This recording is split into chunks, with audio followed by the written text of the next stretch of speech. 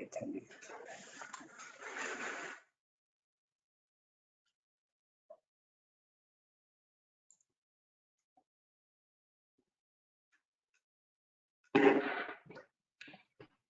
Be careful with the, just don't. I don't know, it's probably in here.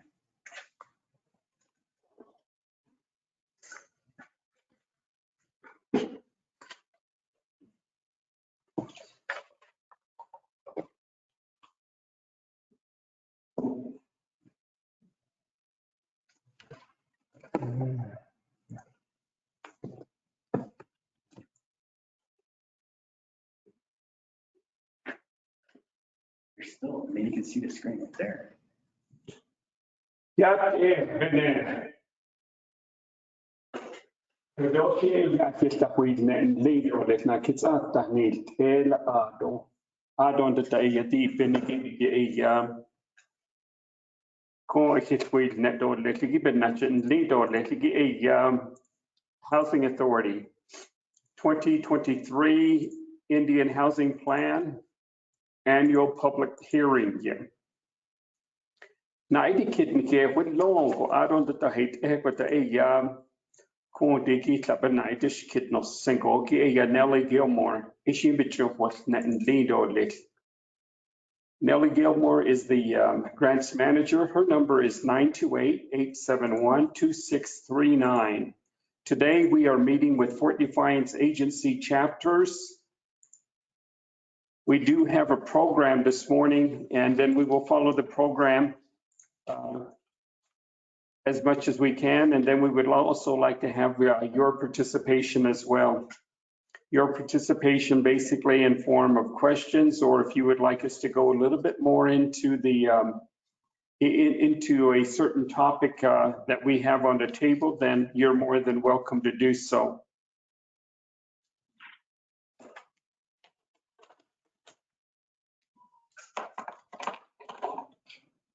We have our CEO, Ms. Maureen Curley, the Chief Executive Officer. She will provide our welcome address. Before she does that, we have 12 members that are on, 12 participants that are on the attendee list. So with that, we'll go ahead and get started with introductions. My name is Earl Tooley. I work with Navajo Housing Authority. I am the Veteran Liaison. And with that, if we could have our panelists introduce themselves, that'd be wonderful. We have Ms. Maureen Curley on the screen.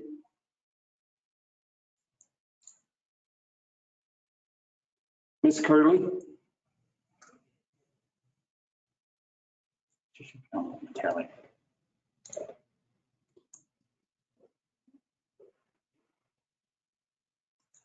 If we could go ahead and have those of you that are participants, if you could please introduce yourself. We could go ahead and get started with, let's see, we do have Carol James. If you could introduce yourself, please. Cheryl? Carol.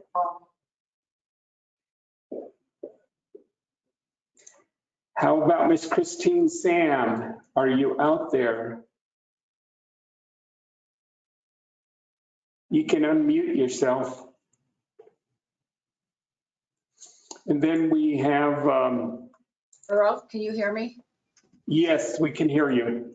Okay, I'm having problems with the speaker and the microphone and stuff on my computer again, so I'm in. Okay. Are we ready? Yes. Okay. Yeah, my name is Maureen Curley, and I'm the new CEO for Navajo Housing Authority. Sheekia anin shlo the Bethlehem Bashichin. Kabahan the Masan go Hanagon edashanala, without a son and shla. Agisana shahada eyande malitrata shiaho fa. Shma ein le chajil trata nala, shaja eyad sesa anda nala. And most of my relatives are from the Lupton Hawk area. I want to thank everybody for joining us this morning for this very special webinar presentation. I want to thank Mr. Tooley and his associates for putting the webinar together, which is very informative. And I hope that each of us will be able to gain some knowledge from it today. I want to thank those that are attending the webinar today and those that are listening from afar, my colleagues and friends, and also our tribal leaders if they are online.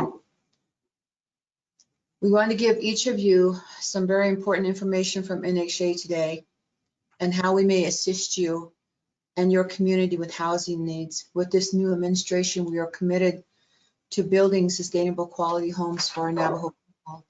So throughout this presentation, throughout this webinar, if you have any questions, please do whatever you can to contact Nelly, and we will be able to answer all of your questions.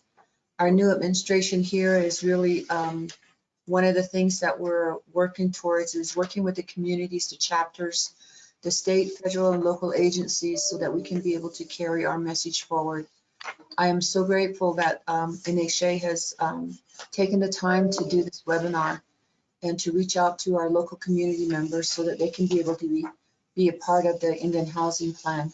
The Indian Housing Plan will be, we will be producing the Indian Housing Plan in the month of March. So your input and whatever needs you need in your community will be a part of that plan. So please, whatever you can, contact us either by mail or by phone and let us know what your concerns are and what you would like to see within the Indian Housing Plan. Again, I want to thank each of you for joining us this morning, and thank you so much for all that you do for your communities and for the Navajo people. Yeah.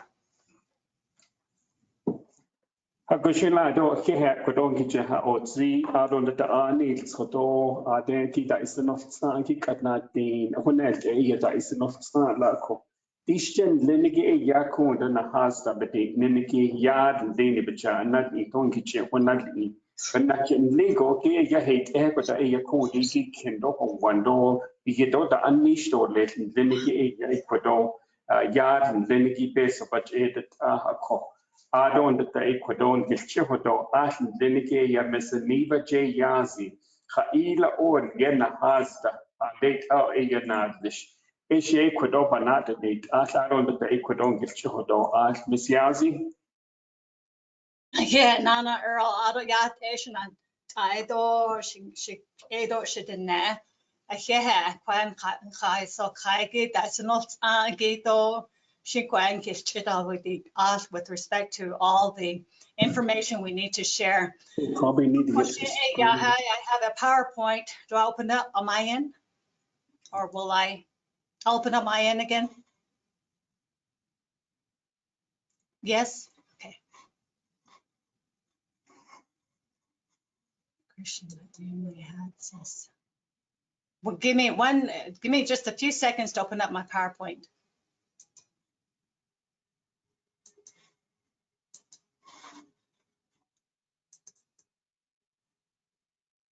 All right.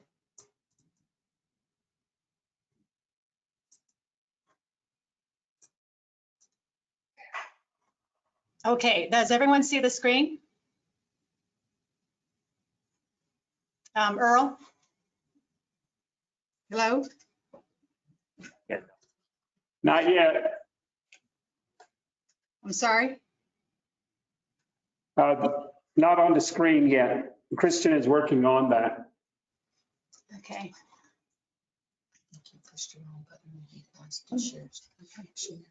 Oh yes, here we go. I guess we can try and open it from this side. Okay, and then also we would like to share information with you in regards to this aspect. The screen There it goes, AJ. Okay, there we go. You You're see ready. it? So these particular PowerPoints are going to be on a site where you can access them as well. We'd like to introduce the presentation to you. And then also we do have Board of Commissioners or other dignitaries that are going to be listening in as well. So good morning to everybody. Ms. Yazzie. Okay, again, Nana. And so you have the screen before you, and I think it's important to share with everyone attending today and then throughout the week, the basics of the basic law with respect to Washington. Then we need to be in compliance with these rules and regulations. Of course, we have the Native American Housing Assistance and Self-Determination Act, very long descriptor of this law, but we call it NAHASDA, just looking at the acronyms of this law. So we want to go over some of the basics with respect to this. And the approach here is going to be like in 3 segments to really give you an idea, excuse me, as to how we are, what we are under in terms of using these federal funds for housing services for our people. The 3 areas are going to be, one is a reflection of Indian housing past to present day. And that perspective is important simply because we need to understand some provisions under the old law, the U.S. Housing Act of 1937, that was allocated to serve underserved populations across the country, native and non-native alike. There are certain aspects of the old law that still we need to be mindful under the new law of NAHASDA for Indian housing specifically. We're going to be looking at the guiding principles and objectives to look at how the law was created and on the premises in which it was created. And so we'll look at those developments and what are the key objectives of NAHASDA that we need to keep in mind as we put together our Indian housing plan.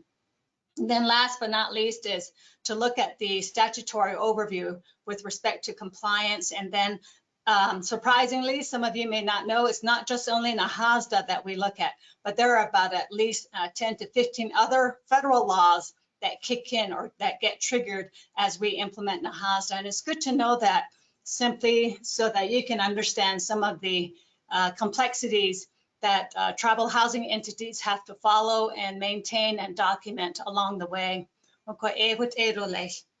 So this first slide is going to be Indian housing past. For some of you that have not known this, there was a housing law to help low-income families across the country back in 1937. And under that law, all housing authorities, both public and Indian housing, native and non-native housing authorities were established under this law, and was to be provided under the oversight of Board of Commissioners. And so HUD published sample ordinances. And so all the respective municipalities and tribal nations modified that to fit their local tribal laws as well. So, and these Board of Commissioners, or the BOC, were governed through bylaws that were created by tribes. And so there are bylaws that govern their roles and responsibilities, and the meetings to be conducted as the immediate oversight of Indian housing authorities, ITA. And at that time, housing authorities only had 2 basic programs, low-income rental program and the mutual help homeownership program. And so those are the only 2 programs that were funded by the U.S. Department of Housing and Urban Development, or the acronyms HUD. So they provided that oversight over those 2 programs since 1937 up to 1996. And I'll talk about the transition to the new law of NAHASDA at that point in time. And the only way that Indian housing authorities would receive funding was through a competitive grant for new construction and modernization. The modernization was what was called CEAP and CGP. For some of you that may be familiar with those acronyms, that really was a comprehensive improvement assistance program in which these funds were allocated and made competitive for Indian tribes since 1937. So you had the regular HUD subsidy, the operating subsidy that was allocated by HUD based on the number of 1937 Act units for low rent and then for mutual help.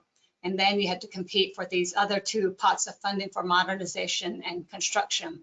So that we need to keep in mind as I get to this next screen.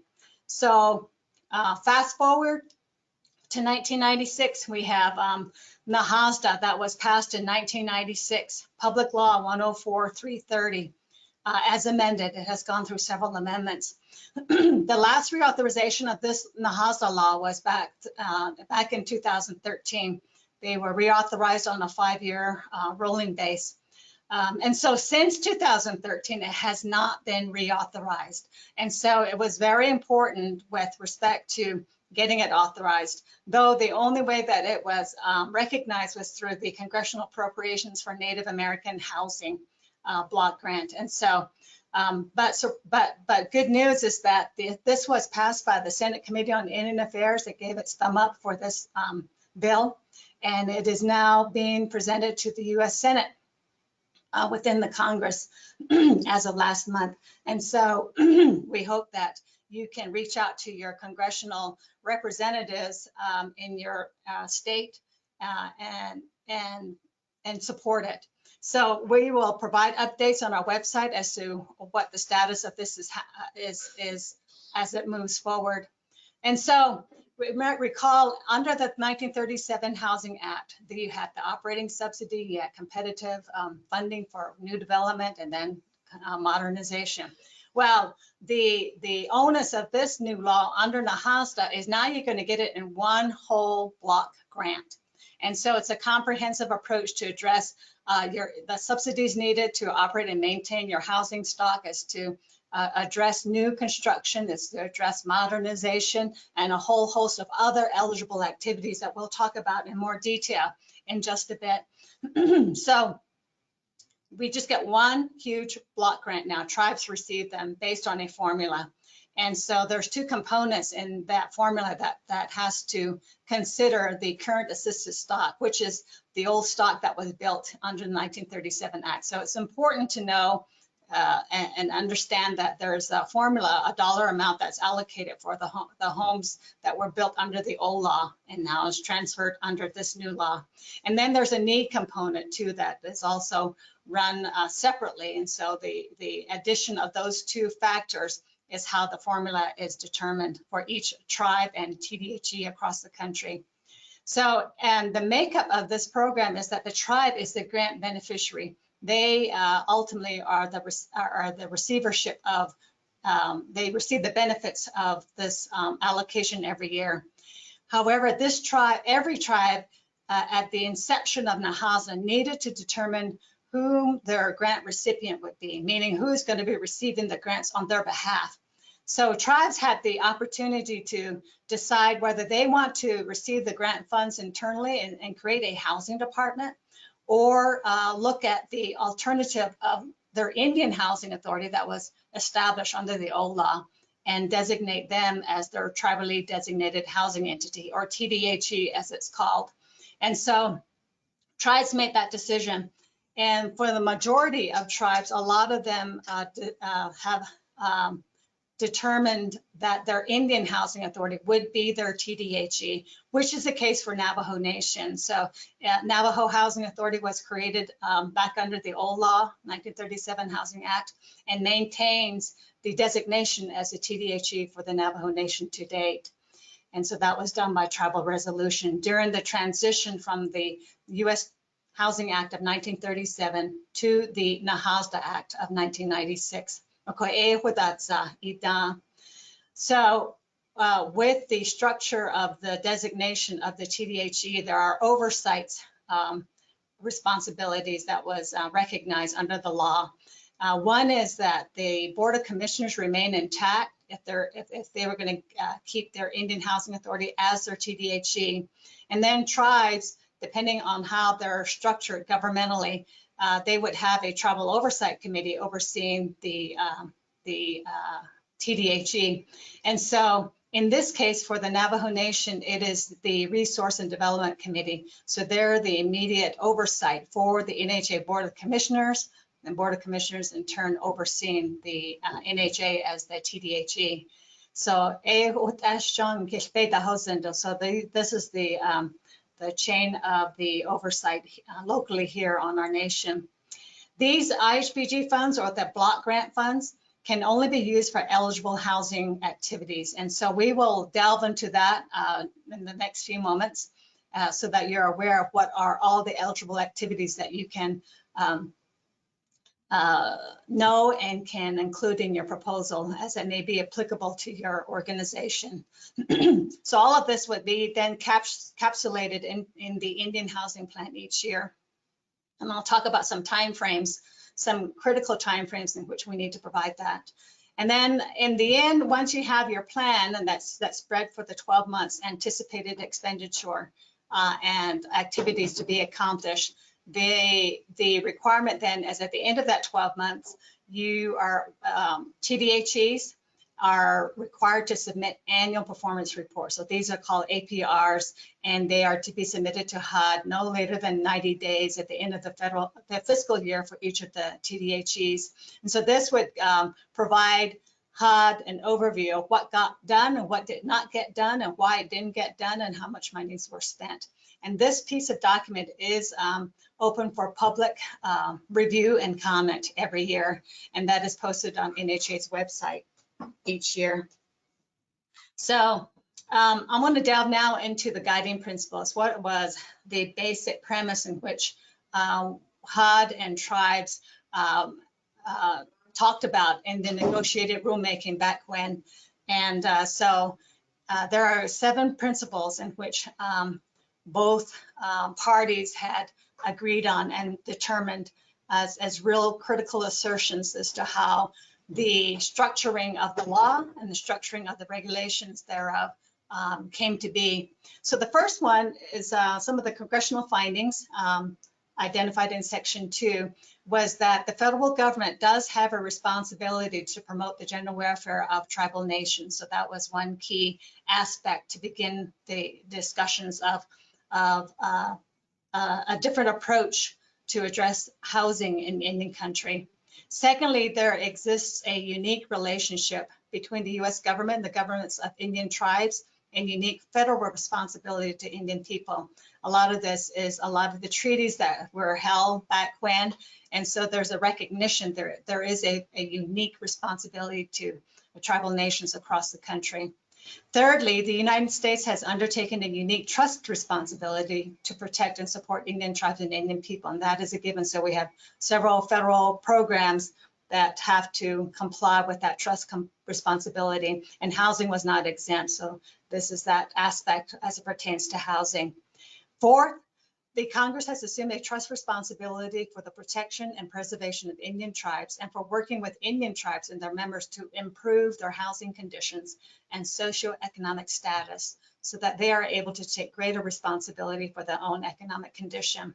And so there's the descriptor in the law when we talk about NAHASDA is the letters SD, which stands for self-determination. And so you begin to see the evolution of how there's a self-determination component with respect to this new Indian housing law.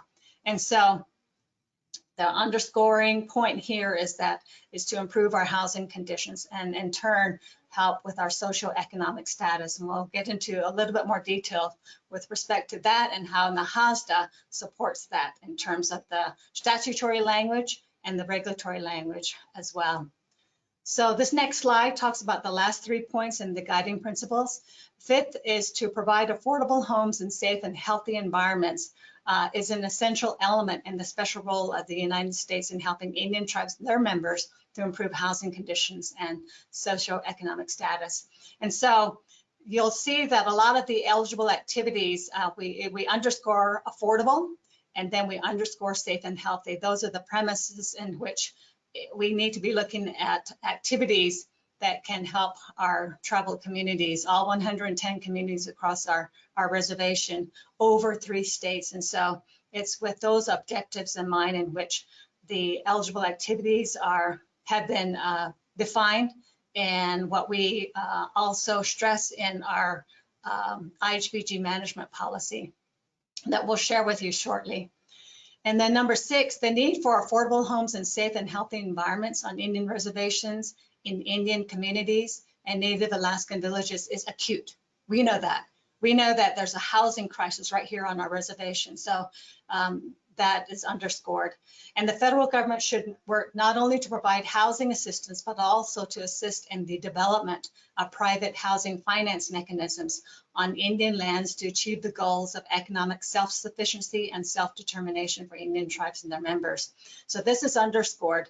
So one of the key change and distinguishment of this new law is that we have the ability to engage private housing finance mechanisms. And so, you know, the outside world, they have an instrument called a mortgage, which really is an instrument that will help provide equity or some value to the homes, whereas we don't have that presently. And so we have that opportunity to engage in that private sector of how other Americans achieve wealth through utilizing the equity in the home values as their home values increase. And so we'll talk a little bit more in depth a little bit later in our presentation on that particular principle. And then last but not least is number 7, in that federal assistance to meet these responsibilities should be provided in a manner that recognizes the right of Indian self-determination and tribal self-governance, by making such assistance available directly to Indian tribes under authorities similar to those accorded Indian tribes under Public Law 93-638.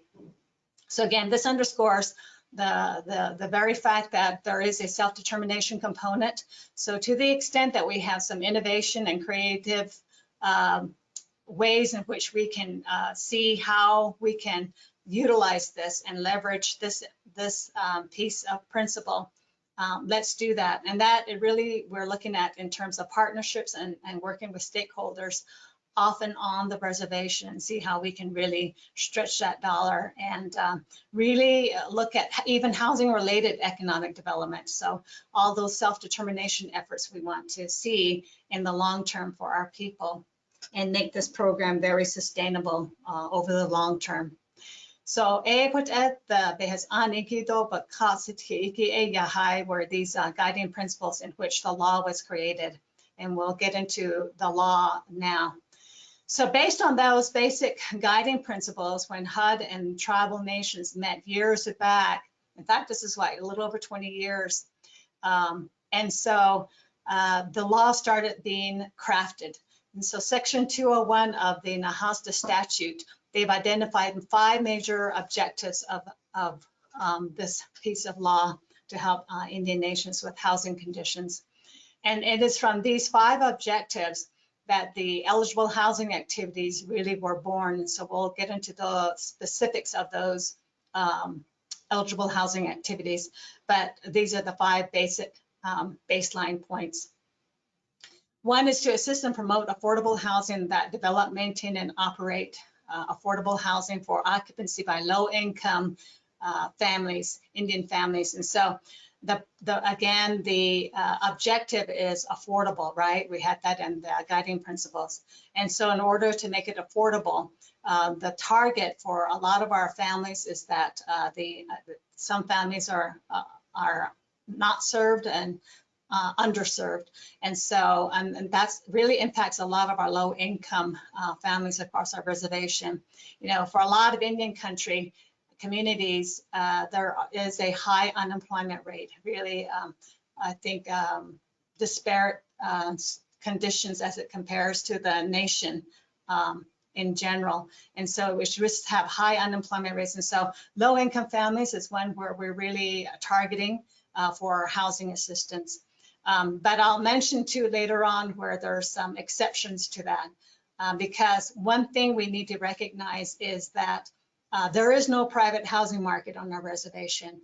And so how do we assist our non-low income or 2-earner incomes? You know, they're not necessarily high income, but they need a second income, source of income just to sustain their families with meeting the cost of living these days. And so, and especially now more than ever because of the pandemic, it really caused some supply shortages and cost increases. And so I know that's not new news, that's something we're facing in reality present day. And so that's the first objective. Secondly is to ensure better access to private mortgage markets for tribes and individual tribal members. So, you know, the outside world has the mortgage industry where you collateralize your home when you do build it with the value of that home and the land that it resides on. And those have real values that you can tap into as those values increase with appreciation. And so that's more detail, but at least we have that opportunity to participate in the private mortgage market utilizing these funds. And so there's some ways to help with down payment assistance and the like that NHA can look at in terms of that type of partnership to really increase and participate in the private mortgage market for our Navajo families. Thirdly is to coordinate activities to provide housing, economic, and community development.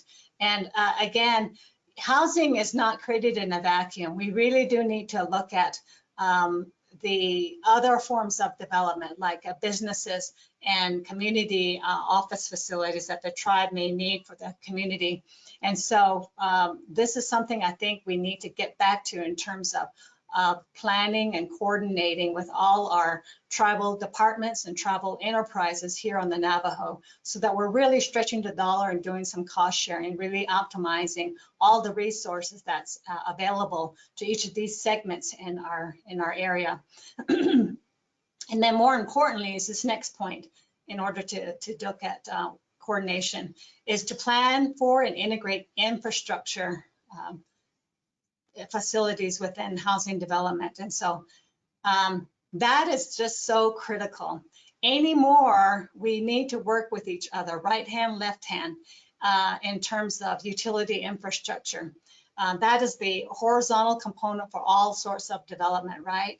You may have a new office building or community building or in a new business that's being anticipated in the community. And then we have housing to be built too for those families in that area. And so what's common to all forms of those types of development is infrastructure. We're going to be sharing the water lines, the sewer lines, the power lines, the telecommunications, the roads, systems. And so that's all infrastructure in which we need to work together. And this administration now is looking at integrated development because that's how we're going to really look at optimizing all the resources for that community and those families living in that community. And so integrating our development plans can no longer be done in silos. We need to talk to each other, share each other's plans so that we're really optimizing the use of that dollar for our people as public servants of these funds. And so that becomes very critical. And then lastly, in terms of objectives is to promote the development of private capital markets in Indian country. And so to the extent that we can participate, facilitate private capital markets, we should do that because the onus here is to become truly self-determined. And so this law helps at least initiate that process and how can we participate with our tribal government at the leadership level to see how we can infuse some private capital markets into what we do with the use of these dollars. So that hopefully will stimulate some innovation, some creativity by our community members living across our reservation. And so we welcome those types of feedback, ideas, and suggestions. So now, I laid out the principles, the national objectives, and so we'll look at the statute. There are 8 titles, sections to the statute in the House of Statute, and they're listed here on the screen. And those 8 are what you see on the screen. For brevity of our presentation, we want to touch on those titles in which there's a practical application and knowledge information for this presentation to you. And that is going to be Title I, which will cover the block grant requirements. Really good to know what that is and how that's been incorporated in NHA's IHBG management policy for providing you information on as to how you submit your proposals. Title II is the affordable housing activities. What is that? And we'll get into the details of what are eligible activities. Then Title III is the allocation of the grant amount. What authorities are there for the allocation of the grants that NHA receives on behalf of the Navajo Nation as the grant recipient. Title IV is all the rules and compliance, audits and reporting in Kishpedahosendos, because what we do is as we funnel funds as a pass-through entity to subrecipients, in this case, there are going to be compliance and audits and reporting requirements required of subrecipients to us and then from us to the Federal Oversight Agency, HUD, at this point. And then Title VI is federal guarantees for financing tribal housing activities. We'll talk about some of the HUD programs right now that exist that can provide some leveraging immediately. And so a lot of tribes have taken advantage of this. This is something NHA plans to also participate in, and it'd be good to know perhaps in terms of partnership with stakeholders, you may have some thoughts in this area which we want to pursue. The others that are not bolded is just really programmatic and not substantive in nature. Of course, Title VIII there is for assistance to Native Hawaiians, a special provision for our brothers and sisters across the way in Hawaii. So we're going to get into each of these titles that are highlighted next, and just be hopefully short, succinct, and to the point with regard to the highlights of each of these sections. So Title I is the block grant requirements. So there are 8 sections to this under this title. Section 101 is just basically talks about the block grants and just it's to provide the annual IHBG grant funding to tribes. And hold on, I've got something here. Okay. So that basically is just to show that we have, I've got something missed here. Here we go. So this just describes the IHBG block grant funding to tribes and TDHEs in block format. And so that really addresses all the funding that you're going to need for operating subsidies, new construction, modernization, rehabilitation, utility infrastructure, the whole gamut of the development. And what's funded to NHA is the process and the use of these block grant funding. And the way that the Federal Oversight Agency, HUD or HUD, oversees tribes is through the submittal of these Indian housing plans. So it's critical, and Ms. Curley mentioned earlier that we are putting together the 2023 Indian Housing Plan this year. It is due to HUD July 18th of every year. I'll talk about how that date was established for Navajo Nation. And so that is a drop dead deadline to get it into the HUD office, or we forfeit that allocation to our tribe. And so working back from that date, we need the IHPs started early in the year, and to go through our tribal approval process. We had the Board of Commissioners to get a head nod on this Indian Housing Plan, and then from there we take it to RDC. RDC then gives it review and a head nod, and then once we get it to RDC, then the President's office needs to sign up on the document. And you know, they're very busy with a lot of other legislative bills. They're busy. Office of President have a lot on their plate as well, and so we need to navigate through that process to make sure that they have time to review, consider, and make remarks as well. So that's the challenge we have with our tribe, as large as it is, and meeting the various processes to get that document signed and submitted to HUD no later than July 18th. The review, so once it gets to HUD by July 18th and no later, is HUD will review the Indian Housing Plan, and they have 60 days to do what's called a compliance review, making sure that all the activities that we line out for the amount that were allocated are eligible and in compliance. And so we need to make sure that that's done. And so they have 60 days by the time it's submitted. Section 104, I'm not going to get into too much detail. It's just the offshoots of using these funds. There are program income that's generated, and there are some labor standard provisions in which we need to follow.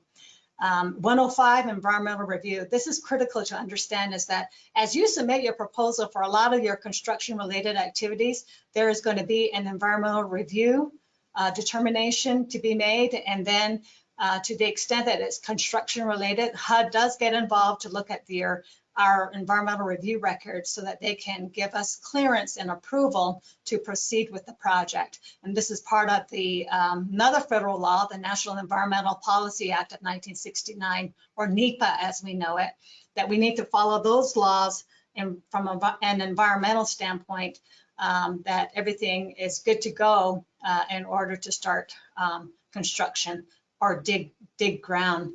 So that is a real key aspect to what we do here, is making sure that we have the proper review clearances on file as part of the compliance requirement before we even spend a penny for that construction activity. So that becomes very important when we start engaging with you directly as it pertains to environmental review as required under this piece of the NAHASDA rule.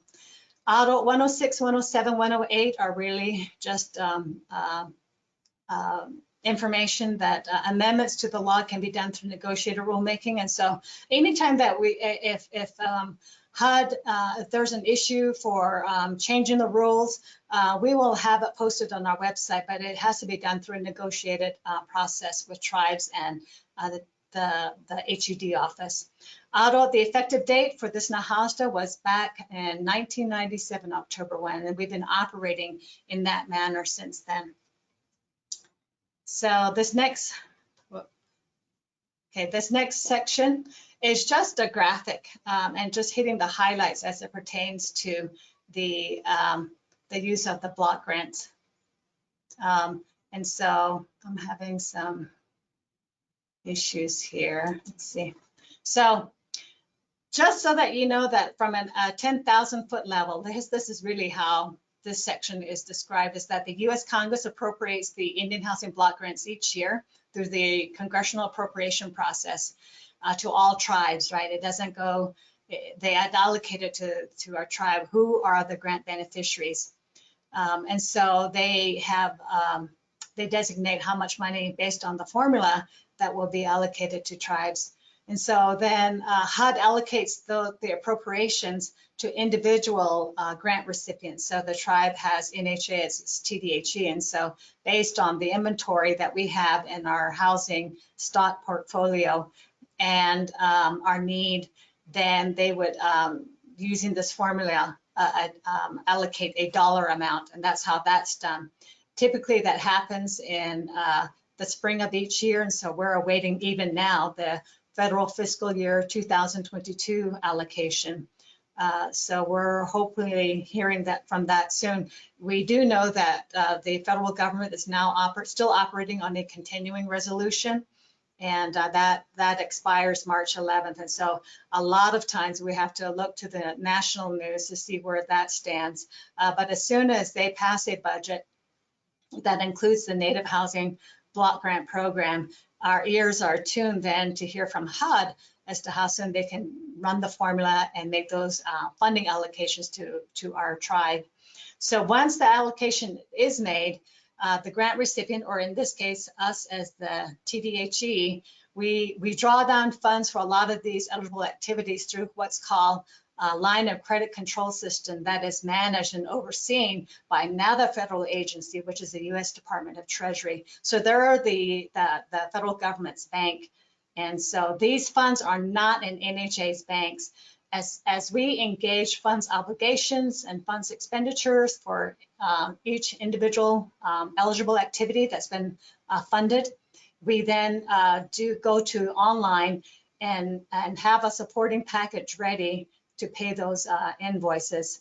And so we dial into the electronic system called LOCCS, LOCCS, draw down those funds, and we then pay out for those expenses to be made.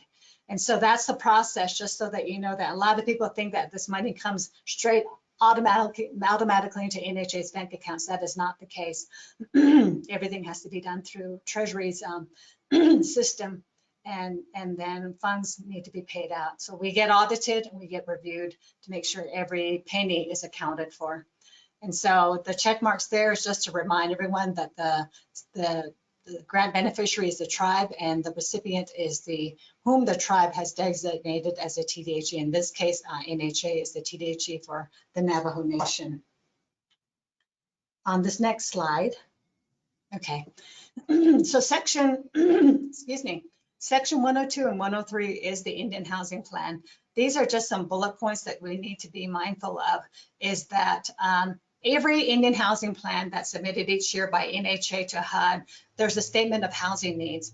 When I first came on to NHA back in 2007, we looked at that statement of housing needs, and it really didn't have any supportive basis in which the need was like 20,000 that was identified. So we went out and actually did a needs assessment across our reservation, did some representative sampling of about 11,000 households that we knocked on, and compiled a lot of data. We still have some of that information for each of the communities that we had collected from. And back in August of 2011, when that was done, we determined that there was a minimum need of 34,000 homes for our families. And so we know by population growth and that need has grown since that time. I think we had done we met with all the communities to look at sustainable master planning. I'll talk about that a little bit more in depth. But when we did that, the need was really more towards 50,000 when we started looking and talking and consulting with the leaders and community members of each of the chapter communities, all 110 back when. So that statement of housing needs is really good as a gauger, because that then describes the housing crisis that we're facing here on our reservation, that the funding received from the federal government doesn't even make a dent to address what we need, because we're looking at the whole gamut, including utility infrastructure. And so a lot of our communities have reached the capacities of their utility systems structure. And so we need to look at new systems installs. And so we look forward to the infrastructure bill that is being mulled around at the national level. We want to be ready and work with our tribal leadership here on the Navajo to make sure that we have a plan ready to address a lot of the age systems, defunct systems of our utility systems across our reservation. So next is the planned activity. So we will have a listing of all the planned activities that would include your proposals as they may be approved for expenditure in a 12-month process. Now, some projects may be a little more than 12 months, but we need to make sure that we can spend as much as we can in that 12-month outlook.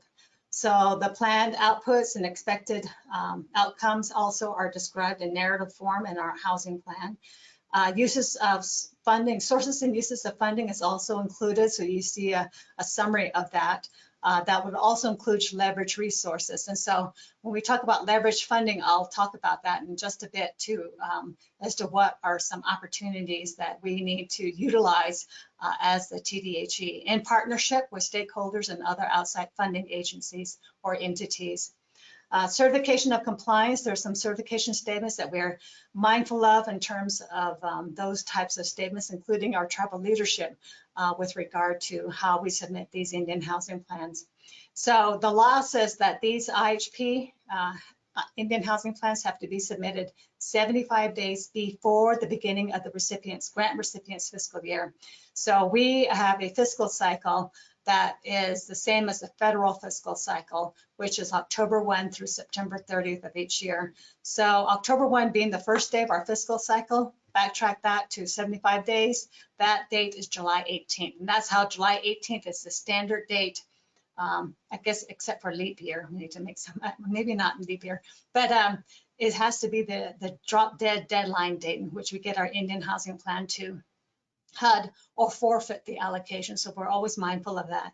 We're talking to you all to submit your proposal, and that because once that's done, we take it to the Board of Commissioners, and then from that we take it to RDC, and the RDC to the President. So again, HUD has 60 days to determine compliance and give us a head nod on the housing plan that we would be submitting on behalf of the Navajo Nation and the communities. So this next slide talks about the environmental review. These are some highlights under Section 105 of Title I. Again, I mentioned the NEPA, right? The National Environmental Policy Act. Tribes have the election to participate and comply with environmental laws under Part 50 or Part 58. For NHA, we elect to do Part 58. We have our own environmental protection agency within our tribal nation. And then we have environmental specialists on staff here at NHA. And so we conduct our own environmental reviews for all of the activities that we submit. And so again, a note, anything that's construction related, we need to make sure that we do an environmental assessment so that if there are the findings of no significant impact can be made, or if there's going to be some impacts, we want to make sure that there's some appropriate mitigation measures to be mindful of during the implementation of that certain activity. So we work with the nation too as well, for all the statutory checklists required in that environmental review. And then to the extent that it's construction related, the environmental assessment's done, we submit that to HUD for a release of funds. So there is a formal process in which HUD would be involved to review that environmental assessment, the determinations that have been made, and then issue a release of funds. And what that means is only then when we get that official authorization of release of funds from HUD, can we start digging ground and not be sanctioned that we're not in compliance with NEPA. And so that becomes very critical. If we don't follow that, the HUD will spot it and ask for refunding the federal funds for that violation. So we're very adamant that we follow that strictly. So that's Title I. I'm going to switch over to Title II now, talk about affordable housing activities. And there are 10 sections to this. And so at some point, this PowerPoint is made available to you. And so you will have time to go back and look at these various sections that we won't delve into so much, but we'll look at the highlighted bolded sections, because those are the more practical knowledge and application that you will be needing to know offhand with respect to your proposal. So Section 201 talks about the national objectives and eligible families. This is an income-based eligibility program, and that is cited here in this law at Section 201A, meaning now we have to look at income and to verify income. And all tribes are subject to this, and so we have to follow that. And it is part of NHA's eligibility, admissions, and occupancy policy, which is available to the public too to also review. Section 202 talks about the eligible affordable housing activities. What are those specific activities? And that's where a more practical insight for you would be beneficial to know. Adult Section 203 is a program requirement. Some basic requirements of the program and how NHA is structured internally to make sure that that's met. And then I'll leave the unbolded for your review. Section 207 is the next point I want to touch on, and that pertains to lease requirements and tenant selection for a lot of our families that need rental homes, and abiding by the use of a wait list for those that come in to apply, and if we don't have a home, they get put on a wait list. And so making sure selections are made fairly in accordance with the policy. So that's Title II. We'll get into these sections just now. So the first one was eligible families, right? The national objectives and eligible families. So this is real key here so that you know, and working with the communities, is that This law under Title II is to assist primarily low-income Indian families and persons with incomes 80% of the area median income. So these area median incomes are determined nationally by HUD, and so HUD issues these income limits typically every year. And and I'll show an example, and I think in the next slide, as to how that's utilized. The income must be verified, and that one rule is that these housing payments, rental payments, homeownership payments that NHA has in terms of policies is that it cannot exceed 30% of a family's adjusted monthly income, and we'll describe that. And then NHA does have a preference for our tribal members, Navajo members, over other Indian families, but we can still assist other Indian families. And then we can also include other preferences, which NHA does also apply. We have preferences for elderly, disabled, and veterans. So that's a process that we have in our policy in assisting our families.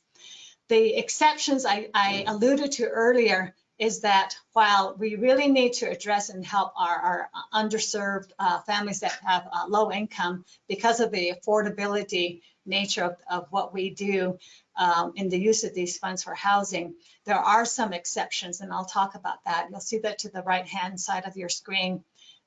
First is that we can assist non-low income. So the distinction is low income or non-low income in this program. So non-low income are going to be those families with incomes between 80 and 100% of the area median income. We'll look at what that means quantitatively in just a bit.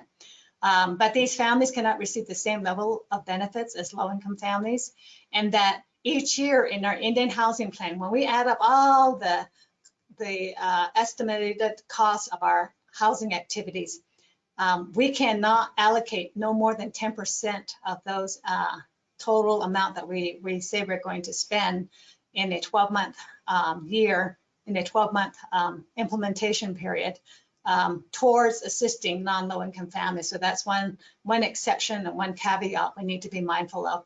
So 90% of these funds will still need to evidence that we're assisting low income families. And then if a family has more than 100%, exceeds 100% of the area median income, that requires HUD approval. And so that has some required documentation. And we've not seen, or I've not seen any instances in which HUD has ever approved anyone over 100%, simply because the demand for housing for a lot of our low-income families are there. And so that's where the target would go to help low income. Now, the other exceptions that we need to be mindful of is that there's this category of families called essential and law enforcement officers, where income is not a determinant in eligibility, but we need to have a policy that shows how we're fairly treating everybody that meet these criteria, and that's essential families, and we make that determination. And NHA does have an essential families policy. We want to make sure that we can still have professions such as doctors, nurses, police, firefighters, and all these professionals a place to live here on our reservation, because those services are needed, right? And so we have an essential families policy that we can implement to address those types of situations, because there is no private housing market. We're the only entity that would provide it. And so there's that exception where income is not a requirement, but they still have to follow the normal processes of submitting an application, doing a background check, doing a credit check and all that, but income would not be a consideration if they can, we would verify the profession, obviously, with the place of employment and the like, that we need those types of professional services on the reservation. And then the other category is law enforcement officers, where we are working in partnership with law enforcement. NHA has a memorandum of agreement to work with our law enforcement to help live in our communities, maybe at a very subsidized or low rent amount, flat amount, whatever that case might be. And they can help in turn have a presence in our community to kind of deter crime and in the communities. So those types of exceptions are are allowed under the law. And so we have that in our policies accordingly. The illustration of the income eligibility, here's one where we have area median income okay, there we go. Okay, now here's one where the area median income for an Indian area, this is the actual definition, is the greater of the median income for the counties or their equivalent, which the Indian area is located, or the national median income for the United States. And so HUD publishes these annual income limits to tribes through what they call their public and Indian housing notices. So every year we get a notice from HUD on what those income limits are. This last year, one was submitted. It's called PIH Notice 2021-01, where the U.S. family median income is $79,900. So based on that U.S. median family income, there is a formula in which 80% threshold is derived. So these are income ceiling limits in which we determine a one-person family is low income. So to read this chart, if you look at this one-person column here, and if we have an applicant coming through to the NHA office and they are single, and if they show an income of $30,000 per year, they would be considered eligible to participate, and we would assist in providing housing services because they are below that ceiling income threshold of $44,744, right? They're below the 80%. So anything from 0 up to 44% is considered eligible. I'm sorry, anything, making a person making that annual income at that amount would be eligible. Similarly, that's how you read the other respective columns we see here in this matrix. For a two-person family, maybe a man and his wife earn income of about $40,000. You know, they're both working and they make $40,000 a year. They would be determined eligible to receive housing assistance because they make below the 80% threshold of $51,136. And so forth, all the way up to 8-person family. And actually, we can go beyond the 8-person. There's a formula that we would just add on. And that would help with a lot of our multi-generational families that are living in a home and probably overcrowded too as well. So really, this is the criteria in which these income limits was fashioned. Now, I mentioned that we can assist non-low income families, which are those families that make above these threshold limits, but below the 100% threshold limit, right? So in this, the one-person family, if a single person came in and they make $50,000 a year, we can assist them if we have that activity outlined in our Indian housing plan to do, and that our Indian housing plan allotted some funds to assist non-low income families, but no more than 10% of what's in the Indian housing plan. So there are some rules that we need to be mindful of. We have to be mindful that we don't exceed that 10% usage in our Indian housing plan. The other note I made was those families that make more than 100%, right? So if you had a single family coming in and they make $60,000 in income, we could not assist them. But they can still fill out the information and we can submit a request to HUD. More than likely, HUD would not approve them. They are above the 100% threshold. And because one of the questions HUD will say is, well, what is your wait list for low income? And so it's really hard to show that they are burdened with housing assistance. But here's where we can talk about partnership with the outside mortgage world and seeing how we can look at mortgage instruments for a lot of our non-low income families that still live on the reservation, that still need housing because there's no private housing market to speak of here on our reservation to the amount that need is needed. So some thinking out of the box in that case. I'll talk about that when we talk about leverage resources in just a bit. But this is how the HUD income limits is gauged. This is how NHA is audited and monitored by the federal agency. And our files need to show the documentation for every applicant, verifying income and meeting these income limits. We have to follow all of that to the T. Now, Section 202, eligible housing activities. Hopefully your ears are perked here. Here's now where, when you submit your proposal, these are the eligible activities. It's not all inclusive, but you get the gist of what this might be in terms of what we can provide funding for. The first one is really internal to NHA, is Indian Housing Assistance. This is part of the 1937 Act law, in which we have to still operate and maintain and modernize those 1937 Act units. So there's a protection and special treatment for those units that have been built under the old law, making sure that they're maintained and made viable for continued assistance under either the low-income rental program or the mutual help units that have not been conveyed, those homeownership units that have not been conveyed. But for a lot of our mutual help program, a lot of those units have been conveyed to the home buyers who are now homeowners with respect to that program. And eventually that will be all conveyed at some point in time. And so the form will only be funded for the rental housing stock at that point in that instance. The second bullet here, we see development. Now development means any new construction, reconstruction, moderate or substantial rehabilitation, real property acquisition when we would purchase existing property that's not NHA's, site improvements, development, improved infrastructure and utility services, conversions of maybe a non-housing facility to housing and what have you, demolition and reconstruction, energy efficiency, mold remediation, and other related activities. So if there's something that you're considering something new with your proposal in the form of construction, this would be the category in which you would apply for consideration.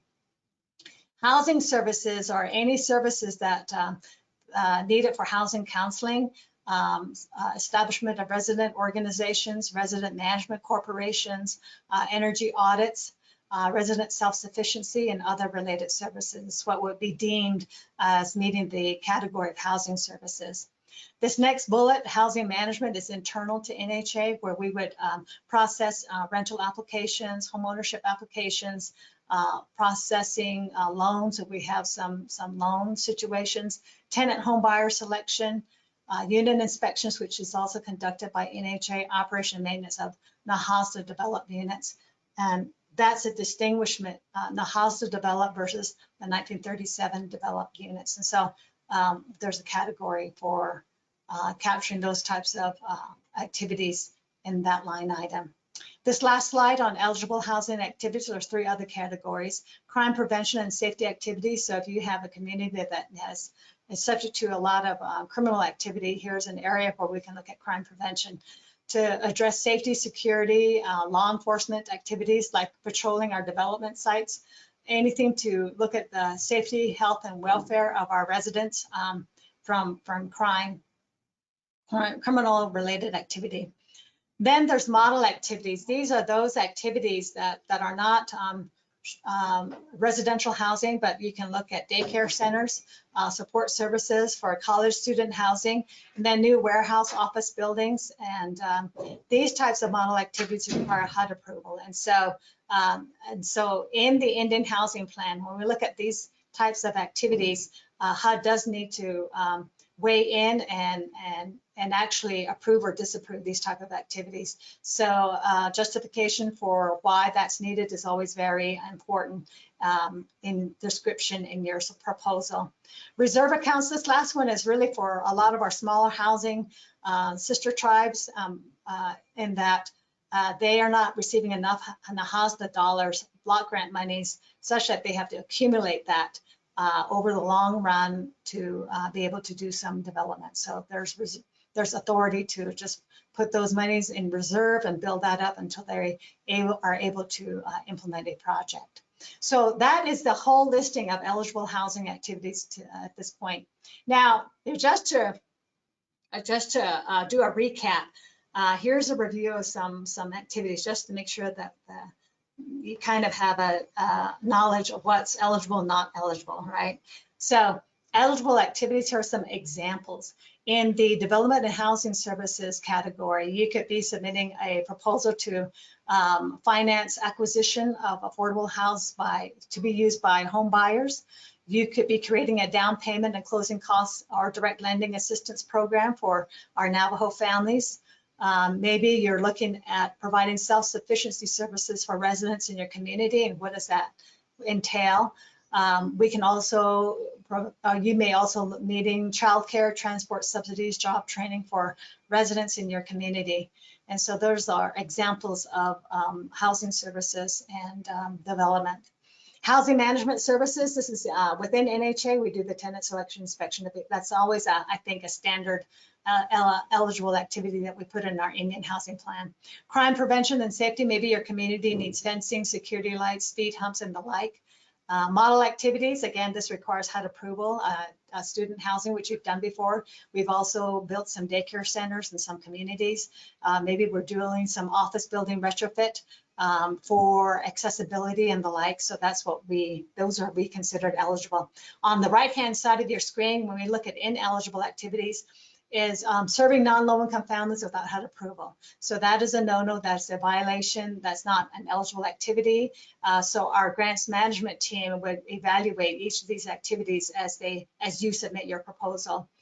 Crime prevention and safety, if we were to purchase police vehicles and weapons for tribal police department use, it's not allowable. We can't duplicate the services of another tribal enterprise or tribal department with the use of these funds, nor any operating funds that is not housing related. So we can't do those types of activities.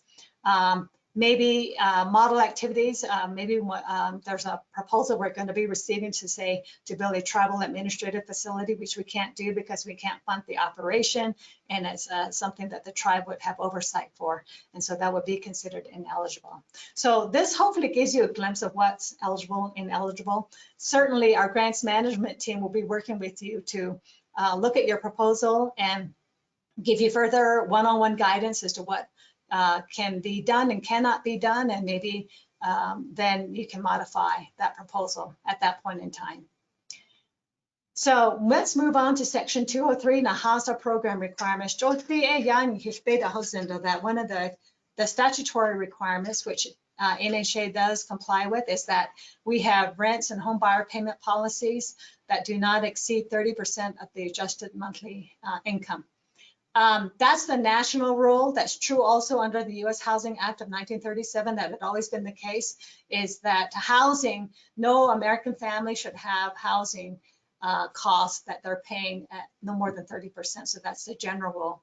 NHA is offering a little bit more slack in that the NHA rental policy, low-income rental policy, is that we will not charge a family no more than 20% of their adjusted monthly income for rental units. And then on the home ownership side, because they are responsible for their own repair and maintenance of their home, that we set that at no more than 15% of their adjusted monthly income. So we're very liberal and conservative with respect to make sure that we're not exceeding the 30%.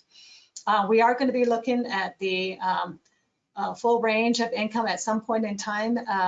That will help to look at offsetting what we offer in terms of deep subsidies, and really looking at the whole spectrum of income down the line, and being mindful of these thresholds of that no more than 30% would be paid for the homes that we would subsidize. A maintenance policy that just goes, you know, every property management firm has to look at how they would maintain their housing units. That includes inventory, disposition, and demolition. Insurance coverage, we need to have that, and NHA does have that. We have eligibility, admission, and occupancy policies in place. And these policies are for public review. Anytime you want to see the specific provisions, that is on hand. And then general management policies for any organization. You need those support services for personnel, grievance, procurement, travel, and the like. So that's what we have engaged already. And then the use of these IHBG grant funds, can be done over extended periods, meaning that if you have a project that may be more than a year, maybe a 2-year project, we can do carryover of that project into the next fiscal cycle for completion. And so there is a carryover provision that would allow for that. And then one last note, the Minimus Exemption is for procurement, that anything under $5,000, we don't have to make it competitive. We can go with whatever is we deem as reasonable price for that. So there's just a provision for that as it pertains to purchasing under $5,000. So that's it in a nutshell for the program requirements under the law. Title III, allocation of grant amounts. The only thing to note here is that HUD allocates these funds every year based on formula. And if you were to see the formula, and actually if you have time to look at the regulation, you'll see that real long for mathematical formula. Nonetheless, though, HUD does do those determinations. They have their inside team that can run these numbers, and then in the end, get an allocated number for funding amount for tribes. And normally we have that in the spring. So we're anticipating that hopefully in March or in April of this year. So we'll just, and we will announce it on our website once they do that and get that information to you. Title IV, I talked about compliance, audits, and reports, and this is good to know.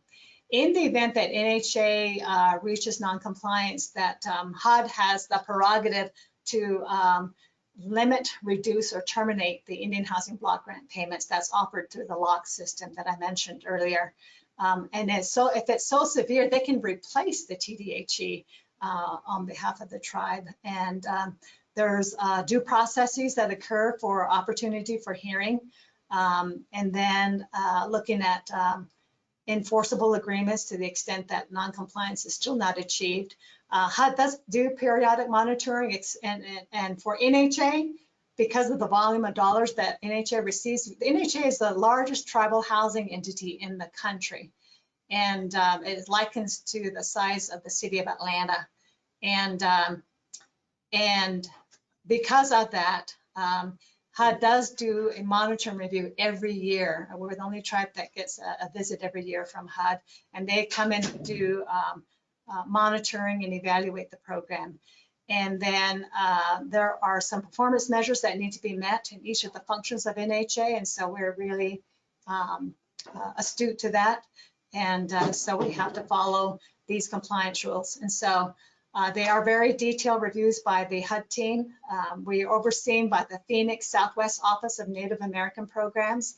Our immediate oversight is their field office, Albuquerque, because that's closer to us in proximity to do on-site reviews.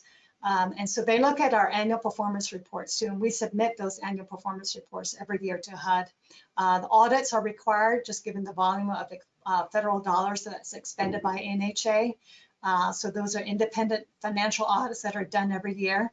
And then they come on site, and these review reports are publicly available. You can go to HUD's website and pull these reports. GAO, Government Accounting Office, too, have the prerogative to come in at any point in time to review the books of NHA and look at records and files. And then the reports to Congress with all the submittal of the APRs, or annual performance reports, by tribes to HUD. HUD then compiles a report of the state of Nahasda, the progress of Nahasda, and submits it to Congress every year. And again, this is all this information is publicly available to everyone who would want to see that. Oh, and one other point, in our APR for NHA, we do provide an overview of how we do our self-monitoring. There's a self-monitoring assessment that we do. So we internally audit ourselves too, and we need to report that out in our annual performance report. So hopefully you take the time to look at NHA's website every year when we're ready to submit our annual performance report, that there is a solicitation of that document for any comments and input, and we provide that to HUD, including a summary of those comments we receive. Cool. This last section is Title VI. these are the federal guarantees for financing tribal housing activities. And so there are 6 sections to this title within the law. Title 601 talks about the authority and the requirements. These are the loan terms and limits. I'm gonna expand on this provision in the next slide, but I just wanted to encapsulate the titleship of the sections. Security and repayment, borrower capacity, you need to make sure that you have the financial capacity, financial and management capacity to engage this types of guaranteed loan from HUD. Payment and interest, how the provisions for that. HUD can then also provide what's called the Title VI loan guarantee. And it's called Title VI because the provision of the law is Title VI. So it's called the HUD Title VI loan program. And I'll talk about that in this next slide in just a little bit as an example to NHA and the opportunity for our stakeholders to participate in. Every year, there's a limitation on the guarantees that HUD would reserve on their side to help all tribes under this program. And that's part of Section 605. And again, the effective date was October 1997. So in this case, the HUD Title VI loan guarantee, and I'm going to talk now about the leveraging opportunities afforded under NAHASDA, which had never been the case under the old housing law of 1937. Now we have an opportunity to really reach out to any and all entities that can offer assistance and work in partnership and even with private investors. So it really opens that whole Pandora of the financial world that had never been the case for tribal nations' housing program. So here's one that HUD can immediately, we can participate under HUD, our federal oversight agency. So under Title VI, we can leverage up to 5 times a tribe's need component, right? So our tribe, Navajo Nation's need component right now is set at about 50 million. So 5 times 50 million is about 250 million that we can leverage outside other banks' money, right? Not the funding allocation given to NHA. So there's that opportunity. And there are participating lenders under the Title VI program that can work with tribes, and HUD will guarantee 95% of that loan amount. So that reduces the risk for our lenders, participating lenders in this regard. There's a maximum loan period of 20 years to repay that loan, and the tribes or TDHE can pledge repayment even from their annual Indian Housing Block Grant monies. So obviously there's got to be some due diligence and analysis before considering this type of loan. There is qualified Title VI lenders in the outside world now willing to engage if we were wanting to consider that. Other leverage sources of funding you'll see on the right-hand side of your screen. HUD does offer what's called also the Section 184 Mortgage Loan Guarantee Program. So these are mortgage loans. Let me get back to HUD Title VI. The HUD Title VI loan can be for any of the eligible activities that we just went over. So you can look at perhaps, maybe retrofitting an office building. We needed to do all the site accessibility retrofits for meeting Americans with Disabilities Act, as an example. It could be a college housing. It could be whatever is eligible, as we talked about.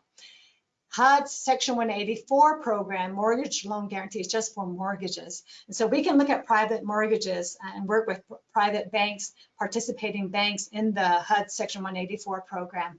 And so the beauty of this too is where a lot of our families, right, can participate directly with HUD under this program. Based on, they can apply for it, look at their own credit and have their own capital for down payment and closing costs. But a lot of our families can't afford that, or the credit is not at the level that they need to be. And so the TDHE can be the loan borrower on these notes on the front end. And on the back side, we can have a program, an agreement with participating families so that we can look at some sort of either subsidized or straight dollar for dollar repayment of the mortgage note. And I'll mention this right here is, I worked as a consultant in years past. I had a client where they were the TDHE, and we engaged them as the single borrower on every mortgage note. such that we received 25 million to build 300 homes.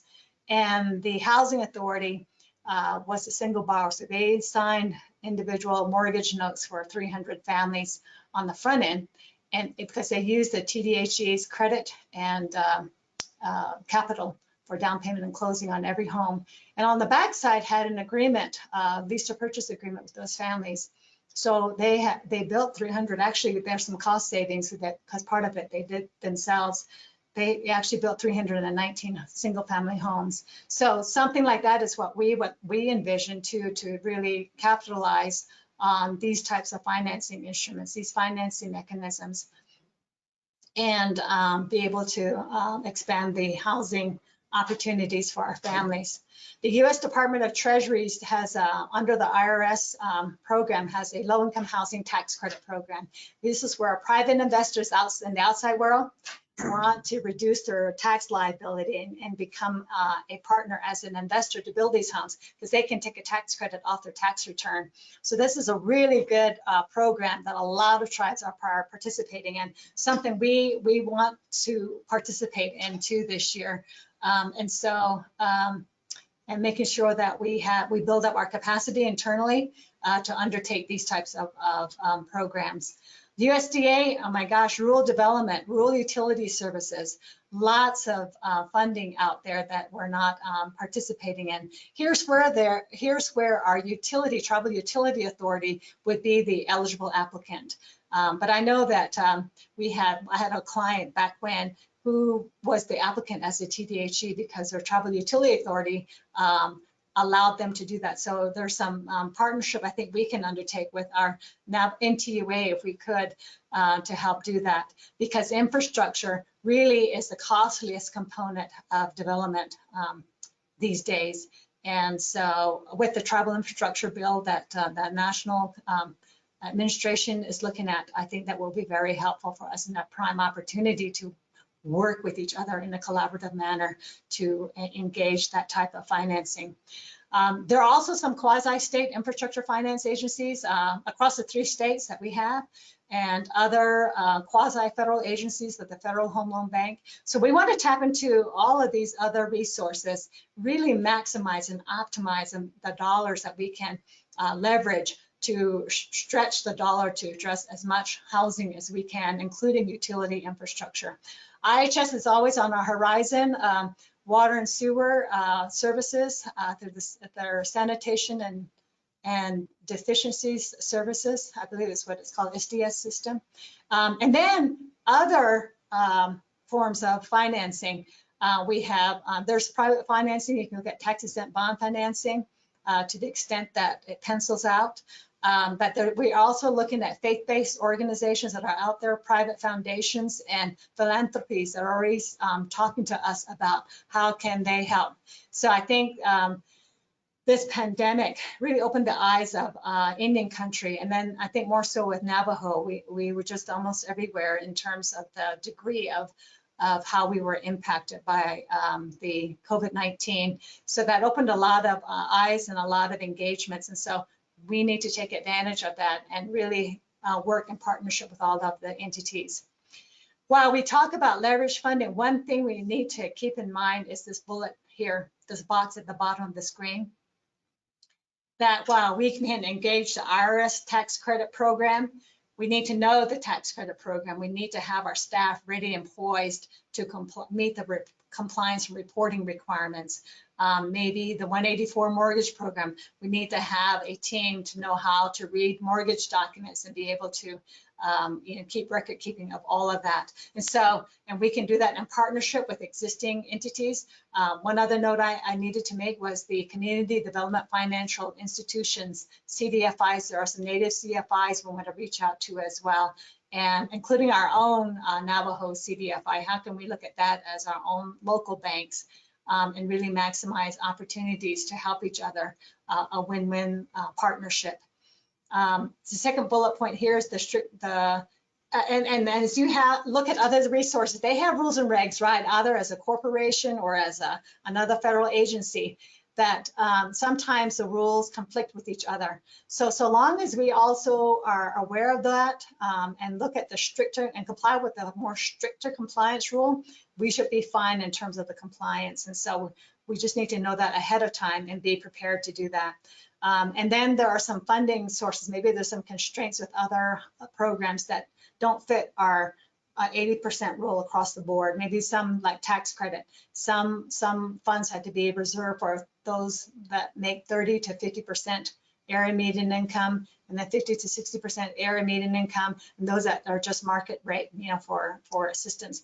So we will do the vetting and that information and getting our staff and maybe creating additional staffing for various types of programs. But we're ready. We want to do that. We need to do that so that we can take advantage of these services that are available. We really want to look at mixed income, mixed finance developments going forward. It's something I think we're very capable of, and to align the needs to these resources. And so we'll be working with you to know what your needs are. We stand ready to also meet with all the communities and looking at regional housing summits and conducting that so that we're really getting a good grasp of the needs in your respective communities. So finally, we're now down to the last 2 slides of this overview. And I know some of you may be ready to get a cup of coffee. But while Navajo does one law, right, that we are required to follow, there are other federal laws that kick in, that get triggered while we execute certain activities under NAHASDA. And so I just want to recite that over these next 2 slides, just so that you have a complete picture. Again, this is not all inclusive. It includes other leveraging resources too, but to the extent that we have the federal agencies, these are those laws that get kicked in. On the non-discrimination side, we have to comply with the Age Discrimination Act of 1975. We incorporate that in our policies as it pertains to non-discrimination for older persons. Section 504 of the Rehabilitation Act of 1973 is making sure that we're meeting all the accessibility, reasonable accommodations rules and laws for helping our mobile impaired, visual impaired, and hearing impaired individuals and persons to receive assistance in all that we do. We have the Indian Civil Rights Act of 1968, which is an offshoot of the Title VI and Title VIII of the Civil Rights Act of 1968 that we need to be mindful of and include in our policies. We have the Davis-Bacon Act of 1931, where we need to pay prevailing wages under the Davis-Bacon Act. And one thing is we don't have tribal prevailing wages for our nation just yet, our Navajo Nation. But if they were to adopt an ordinance to look at the tribal prevailing wage, we then don't have to follow this piece of law. Right now, we do follow Davis-Bacon wages for a lot of our projects, and that we have to do all the compliance and report to the U.S. Department of Labor for complying with that piece of law. And then NEPA, I mentioned earlier with respect to environmental rules. Flood Disaster Protection Act of 1973. Now, this is where the rule is we don't bill in a flood, FEMA designated flood zone. And so the thing is, we don't have a lot of flood zones mapped out by FEMA for our reservation. NHA, back when I was here, we had done a photometric aerial survey where we flew a plane at 10,000 feet level and we took a aerial photo, and we looked at all the contours. We updated all the contours of the terrain of the entire reservation, and so that we can have contour mapping of all the current contour mapping of all our lands. And we can take that data, so that's digital data that we created, and we can even do simulate where a community, we can go look at your community and do a simulation of where the flood would come into your communities based on that information. So one of the requirements is that we don't bill any more new homes in a floodplain. But you'll see that a lot of our communities in general, most of them are, and some of them are in floodplains. And so it's something that we can work with you to see what that data would show for your community. And for those that are in a floodplain, mitigation measures too are some instances in which we can help look at diversion channels or building earth berms so that we can divert the runoffs, off out of the community area. So we can work with you in that regard. Lead-based paint poisoning prevention act, want to make sure that lead-based paint no longer used. That is something that we look at in our specifications. Asaya, she could say that in her sleep. And then Uniform Administrative Act, Part 200. This is all the procurement rules of fair and open reasonable compensation, cost principles, making sure that we're following all the rules for what's eligible and not eligible. You can go to that piece of law at 2 CFR Part 200 and see what's eligible and what's not eligible. We need to be mindful of that, and we are from NHA's perspective. Audit requirements for anything spent over $750,000, we need a single audit done every year. So that in and of itself, people, is the overview of Nahasa basics. Just in case that all that we do is being mindful of all of these rules and regs encapsulated by our policies. So with that, Earl, I will hand it back to you for facilitating the Q&A section if there are any questions. Again, thank you for your attention. Ako sila do kia kudong kichot adon the David nachiko kia yaku digi na idof kitten leadole. So there's a number of questions that have been posted. We have one from Christine Sam. Do you have a question?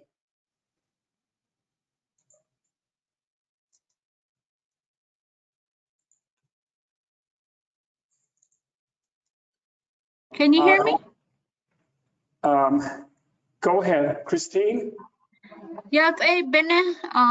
Hey, Christine Sam in Shadow. I'm a coordinator at Nakai Betot, Mexican Springs. Good morning. I heard Aniva say about the berm. I would love to work on one because of the flooding that happens during the monsoon from Mexican Springs, and then it floods out Coyote Canyon housing. It goes across milepost 16 on US 491. We all know that, and there's usually backup, there's flooding, there's actually a refrigerator or a dryer that washed out last summer. So I really would like to work on something like that. If you guys have any funding, or I'm willing to work with you guys on that. So I just wanted to bring that up. Thank you. Okay, yeah, let me go to the next question, and then Ms. AJ could answer those questions for you. Ms. Gardner-Nez?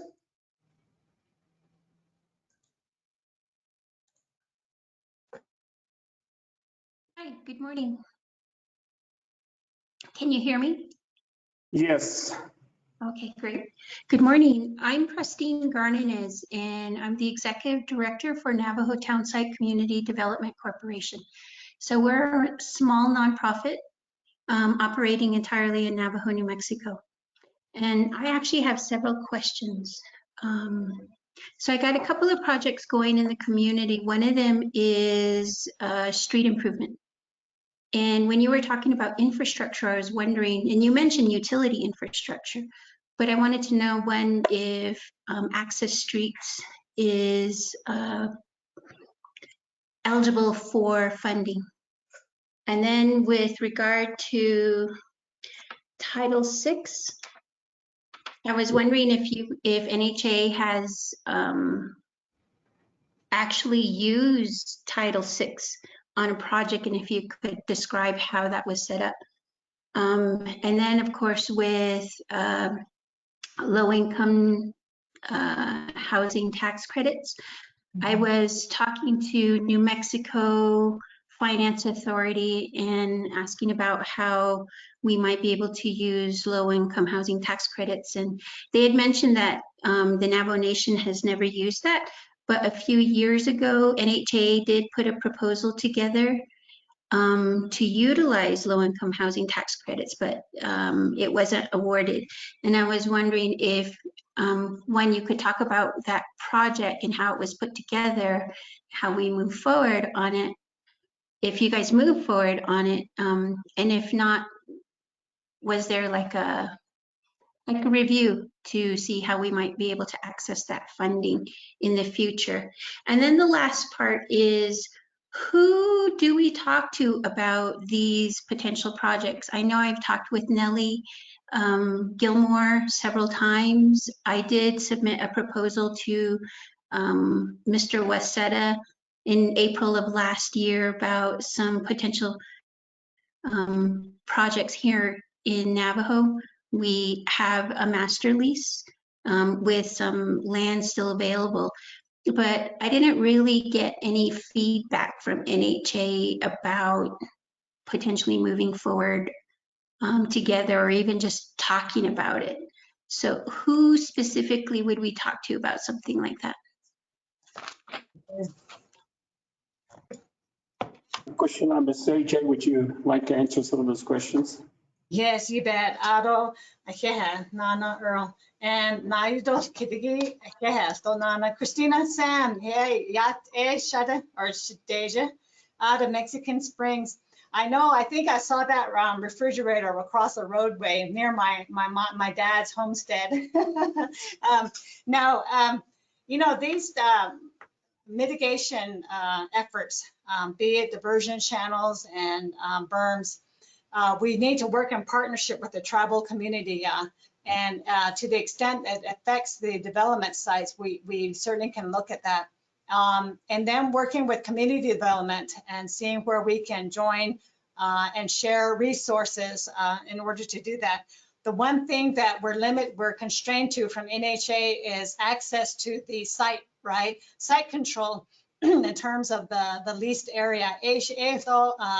That becomes sometimes a challenge because someone may be owning that piece of land towards that building of that berm. So this is where we need to work in partnership and coordination and collaboration with all the stakeholders to address that community needs, and then the funding and financing. So NHA stands ready to help with those type of solutions, but we need to work together to make sure that we're not encroaching on someone's land. So those are the detailed type of analysis that need to be made. And I will tell you that probably almost every community has some sort of flood wash every so often. And what can we do collectively to really address that? I think with the infrastructure bill that is forthcoming from the national level, I think that gives us that opportunity to work with communities. And I know of other communities where it just has impacted the homes. The homes have been flooded. So the prioritizations too of these projects is one other consideration. Of course, in terms of the overall need in these categories, but working with each other in the communities to see who is ready to be funded, shovel ready, because these dollars do have a time expiration or time period to get spent. And so those are some other factors that we can look at. I did make a note, and we have our planning and development team as well as our construction services division where we can engage perhaps those areas that may be immediately impacting the residential area of your community. And so we're taking notes as we also conduct these hearings. Christine Sam will be providing feedback also in writing so that you have a recordation of the discussion and a follow-up, hopefully with NHA with respect to your concern. Ado to Ms. Gardinez. I didn't get the exact pronunciation. If I said that wrong, I apologize. But from Navajo Townsite Community Development Corporation, you were, I think, a subrecipient of NHA in years past. And so your questions are valid with respect to street improvements. To the extent that they're within the realm of the NHA development site or NAHASDA funded development site is something that we can look at. Again, I mentioned the flood diversion, the flood impacted areas. Similarly, streets is another type of infrastructure in which a lot of funding is needed across our reservation, across our communities. And so it's something that we can work in partnership with you with respect to funding. But there are some limitations. In some cases, the street is BIA owned, or maybe it's tribally owned. So we need to distinguish the ownership of that and then work in partnership for cost sharing or whatever approach that we need to really address that collectively as a tribal enterprise at the tribal central office level from here in Window Rock and working with our communities. This is working and engaging with our community development arm of the tribal department, and seeing what we can do to problem solve this area. Again, I'll refer to having a collection of all our street improvements that are needed in our communities and seeing what's needed, because that is a common request with regard to assistance. The constraint that we have is sometimes the ownership. So easily, if we have a street within NHA owned development sites, we have access and access to help resolve some of those improvements that are needed. But with others, we'll have to engage partnership, because sometimes that could be considered encroaching into someone else's probably pipeline of improvements. So just some considerations in that regard when we fine tune the assistance that we need to offer our communities. Really quickly, one clarifying question. You said that it was a certain arm of NHA to deal with these. What department did you say? Oh yes, well there's a tribal government, right? We have the Navajo Nation tribal government, and then we have No. Sorry. Oh, you said that there was a specific department within NHA to deal with these sorts of projects. Planning and development. Who is in planning and development? We have we have Dwayne Wasita that oversees the operations of planning and development and construction services department. Dwayne Wasita. Okay. All righty. Thank you. You bet. So then your next question was the Title VI program. So no, NHA has not engaged in the use of Title VI thus far. It is a low interest loan program. And I think the extent of that is the financial and management capacities. And so we're coming in as new administrators to address the capacity internally. Once that's been addressed, we can engage the participation in the Title VI loan. And so we expect to address the capacity issue within this year, and be able then to look at leveraging and participating in the Title VI loan to the extent that it pencils out with respect to loans. As you are aware in the private lending world, or may or may not be aware in the private lending world, interest rates are going to be rising soon, just to offset, I think, the inflation that's happening, that we're seeing, that we're hearing from the Federal Reserve. So all of those type of market conditions would impact whether we want to pursue a loan product and or looking at straight grant funding assistance in partnership with other federal agencies.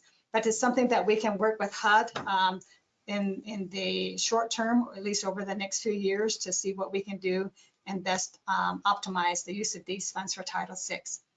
Similarly, okay, another clarifying question with regard to that. So with lending, I know you spoke about in the capacity of maybe as individual home buyer, right? No, no, not individual home buyer. The loan borrower would be NHA under the Title VI program. Right. And it would be the NHA's organizational capacity at this point. Okay. So what I'm trying to get at is like how or could that be extended to an entity like mine, which is a nonprofit. It's a community development nonprofit. Because all the time, you know, like when we go to chapter meetings and stuff, the community is always asking, what are you doing to build homes? What are you doing to make home ownership programs available in our community and things like that? And we're not right now. I just started here not too long ago, but I'm trying to get our organization in a position where we will be organizationally stable. You know, you talk about the managerial capacity of NHA, and that's what I'm trying to establish with my little organization as well. And, you know, so I'm really, as you can probably tell, I'm really trying to like feel out what is out there, what is available to me. Because my community keeps asking for these things. The other thing I know is that there's a lot of folks who in my community are not eligible for NHA or not eligible for low-income housing. Some of them are over income. And one of the things I want to do is try and work on mixed use or mixed income development for my community, because I believe it cannot just always be low income. The town of Navajo, I think, has been focused on low income for about 30 years now. And it really looks like it now if you drive through the town of Navajo. And I think that we need diverse communities, and we can't do that. I mean, I know many times over we have people who go off to college and they work off reservation and they have good jobs and then they want to come home, but we don't have homes and communities ready for them. And so I want to focus some of what we're trying to do on that as well.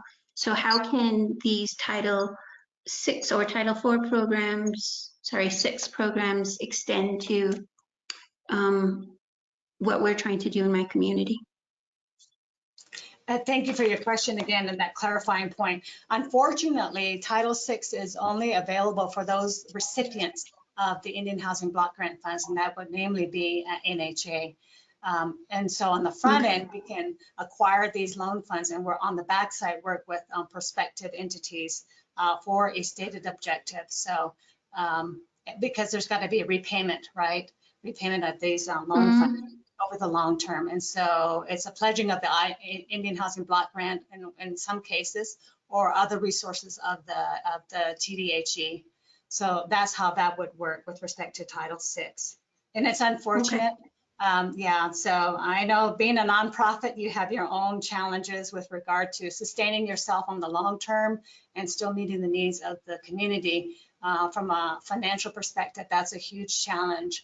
But my hat's off to you to come and try to problem solve at the local level. And that's a complexity. I think that's a huge challenge for a lot of our nonprofits currently existing on our reservation. So with regard to Title VI, that's how that would work. In regard to the low-income housing tax credit, I am aware, I think I saw that in the paper with, I think the attempt to secure tax credit allocations from the state of New Mexico. The only low-income housing tax credit that I'm aware of that NHA engaged in was the Jedito townhomes years back. And so that has met its 30-year compliance period. And so we're now going to hopefully transition those townhomes, rental townhomes, into NHA's housing rental stock portfolio at this point. But it's something new on the horizon. This is going to be working with the community's land use plans and their plans for housing development within their communities based on land that's they can withdraw and determine feasible to build upon, suitable to develop upon, and see what we can do to work with the various states, Arizona, New Mexico, and Utah's tax credit qualification plans, and see how we can participate in that space with respect to building tax credit units and making sure that it is feasible and doable with participating partners in that program. So that has yet to be seen, and has yet to be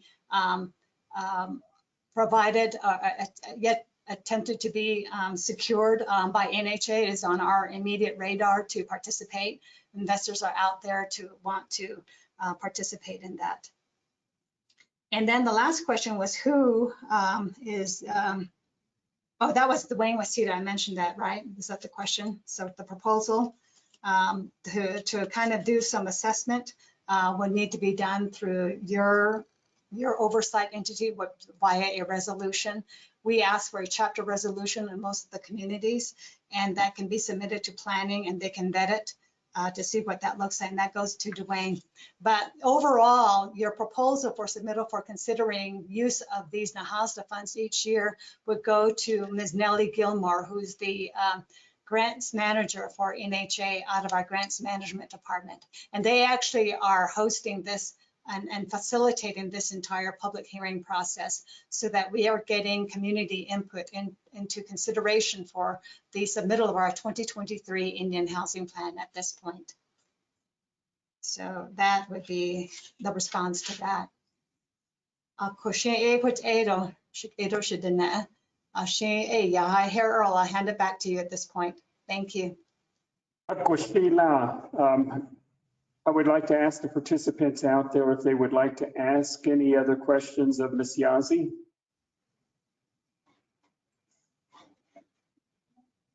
I have another one if you don't mind. This is Pristine. I have another question if you don't mind. Okay, after Ms. Gardner-Nez, we will go ahead and go to Frida Johnson, okay? Ms. Pristine, go ahead. All right, thank you. So in your presentation, you mentioned that there was a housing needs assessment done when you initially got onto NHA. Has there been one updated since, or is there one that's done on an annual basis? Good and question. How do I access that information? Yes, well, you can go to the NHA's website. It was completed in August of 2011. And you have the full report and has the various data and statistics.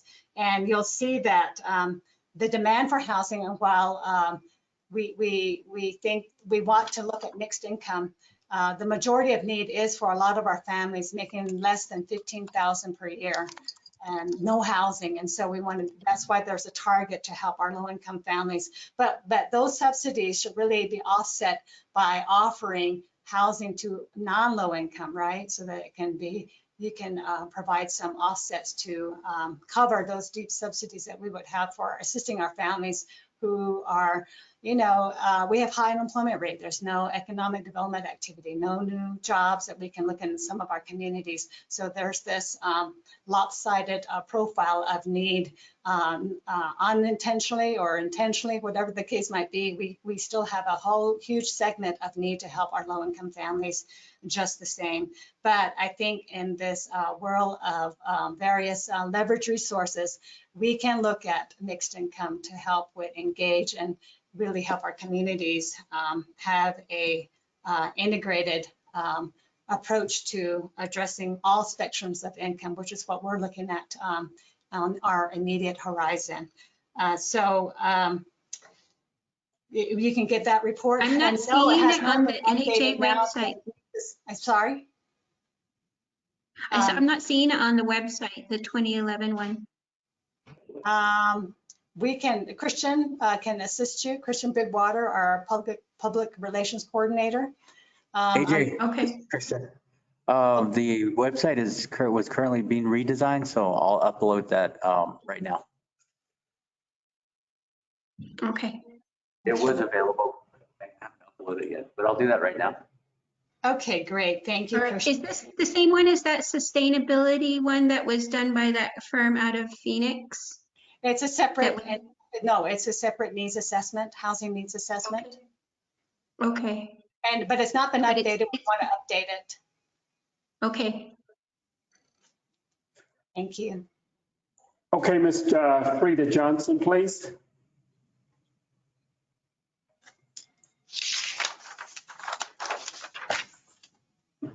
You can unmute yourself and then. Pose your question.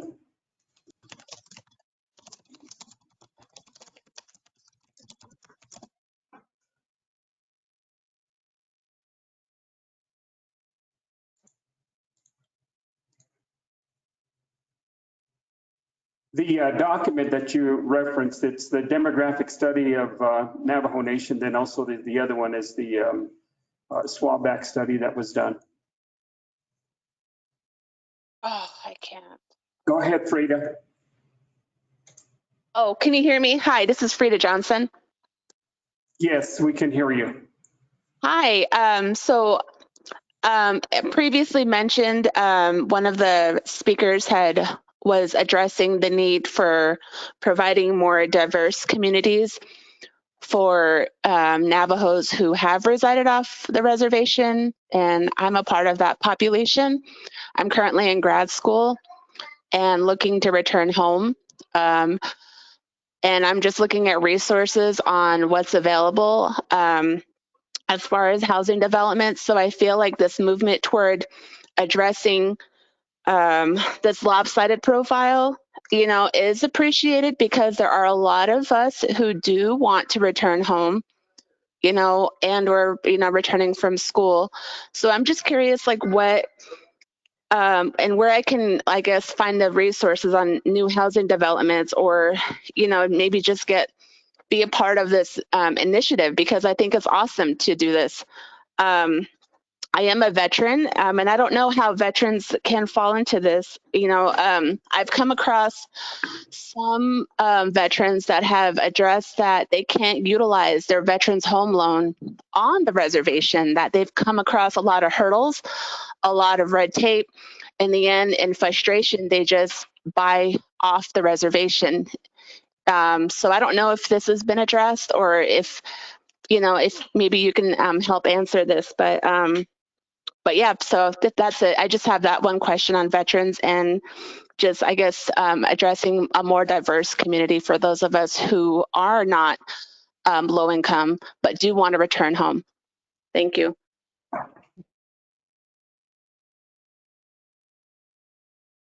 Can I answer directly now, Earl, or are we going to wait for more in the queue? Ms. Johnson, go ahead and answer, please. Thank you. And thank you for that question, Ms. Johnson. And thank you for your service. I really appreciate, and an honor to know that you're also in graduate school. That's awesome. And so with respect to veterans, we are aware veterans, the Department of Veterans Affairs has a Native direct home loan program.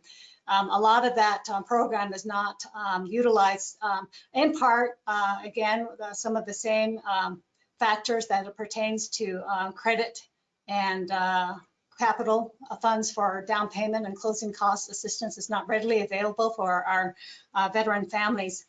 So I'm going to address that first of all. We are aware of that. And so before I had left NHA years back, I know that there were some understandings that we were coming to with the Department of Veterans Affairs because of the low utilization of their Native Direct Home Loan Program. We were engaging perhaps opportunities, and something that we want to touch back on in terms of agreement with VA is to have NHA build homes for veterans on the front end that qualify for the program. We would just build a home, and in turn, VA would reimburse the Navajo Housing Authority out of the VA funds on the backside. And so those elements of that type of arrangement would be helpful for a veteran that doesn't have the down payment capital, nor the credit that's needed for that program. And so there's going to be, I think, a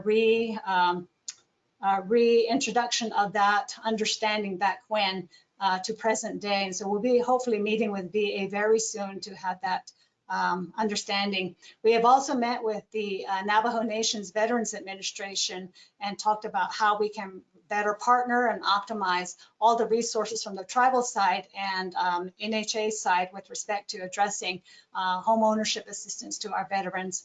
And so hopefully we can come to some understandings, and certainly can involve your input and in that regard. that anymore is not just low income. It is going to be a whole mixed income, mixed development type of approach to how we undertake development in our communities. I think going forward, from lessons learned, everybody working in silos is not optimal in serving our communities. We do need to reach out, hold hands, and work together collaboratively to do this. And so we've met with leadership too to have that same understanding, is that we need to work across the board with all tribal enterprises and all tribal departments to the extent of information sharing, and then idea sharing and strategizing how best to utilize the resources that for a given community that we can help address housing and all the other forms of development for that community, and what we would call an integrated development planning approach to our communities and the use of all the funding resources available. So I thank you for your insight too in that regard. As young people, you are our future leaders. And so incorporating some of your ideas too in this whole process, the innovation collaboration will be very key, and I think a huge asset to our planning mechanisms of all our tribal departments and enterprises. So thank you for that. Earl?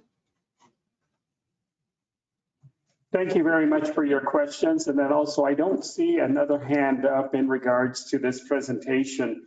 This morning's presentation, you heard a lot of new vocabulary. Perhaps you would like to learn a little bit more about that. As mentioned, this particular presentation is going to be on the website. So you have guiding principles, objectives of NAHASDA, eligibility of activities, income, leveraging, and then also HUD statutes and regulations. That was the presentation this morning.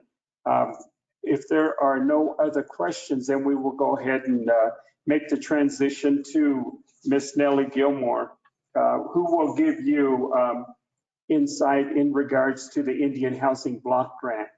Nelly, are you available? Thank you very much, AJ, and then we will come back to you. You bet. Thank you all. Yeah. I'm here. Good morning. Can you hear me? Yes, we can. Okay. Let me pull up my presentation. Okay, yes. And then also in regards to some of the other activities that we will be doing while Nelly's getting ready. Tomorrow's going to be Western Agency on March 9th. March 10th is going to be Northern Agency. And then Friday is going to be Chinle Agency or Central Agency. So would you please share that information with your counterparts. From here on out, it'll be Ms. Gilmore. Okay. Oh. I just need like 20 minutes. There's people, huh? Okay.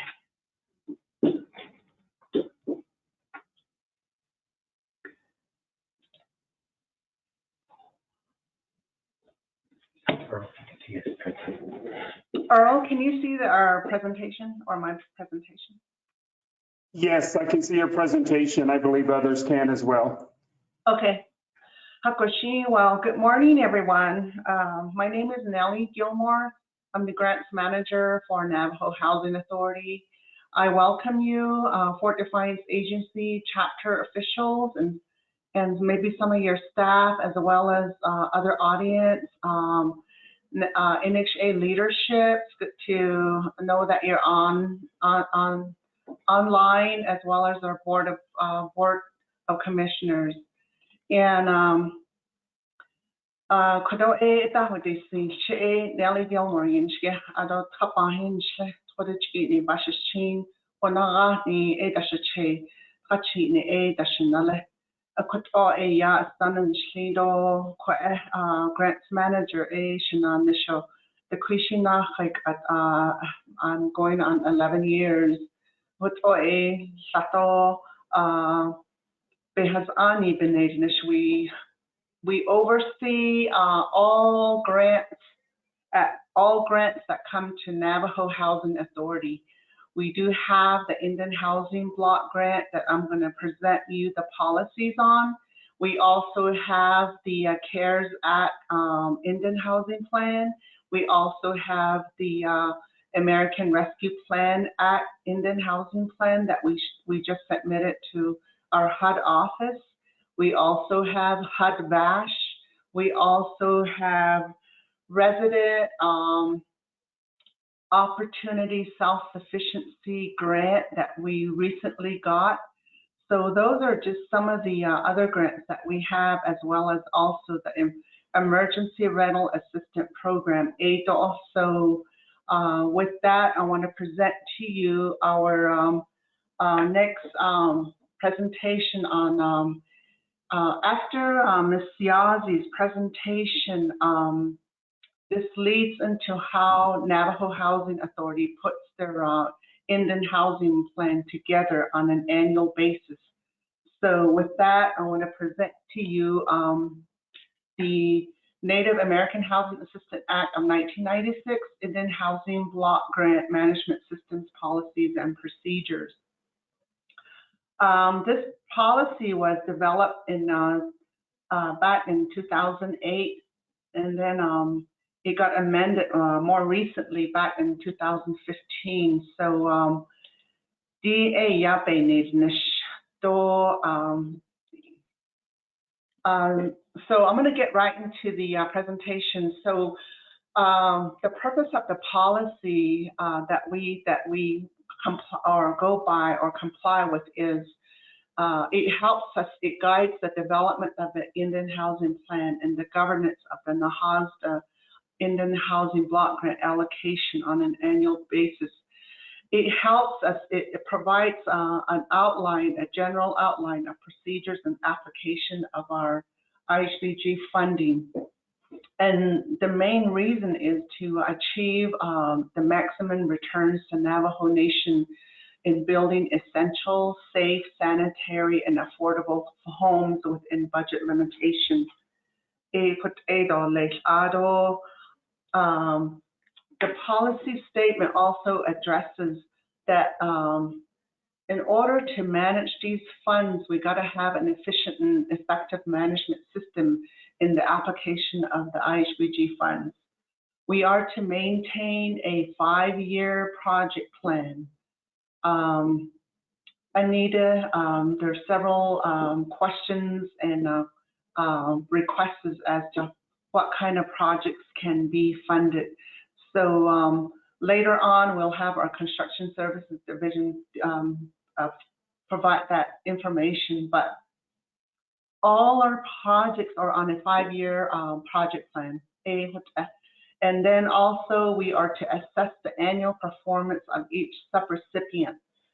So NHA over the years since 2000 or 1998 up to 2017, we have funded over, I would say, about 40 subrecipients in the past.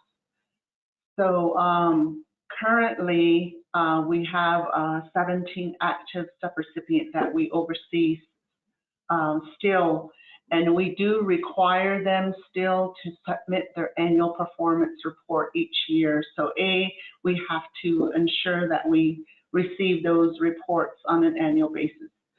D, it says we do our assessment of their annual performance report, as well as that in NHA's internal programs and projects that we fund. And then this report is then due to HUD on December 28th of each year. So Congress is interested to know the number of homes built and the number of families served. Yes, so they want to know how we spend our taxpayers' dollars. Further on, there is prohibition on uses of our Indian Housing Block Grant funds. It prohibits any lien, encumbrance, mortgage, or pledge of Nahasda funds or property purchased with Nahasda funds, including housing units, without letting NHA know or they give their consent or approval. So all it says is that subrecipients or anyone that we fund are not to give away funds or housing or property or daycare centers without letting NHA know, because NHA has the first right of refusal kind of concept. Further, number F, subrecipients are required to report and submit their program income. Dito Behanzani, some of you know, and our current subrecipient are familiar, and I hear that what Christine from Navajo Townsite. So we work with her closely, and recently she submitted her program income. DA, yeah, it just, she has some housing units and public rental. So every year on an annual basis, she reports her income to our office, to NHA. All it is that she fills out a program income worksheet determining her income versus her operating costs. So if she is under as far as program operating, then it's not a program income. If she exceeds her expenditures and made some funds out of her program income and there's a plus, she then has to report those as well and provide NHA a check to say, here is my, I guess in a way, profit back to NHA, so NHA can use those funds for new housing development. That's how it works on that one. Otto, we also, as a grants manager, we have to adopt general procedures set forth in this policy. So I guess the question is, so after Ms. Yazzie presented the NAHASDA overview, then how does Navajo Housing Authority develop their Indian housing plan? So here is the development of the Indian housing plan process. Our grants management uses, like I said earlier, we use a 5-year plan, including what we have to report in the Indian housing plan is the number of families that we have to serve, mostly low-income families. And then also we have to allocate funds uniformly throughout the Navajo Nation. At one time, let me go back a little bit in history. We used to have public hearings up to, I think the last time I remember is 2006 when I was here, but later on, I believe there were several other public hearings that were held, but the last one I remember was back in 2006. So at that time, I recall allocating funds uniformly throughout the Navajo Nation, meaning that we used to go out to each agency. Crown Point, we did that yesterday. Today's Fort Defiance, and then tomorrow, I believe, is to the city. So we were able to travel to all the agencies and provide this public hearing to all the chapters. So based on these public hearings, the goal was to allocate funds uniformly so that every agency had some IHBG monies funded for their project. So again, priorities number 3 for funding shall be applied in the following order. DA Behazani, this policy was adopted by our oversight NHA Board of Commissioners, and these are the priorities that they established. First is to serve low-income families, whether they're homeless, there's overcrowded situation and substandard housing. Low-income elderly, disabled persons, and veterans. And then we serve college housing as well. One subrecipient is the Navajo Technical University that we funded back in 2001, I believe it was. So, and then housing for essential personnel, public safety, medical, judicial, and educational. Daycare centers as well. We do have 3 of them. We have Navajo Townsite. We have one in Farmington, and then one in Kayenta. Those are considered model activities.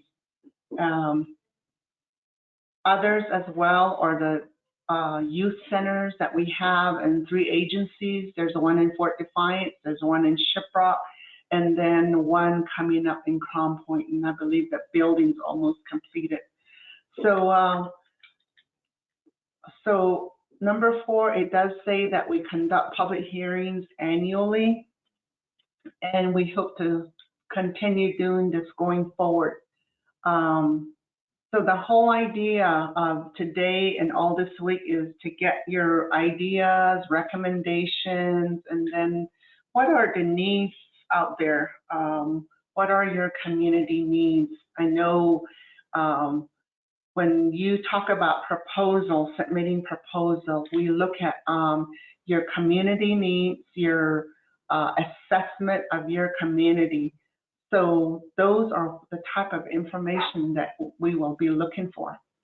So out of that, again, number 5, a 5-year plan shall consist of number of families to be served, and we present it to the board no later than February 1st of each year. The next one is our general procedures. B, determination of funding, appropriation, and budget limitation.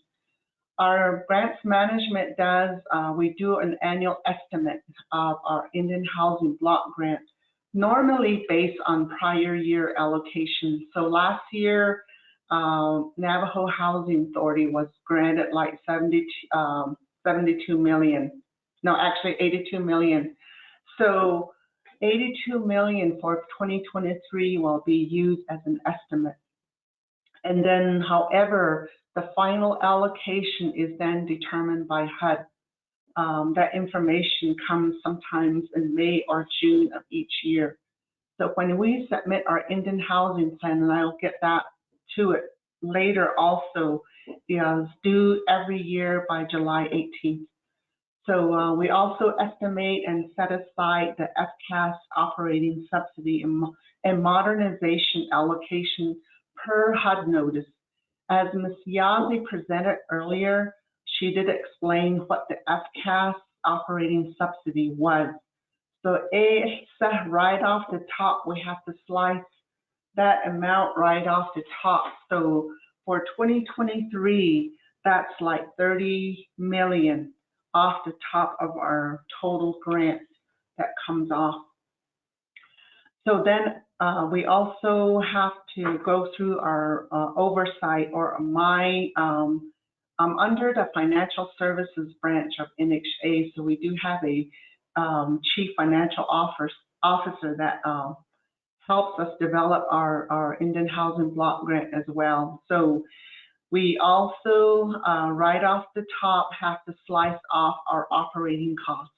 Right now for 2021, we are at 15%, but we cannot exceed 20% of our total annual grant.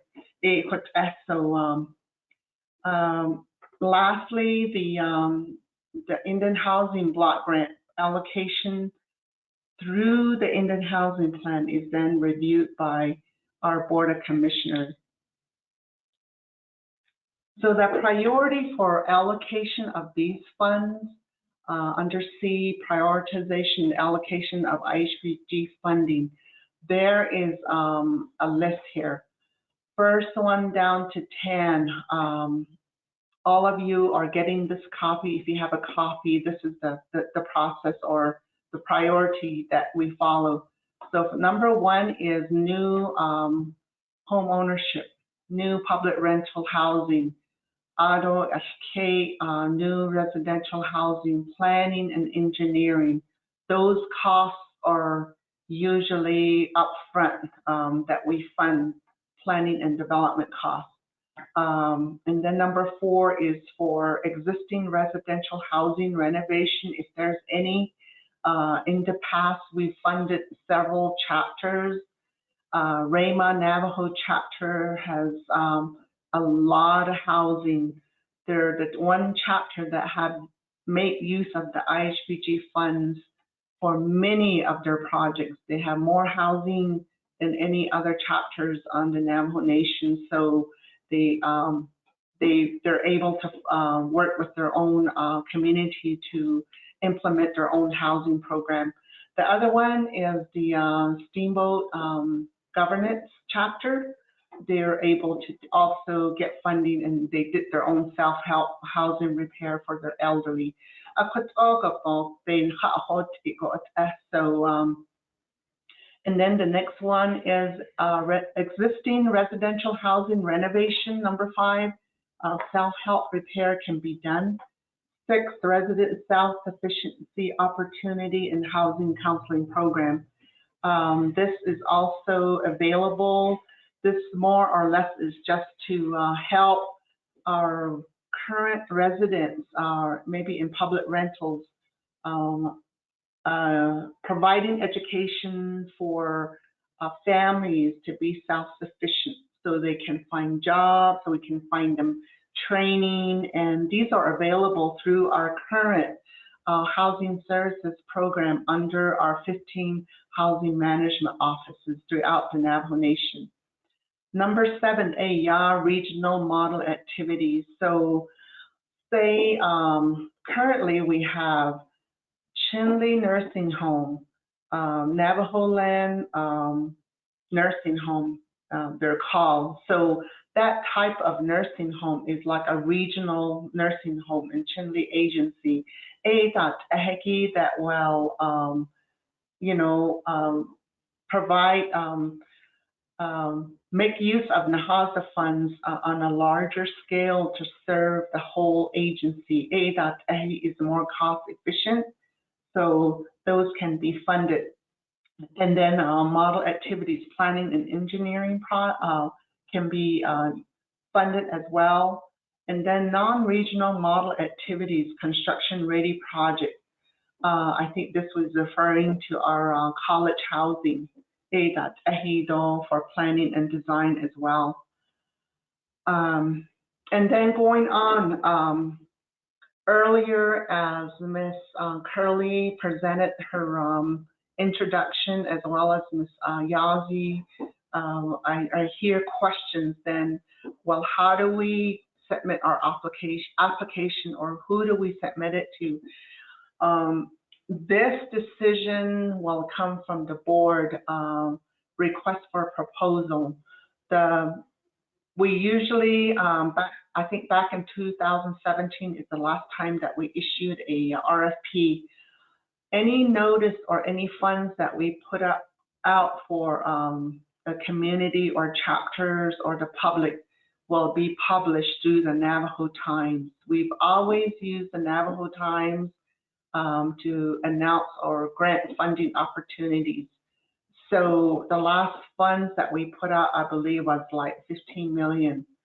And that will be the way that funding will be announced in the future. So we also issue a deadline. In our policy, this is stated that our proposals will be due at our grants management office no later than February 28th. So after that, we do an internal review of your RFP. We will screen all grant application, and my staff, I have 2 of them, 2 grants analysts. There's Cheryl James as well as Leah Ray Francisco. So they'll be the ones to review the RFPs or your proposal. We look at the following to evaluate your proposal. Number 1 is your administrative capacity. Administrative capacity is whether the organization is capable of running their own program and these NAHASA funds. And then we also look at your proposal content. There's a lot of questions that we request information on: the background, the number of years the organization has been in operation, what are your plans, what accomplishments have you made? And then we also look at leveraging from other sources. whether it be Navajo Nation or other federal grants that are available out there. We also look at compliance and monitoring reviews, your audits, your financial. If you have an outstanding audit that you have not cleared, that will be perhaps some deductions there. So and then your performance in the past, whether you met all your project implementation from the get-go all the way to finishing your project.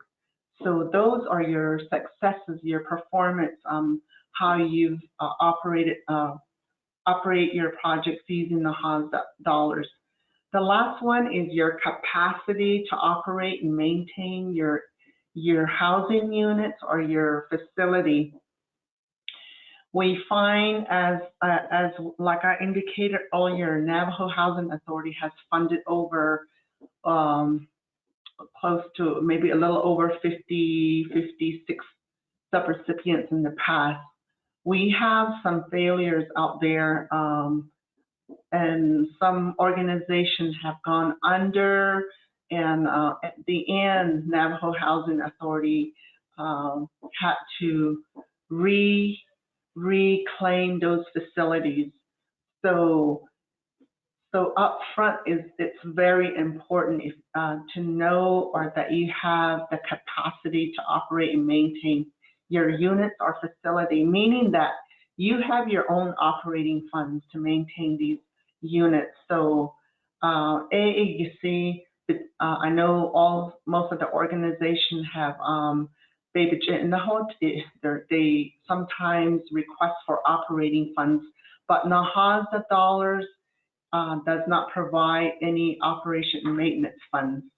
It'll be the subrecipient or whoever wants to apply for these grant monies. They have to have other sources of funds to operate and maintain. Just say, like, for example, our Fort Defiance Agency youth complex, they use Navajo Nation funds to operate and maintain, which is very successful. That's one example that we're aware of. Going on to the evaluation team, we do have internal evaluation team from my staff as well as other NHA programs, our finance accounting supervisor. Navajo Nation, they provide assistance. They help us do evaluation of grant proposal, and then also from the legislative office, and then our management team. It could be the CEO, it could be the compliance manager, one legal staff, and then one board member. A evaluation team. And then the selection process. This part is then after we score all the proposal, we set aside all those who have made over 75% or more. 75% is our threshold to prioritize all the projects for funding. So if you meet the stress threshold, then you're eligible to be funded under NAHASA. The cutoff point is when the funding category is depleted, meaning that, say, we allocate 10 million under development. So all the proposals that request for development will be prioritized in the way that the scores came up. So 100 being the first, and then the second might be 90%, and down the line. So until the funds are depleted, and then however in the subsequent year though, we can move those projects that were not funded to the next year. Policy. So the selection process though requires the Board of Commissioners approval by April 30th of each year. So These are presented on an annual basis, and all this goes into the Indian housing plan that I talked about earlier. The Indian housing plan itself is a grant application. If you look down at the bottom of this presentation is a HUD form 52737. We used to do it hard copies. It's done electronically through our EPIC system. It's energy performance integrated. C. Cheryl, help me. Anyhow, it's an EPIC system that we use. It's a database that we use to submit our Indian housing plan. So that is pretty new. That we've been using that now for 2 years. So although we do have under H, we have appeal process. Applicants can appeal within 30 days if at least they scored 65 points. Appeal must have good reason. So the evaluation team has 30 days to make final decision and make a final decision. This appeal process, we have not used, like I said, the last RFP that we did went back in 2017, so we didn't have to apply this at that time. And then preparation of the formal Indian housing plan is then submitted, like I said, on this form to HUD office. And it is due at HUD. The board then approves the IHP at least by Thursday of May, the first Thursday in May. So we try to really abide by our timelines. Currently, it's February. We issued the 2023 RFP internally to NHA programs. I thought we did that in February, back on the 24th, or actually the 28th. So, no, wait a minute, I take that back. I believe it was issued on February 17th or 18th. So we have an internal deadline in NHA programs and division. We had a deadline of March 4th. So AI while we do this public hearing, so that we still have time. We still have March, April, May, June, July to submit the Indian housing plan. So although after the board approves our Indian housing plan, we then submit it to our oversight committee, is Resource Development Committee of the Navajo Nation Council. We provide them the legislation in May or June of each year.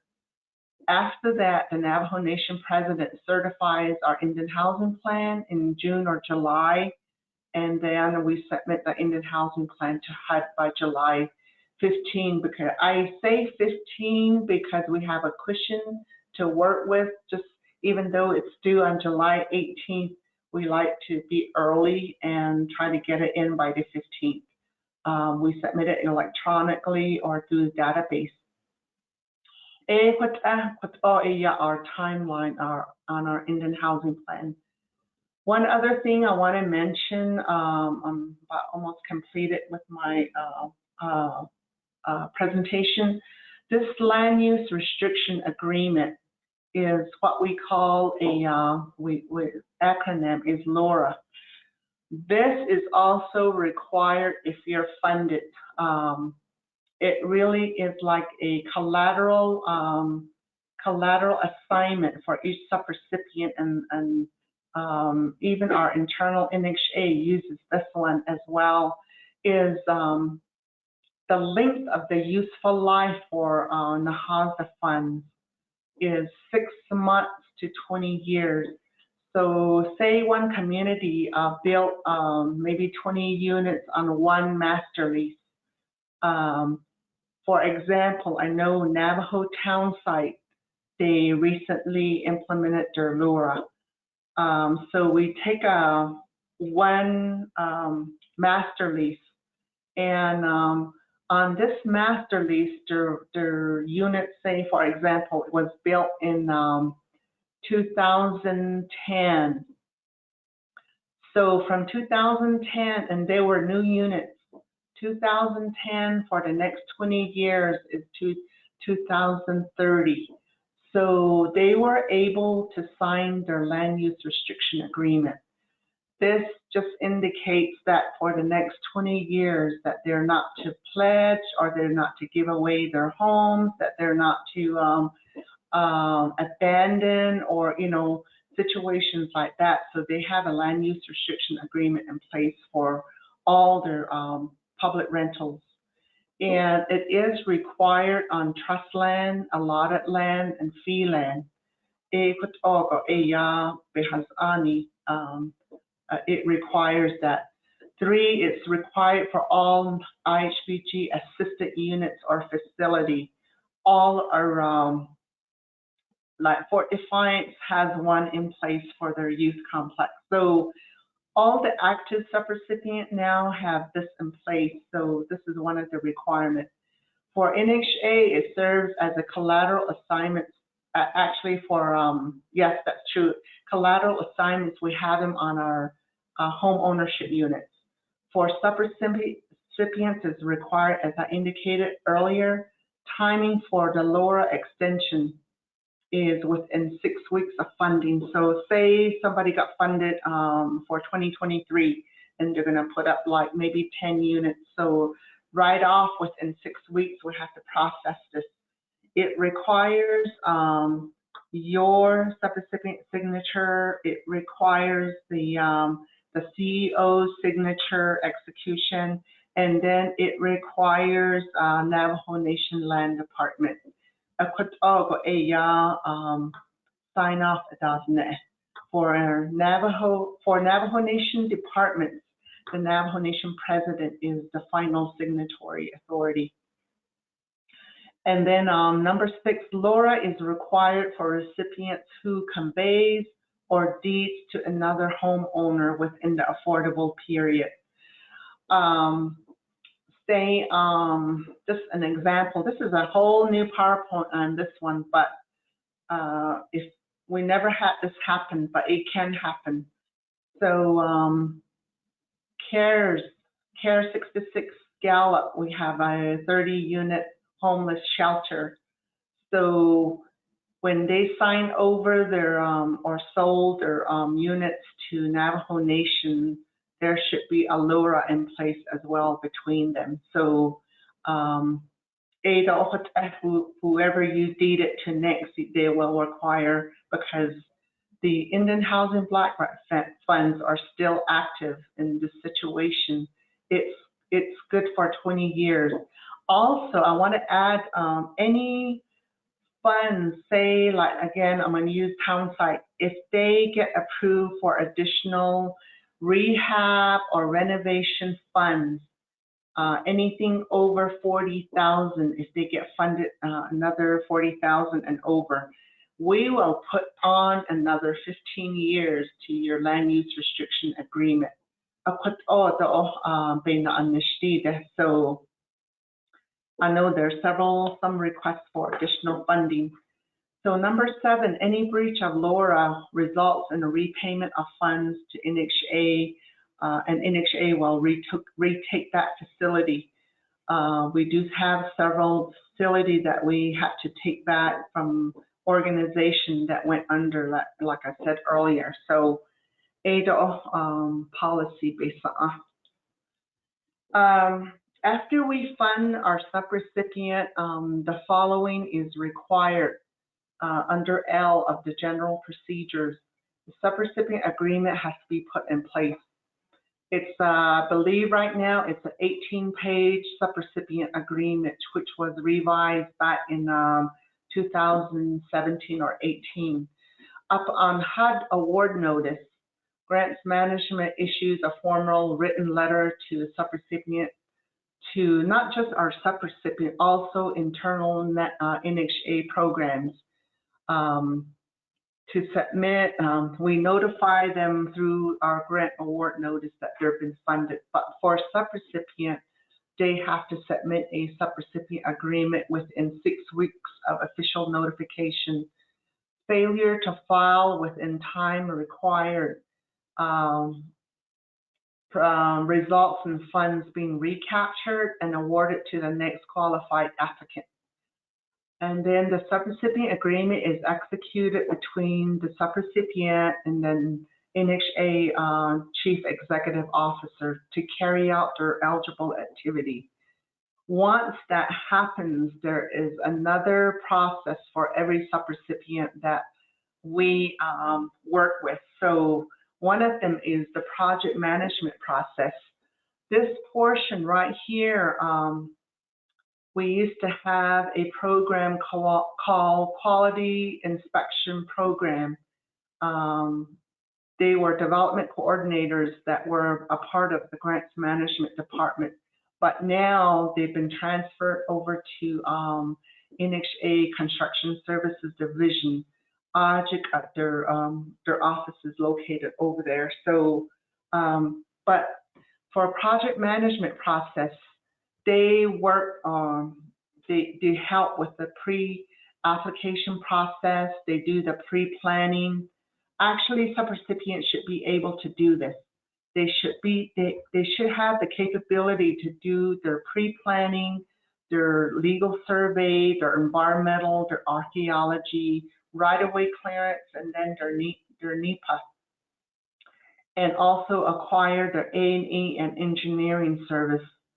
And then later on, they can do announce for outside to do construction, solicit for construction contractor, including their subcontractors and all their supplies.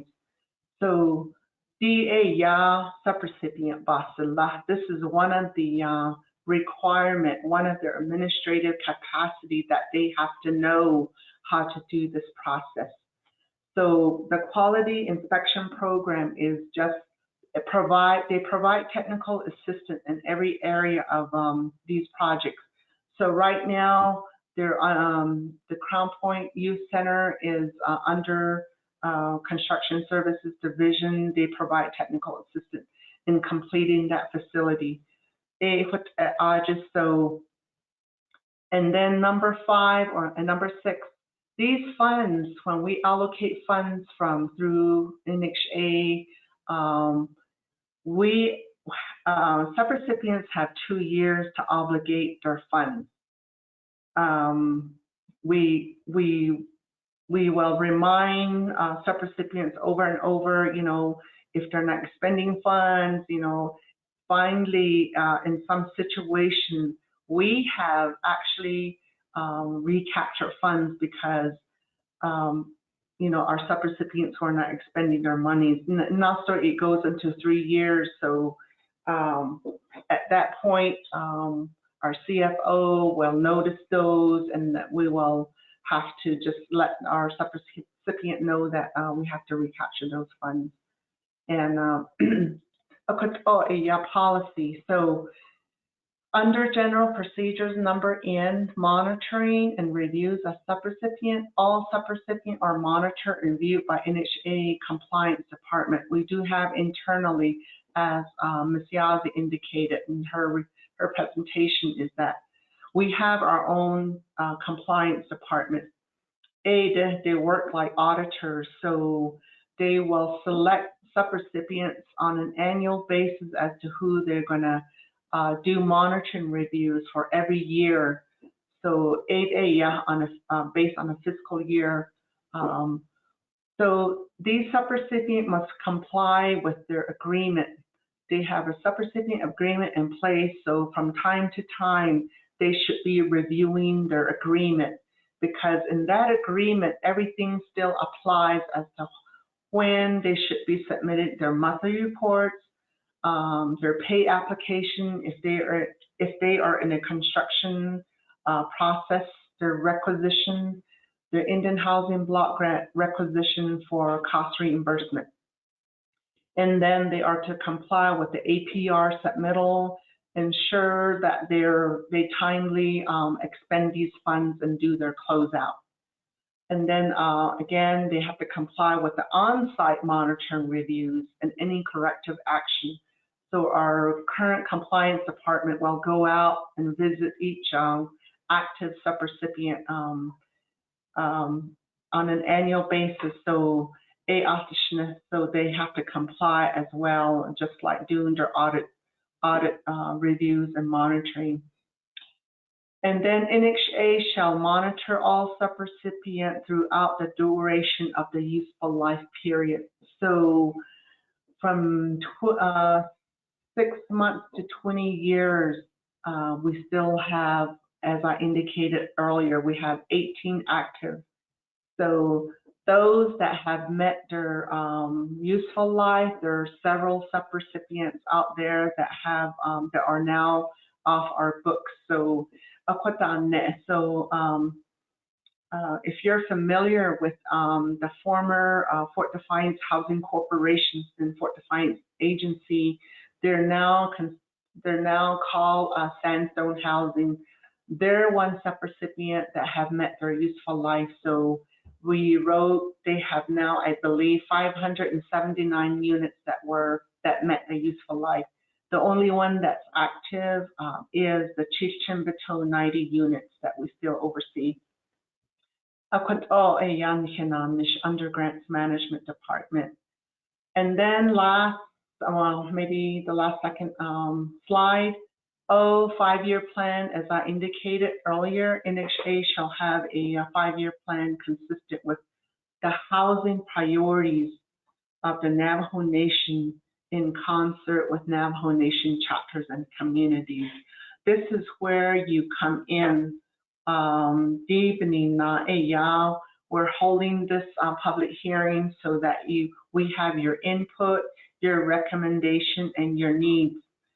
And then public hearings shall be conducted it does say every 5 years, but I believe there's maybe a typo here. It's supposed to be a 5-year plan being in place be updated every 5 years. There's also a 1-year plan that is to be submitted with your proposal. And we require this for all our NHA programs as well as they submit their grant proposal.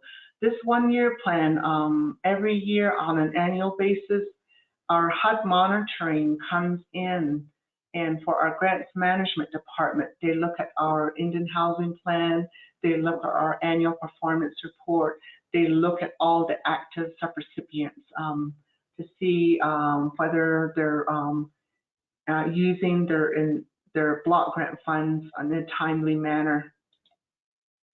Last slide is our under general procedures, assessment and maintenance of our 5-year plan. Annually,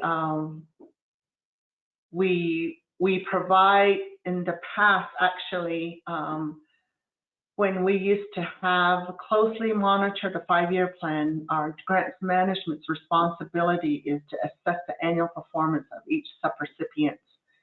Every year prior to 2008 or 17, when proposals were submitted, you see, we used to assess each subrecipient.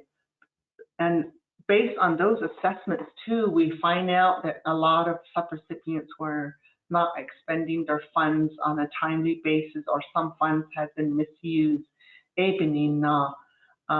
The policy has changed to where now, if we fund a subrecipient, we pay out, we don't directly issue a check to our subrecipient anymore. We use a cost reimbursement method, meaning that, say, Steamboat Chapter, we funded them.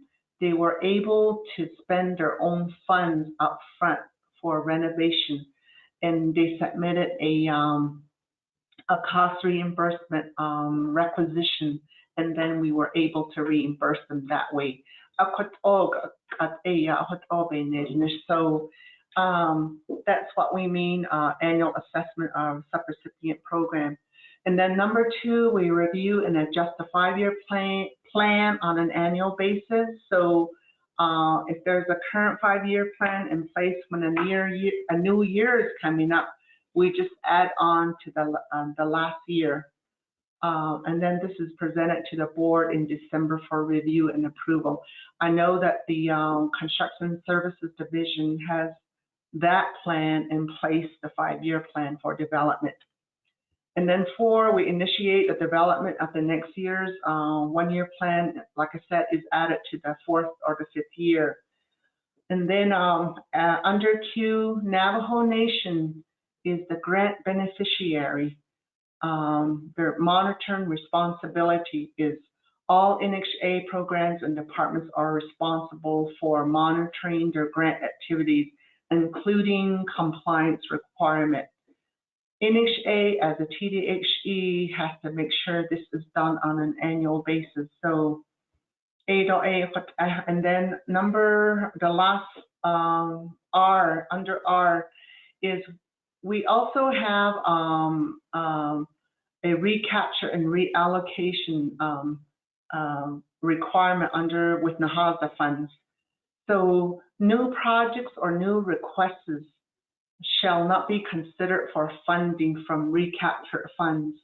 From time to time, we look at all the expenditure from past allocation.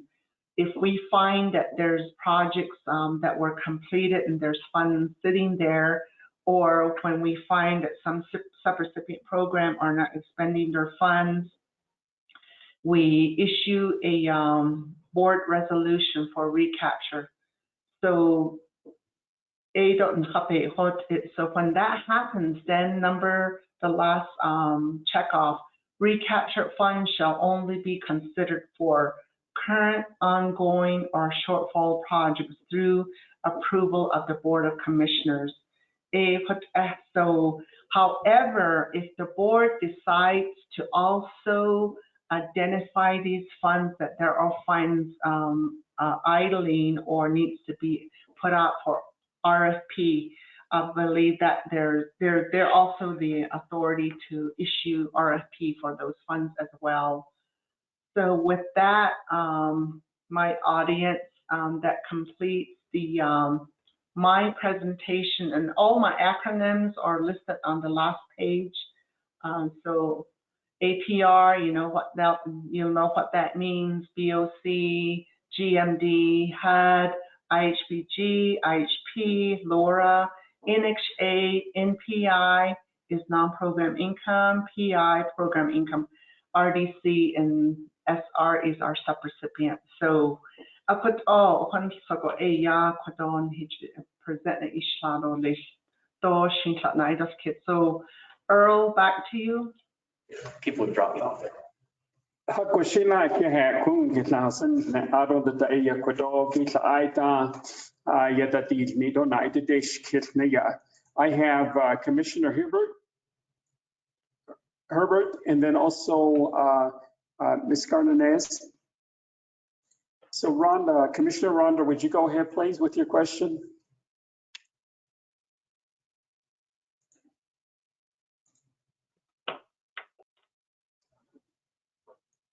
There you go.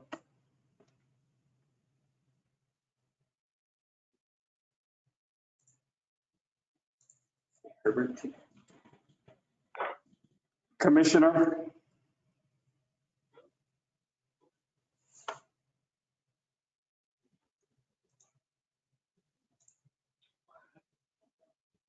Commissioner Rhonda's from Nashchitty. She has a question. While she's getting on the system, Ms. Prestine, please. Okay, thank you again. So my question is with regard to the LoRa, if we can go back to that, and your comment or your presentation, you said that if a project is given additional funding over 40,000, then the LoRa is extended. Is that for the actual, just like the project? So for example, we have the public rental units, and so if we got additional money for whatever reason, that means the LoRa would be extended? And the reason I'm asking is we have a master lease in which those units sit on, but the entire master lease is not used. And so I don't know if you remember, but last summer when I came to your office, I said that I wanted to try and build these pocket parks on some of these vacant areas around the Nahasda units. So if we got funding to do that, does that mean the LURA would be extended? Ms. Gartinez, Christine, good morning. To answer your question, can you hear me? Yes, I Yes, can. Nelly. Okay. Number one, current housing units, if you request for funds for a current project, say your public rental, you want to improve or do some repairs or renovation, and you requested funding of over 40 and over, yes, we will extend the life of the use your useful life will be extended. However, if you're doing new projects, say that open area where you want to develop, that's going to require a separate LURA, and that will be like 20 years.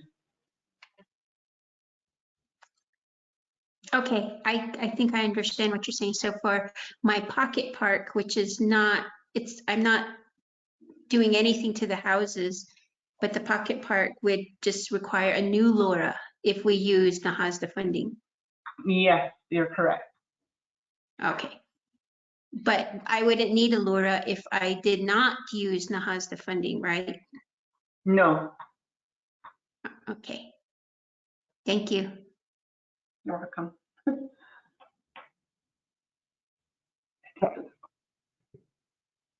Commissioner Herbert, please, and then after that, Marlon. Oh, thank you.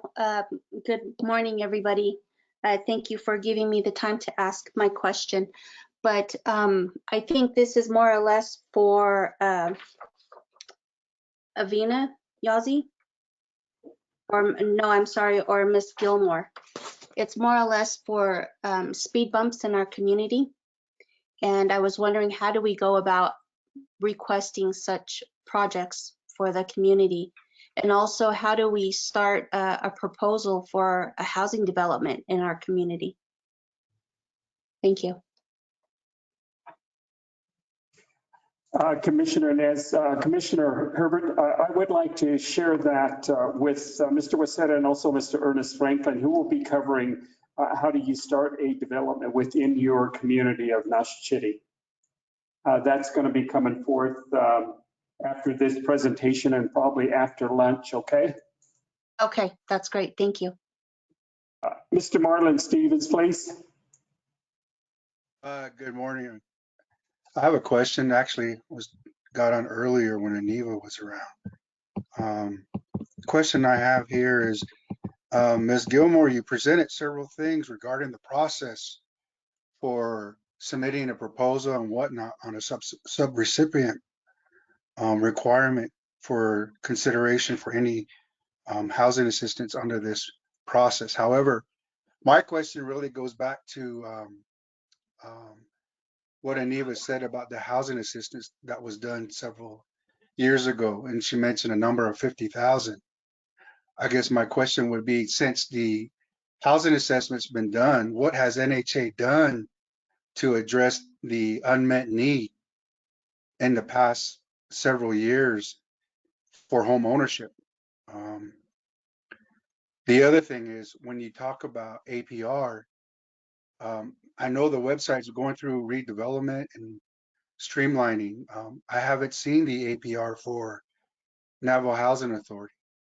The last part of my question would be, you hold standards for subrecipients, but what, if any, does Navajo Housing Authority lead by example? Meaning, how does NHA hold themselves accountable for these funds when you talk about recapturing and return of funds, and I do know in past the NHA had to revert funds back to HUD. So my question would be on the compliance portion, who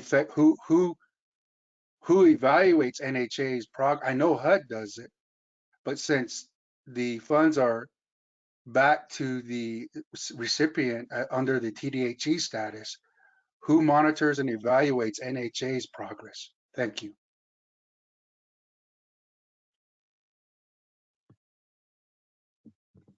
Ms. Nelly?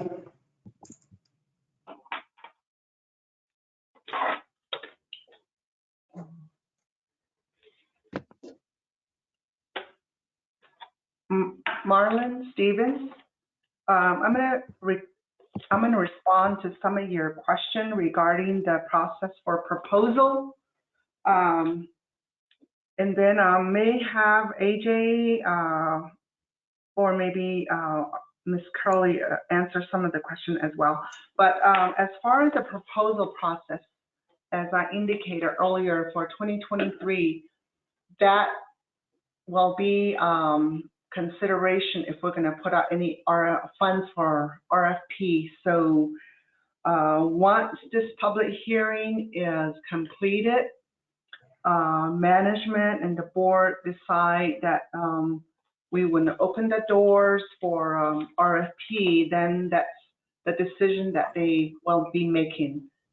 However, there's another route that Earl just mentioned earlier through our construction services division, and they will be also presenting as to how some of these projects can be funded. I'll respond to that. But as far as the housing assessment, I will have perhaps also Dwayne, construction services division, may have to answer that when they do their presentation.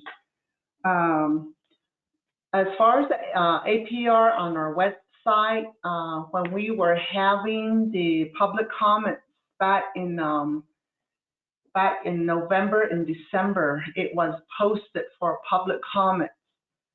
However, we can also still share what has been submitted to HUD. So Christian, our public relation officer, can repost those after our website has been back up and running. And then the question regarding subrecipient standards, I'm happy to say that our current subrecipients, there's 18 of them. They have met all the compliance issues from the past.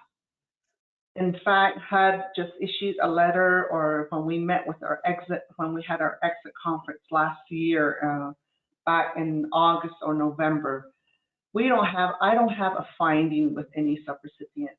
And I'm very happy to announce that, because we really work hard to help them and assist them and provide technical assistance to each one of them to meeting our all the compliance issues that they had. So I really thank my staff as well for working so hard to bring them up to standard. And NHA departments as well, they're also subject to monitoring. Every area we get monitored, environmental assessment. All our housing management office has to follow their policies as far as housing, on taking application and meeting and assisting low-income families.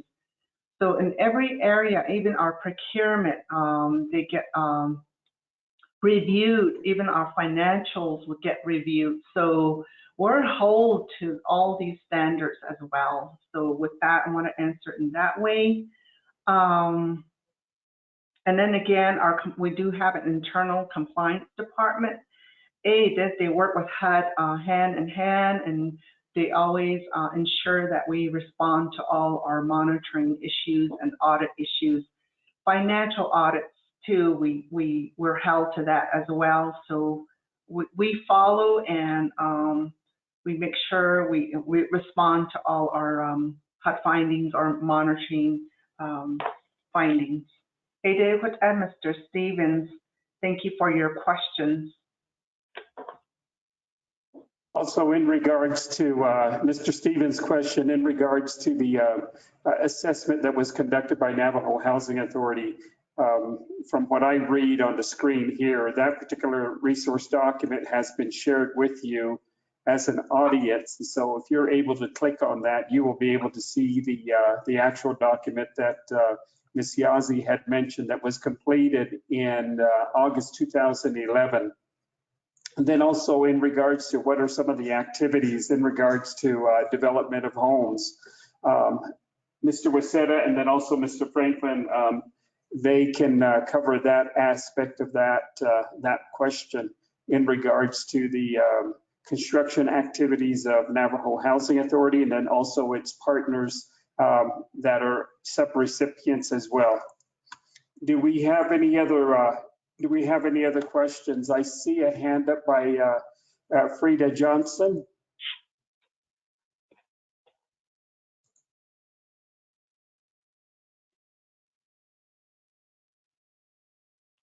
I'm sorry, that was by mistake.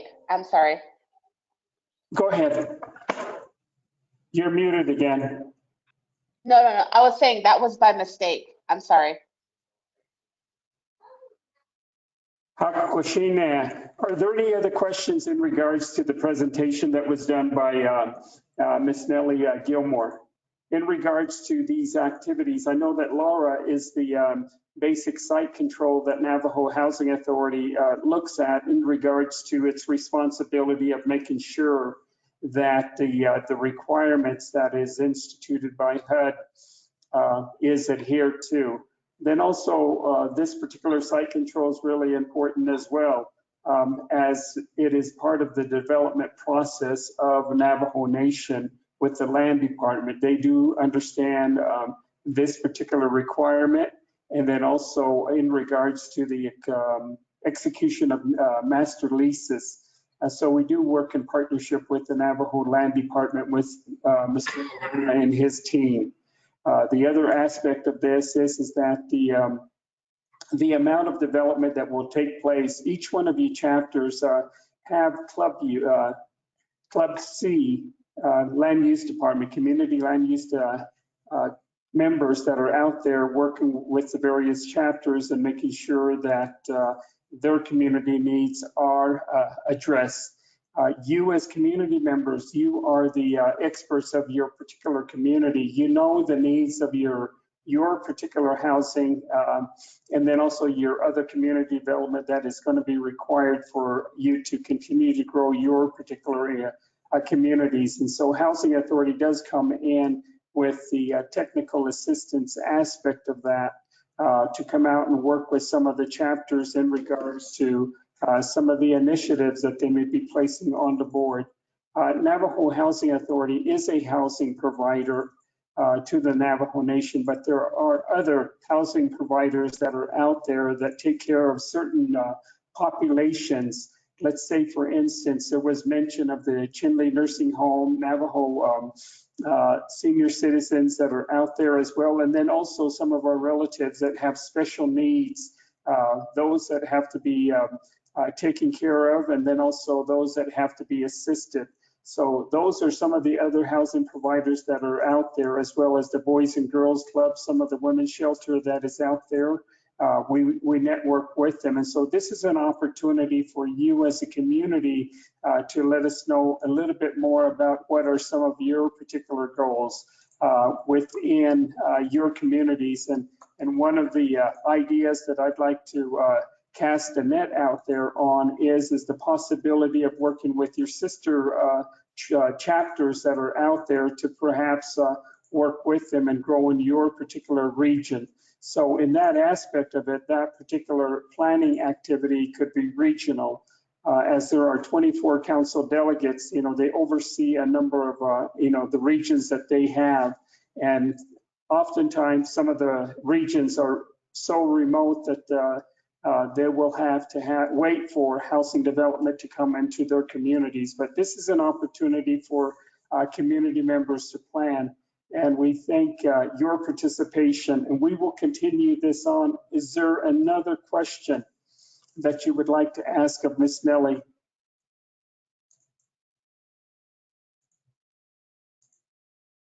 I don't have a question, but if you'll let me speak again.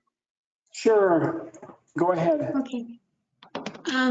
I just wanted to say, you know, that a year ago, I didn't know a whole lot about NAHASDA, and Nelly is right. Her department does a lot to help the subrecipients be compliant, and with their guidance and conversations with them, email conversations, back and forth video calls, you know, I was able to get a better understanding of NAHASDA requirements, because NTCDC was a subrecipient of NAHASDA funding. You know, but as I work here and I want to work toward having a diverse, healthy community, you know, that's why we're thinking about pocket parks. That's why we're looking at mixed income.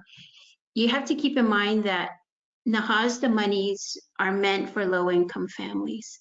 You know, and if we want diverse communities and where people have higher incomes, we have to look at other funding sources, in investments and other like financing that's available out there to do that. And we all know, because of the pandemic and now a war, you know, the market and is really hindering a lot of what we want to do. And so we have to keep all of these things in mind. It can't always just be an end all and be all with looking to NAHASDA to do these projects that we want to make our communities healthier. You know, and then on a micro scale, I think it's important to remember too that if you are fortunate enough to be on a board for an entity, whether it be a small organization like mine, which is a nonprofit, or a school board, or even, you know, being a chapter official, or even like the NHA board, it's important to learn as much as you can about the organization in which you are providing that oversight. You know, somebody asked, who is NHA's oversight? It's the Board of Commissioners. It's the Resources Committee of the Council. You know, these are all the different folks that are oversight for the work that NHA is doing. And who is oversight to all of these folks? It's us as the people, as the voters. You know, we really have to think about who we're putting in office to be in these positions of power and authority, to advocate for our communities, to advocate for our needs. You know, and I know in the past NHA has gotten a bad rap for a number of different issues, but now that I have to work with NHA a lot closer, you know, I'm pleasantly surprised about the support that I've been able to receive, learning about the grant that we got, what we're supposed to be doing, and so that we're doing right by the funding that we got to provide low-income housing to people in our community. Because you're right, there's a really huge housing need out there, but it can't always all be low income either. And so we really need to think too about how all of this work that we're talking about right now is really affected by you as the voter, as the person who puts these people in these positions of power and authority. That's it. Thank you very much for that comment. And then also, this is an opportunity to open the door as well to network and partnership. I know that that is one of the primary principles of the principle of our CEO, Ms. Curley, wanting to go out there and create these networks. And then also that not working in a silo per se, but out there and then casting a large net, seeing what we can do. There are many opportunities out there, and that NAHASDA is basically one of the vehicles out there, but there are a number of vehicles for financing that we can utilize, as explained by Ms. Yazzie. So Thank you very much for that comment and also for your participation. It is 11:49 right now, and I would like to call for a recess and come back at 1 o'clock. Thank you very much for sitting there for this long since we started. And then also, if you could come back at 1 o'clock, we will resume at 1 o'clock. At that time, Mr. Waseda and also Mr. Franklin will be presenting in regards to the development activities.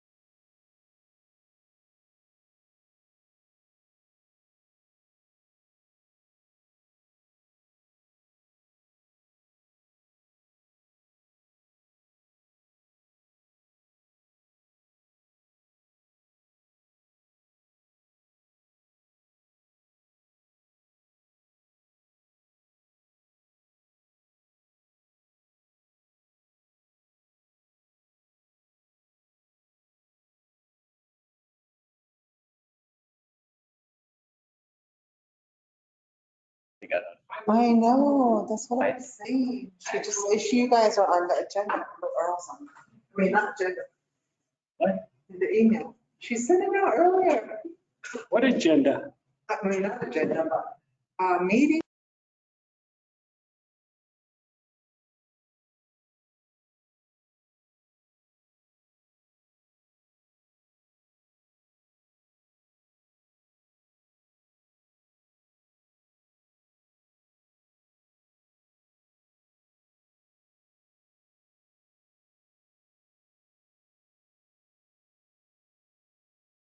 Not on the list. Yate Nana. Thank you very much, and I'm sure you all had wonderful lunch.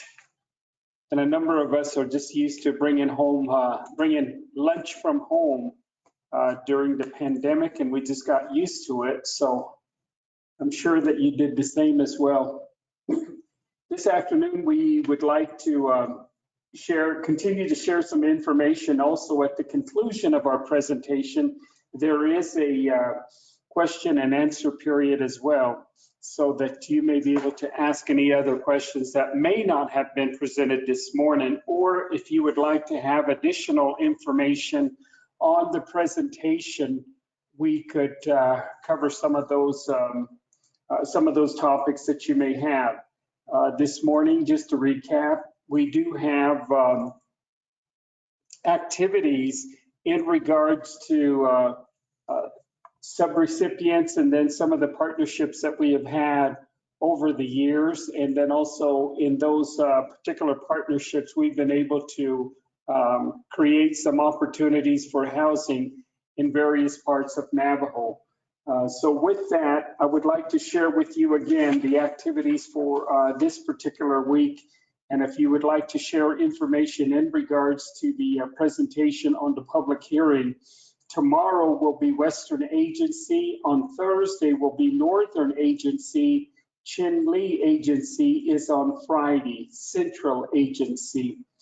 And the topics will be NAHASDA, as well as the Indian Housing Block Grant, and then also the planning and construction activity. So if Mr. Wasetta is ready, then we can go ahead and turn over the microphone to him.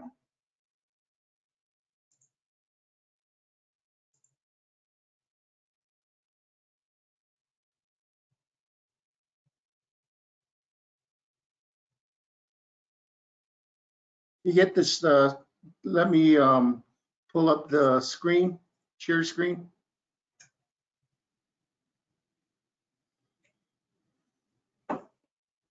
White screen. Okay, that's your email screen that we see all. Okay, I'm trying to, you see that one? There you go. Okay. All right, are we all ready? Hi, everybody. My name is Dwayne Wasita. I'm a chief operation officer with Navajo Housing Authority. I've been with the Housing Authority for going on 19 years. So today's presentation is going to give you an overview of the development processes and steps and some of the challenges that Housing Authority has for and what we're doing in terms of moving forward with Housing Authority with some initiatives.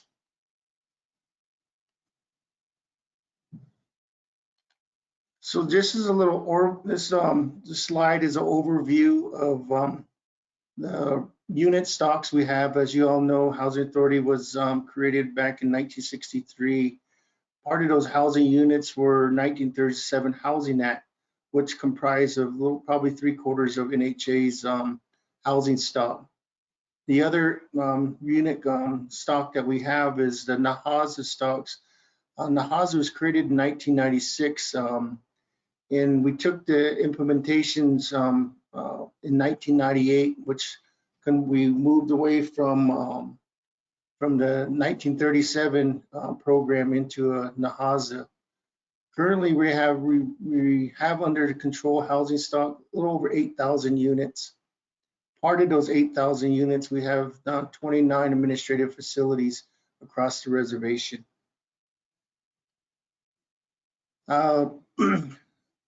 part of the Indian housing plan, when we do housing developments, there's several different eligible fund activities that are part of the Indian housing plan. In the Indian Housing Assistance Program, we have subsidies that we carry on through rental and utilities, and this is part of public rental programs that we provide assistance to individual tenants. The other areas of homeownership down payment assistance that we've help out with portions of assistance for homeowner housing purchases that are under Navajo Housing Authority. Second item is development. We have areas there for land acquisition. This is the technical assistant portions to identify feasible land through chapter houses through their land processes. The other area that we have through development is design and construction phases. And we have a modernization rehabilitations through the 1937 housing. There's areas here we have through housing services. This is a residential services program that across the reservation that we provide assistance or services through this program from the local field offices. We have the housing management services in terms of programs that are eligible to be funded. We have crime prevention, and then we have the model activity. Model activities are require HUD approval. They range from assisted livings to community centers to office buildings, etc. One of the things with the model activities that we have, is the requirement that any recipients must have the capacity to do the operation and maintenance of this program here, of their buildings if they're part of that. Housing program, home ownerships that we have with the mutual help that's older, the in-house NHA programs that we have for homeowner programs. Most of the stuff that we have here is through the scattered sites. Public rentals, we have a low income rental program, and then the Section 8 voucher program that we assist individuals off the reservation with a voucher for rentals. These are part of a program that has been carried on for several years with Housing Authority for our service areas in Phoenix, Albuquerque, Flagstaff. As you all probably heard through several of the presentations earlier, the NAHAZA programs that we have that we base, it's all based on income. And our income limits is that we have a maximum of 80% for a base income have a $63,000. That's for a family of 4. But as they go up to a family of 5, it increases. So depending on how many family members are part of the household composition, we use this base scale to determine eligibilities. Monthly payment calculations that we have. One of the things that we try and educate individuals on is how much is they going to be paying versus a public rental HO. A family of 5 with one earner income of $25,000, they'll take the $25,000 and apply the deductions from child, number of children's, work, travel, utility allowance. That say like if it's $25,000 income, you'll deduct the $2,750 depending on deductions, and it'll come up with the adjusted annual income. Once we come up with the adjusted annual income, and then we'll use the 20% adjusted income and times that to come up with a compilated annual rental cost. So if you take the annual income of maybe say $22,000 and you times that by 20%, it will come up with a rental amount of roughly $4,000 for 1 year. And you'll divide that by 12 months. And you'll come up with a calculated rental amount, we say around about $370. But this is all based on the deductions that are being provided during the actual intake of, and this also applies for home ownerships. And so the home ownership, 9 out of 10 sometimes is the home payments can be varies from $150, $175 and up to $500, depending on the income limits and the number of people part of the family composition. One of the things that we look at is the housing timeline. One of the most challenging areas that we have is identifying the feasible land. The land feasibility reviews average between 2 to 8 months, and then looking at those process and then going through the land withdrawal process. And the time frame on there is 6 months to a year. And this is when we determine a feasible property, we go through the process of utility commitments from the actual utility provider. If they have enough utility service to provide that land that we're proposing to withdraw. Part of that process too is the grazing authorization, roadways authorization for if we have to do access roads, turnouts, and then the legal survey.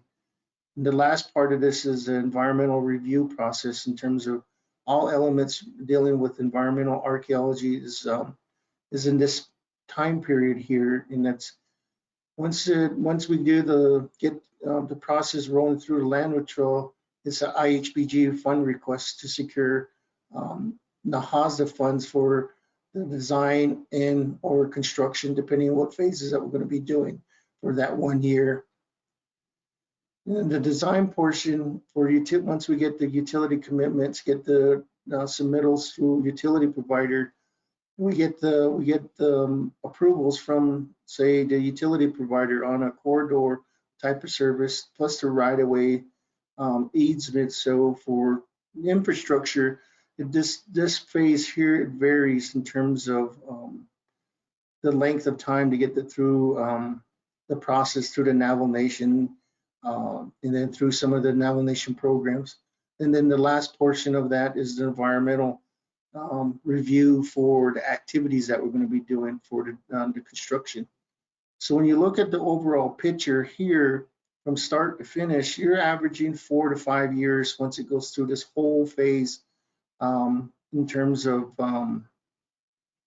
finding the land, determining if it's feasible, going through the land withdrawals, environmental reviews, requesting the funds, then the design, and then the utilities, commitments, and the construction. It is a lengthy process that we look at, but when we break it down to the 4 different steps that we have, it breaks it into a realistic aspects of what nation is processes to get housing and or developments.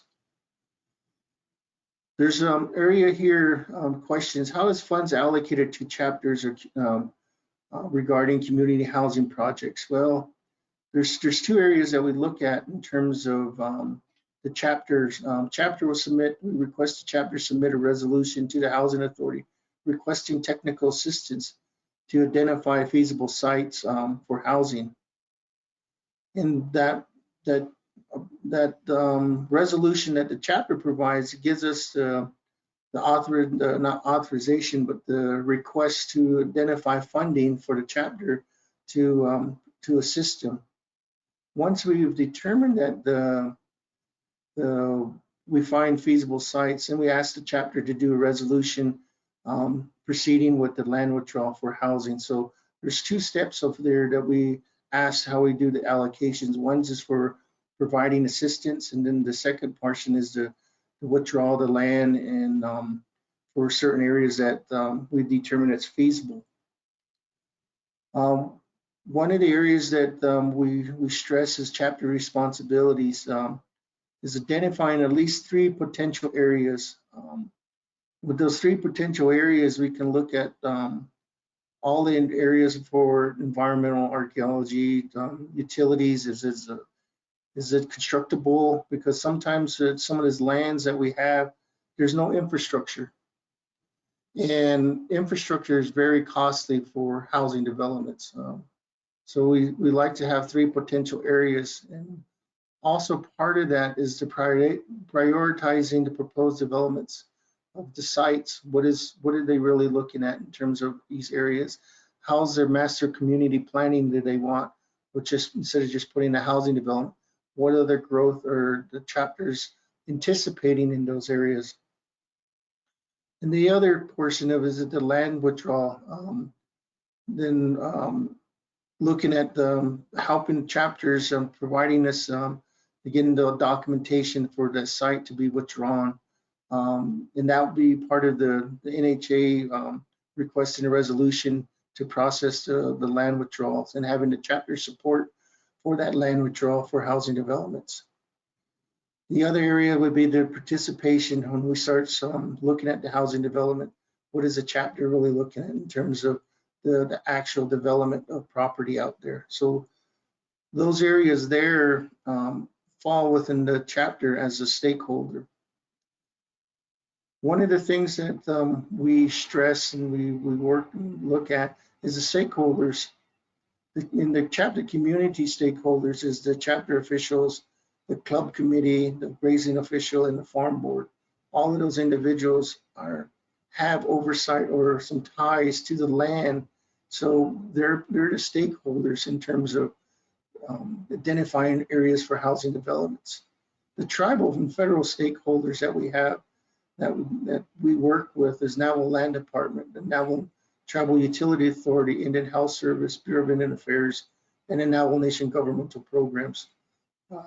All of those individual programs are associated with any type of land withdrawal or housing developments across the reservation. Technical assistance, we provide feasibility, like I mentioned earlier, the guidance on who requests assistance, prioritizing sites. Coordination, we provide the guidance and coordination with stakeholders between land department, tribal programs, NTOA, the EPAs. Well, part of this technical assistance will request a utility capacity analysis from the utility provider.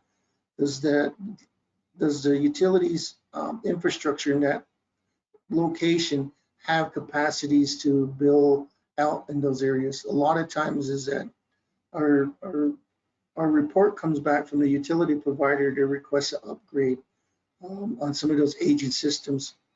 Also, part of the technical assistance is identifying the legal description for proposed site that's going to be withdrawn. Also, we have the guidance for archaeological environmental clearance. What do we need to do for those areas? And environmental has been one of the areas of due diligence, so to speak, when we have to get into the floodplain determination or flood hazards. The other areas of technical assistance that we have is NHA will request for IHP funds for the planning design for the feasible sites. We'll procure the design consultants. We'll coordinate with the consultants and chapter stakeholders for looking at the project development for construction. We'll also request the IHP funds for construction as we get through the design portion. The contractor will undertake that to select a contractor, and then we'll provide the construction management for the overall projects that we're going to be managing for the developments across the reservation. One of the areas that we have a summary of assistance. NHA is currently working with 18 chapters across the Navajo Nation and providing, we provide presentations. This last 2 years, because of the pandemic, we hadn't had the opportunity, but we're still providing some Zoom meetings to have those communications continue. So it's not just at a stalemate. We're still continues to work with those. There's about 35 chapters have yet to be in contact.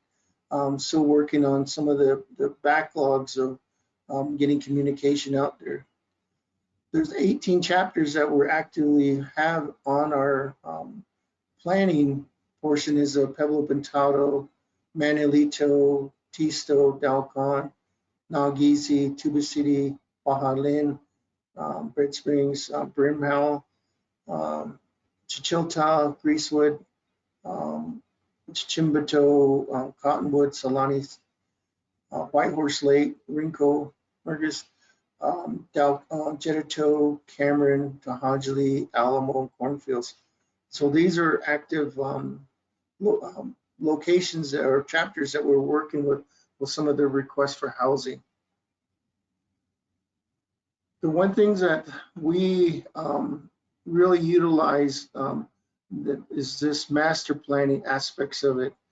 In 2012 through 14, Housing Authority took on a big initiative to provide guidance to the chapters, and over that time frame, Housing Authority gathered information from the chapters on what the need is and where they want to build, kind of get a conceptual locations. What we use really to help us on some of these locations is aerial imagery mapping that we have. And what that aerial imagery mapping that will tell us a lot on the master planning, how we can build there, if there's potential areas of that we did not see during the initial feasibility. So some of these mapping that we have done or data that we have collected, we're utilizing in the planning aspects for the rural communities. A lot of the chapters were provided this community master planning design. These conceptual aspects of it gives us a recommended housing location. And this was part of the sustainable community plans that Housing Authority procured with Swallback. Those are manuals that were submitted to the chapters, some maps of locations and types of housing that the chapter selected. In those areas there, the chapters identify potential areas of growth and development. So we utilize this information when we start looking at utility capacities, looking at areas that we need to build. And part of those areas that goes into the environmental, we utilize this information to kind of plan, look at some potential challenges that we may have when we want to develop in those communities. Types of residential communities, when we did the master planning, it looked at low density 1 unit, so these are more of a scattered site. Then we had the single family medium density 2 to 3 units, clan pods. These clan pods, if you drive along the reservation, across the reservation, you see those clan pods, several family members living in say half-mile radius of and they're all family connected.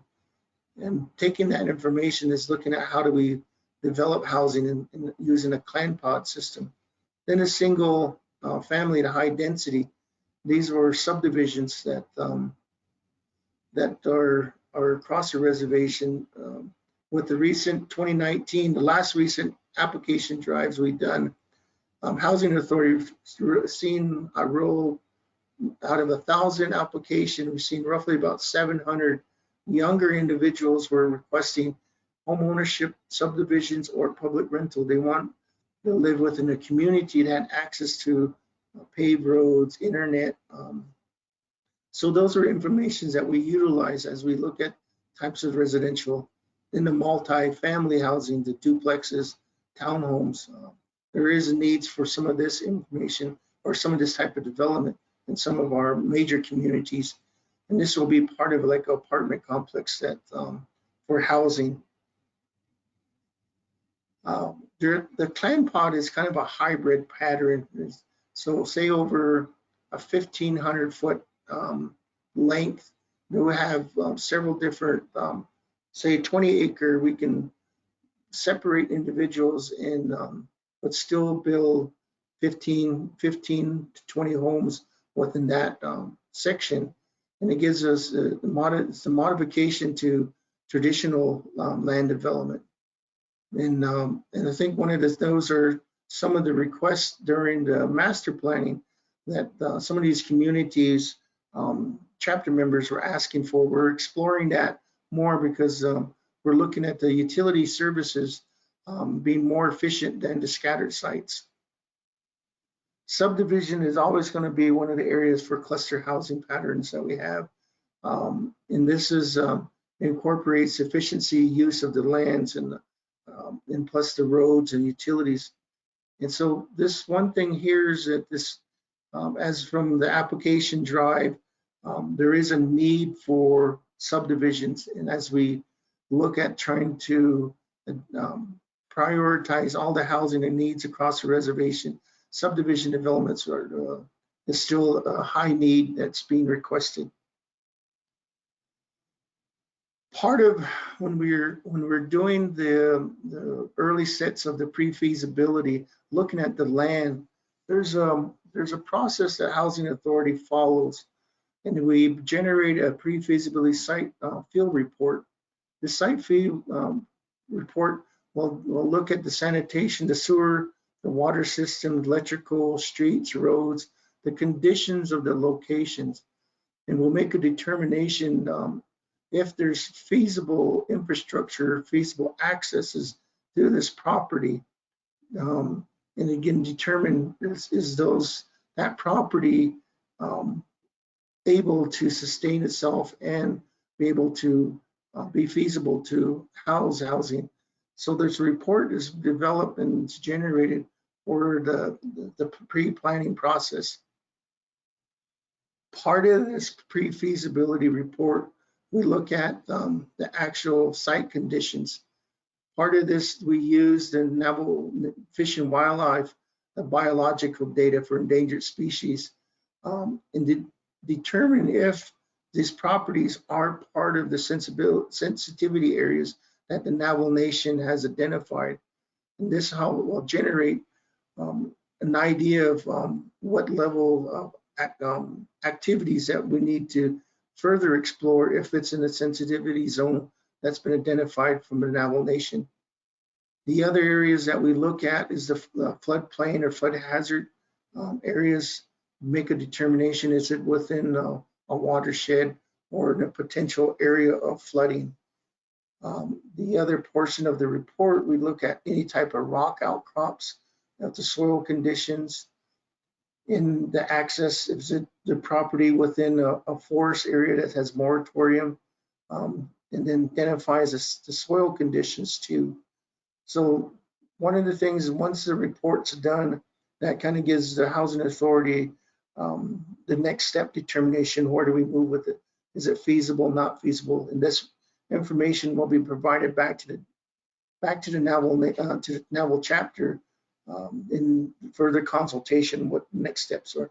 And this is the main reason why we like to ask for 3 areas, so we have multiple locations to look at and still have that opportunity if we can find one location to move forward with housing. I covered earlier a little bit of some of the potential site feasibility challenges, and these are areas of the terrain and landscape. The soils, is there erosion that we have to, arroyos that we have to cross, steep slopes, rock outcrops, flood hazard zone, biological sensitivity areas, illegal dumps. And some of these vacant areas here, we've come across that there was there were old dump sites and some of the drainages. Other areas is protected forest areas that we may be in, or the site might be in with an area that has a moratorium, or in a farmland.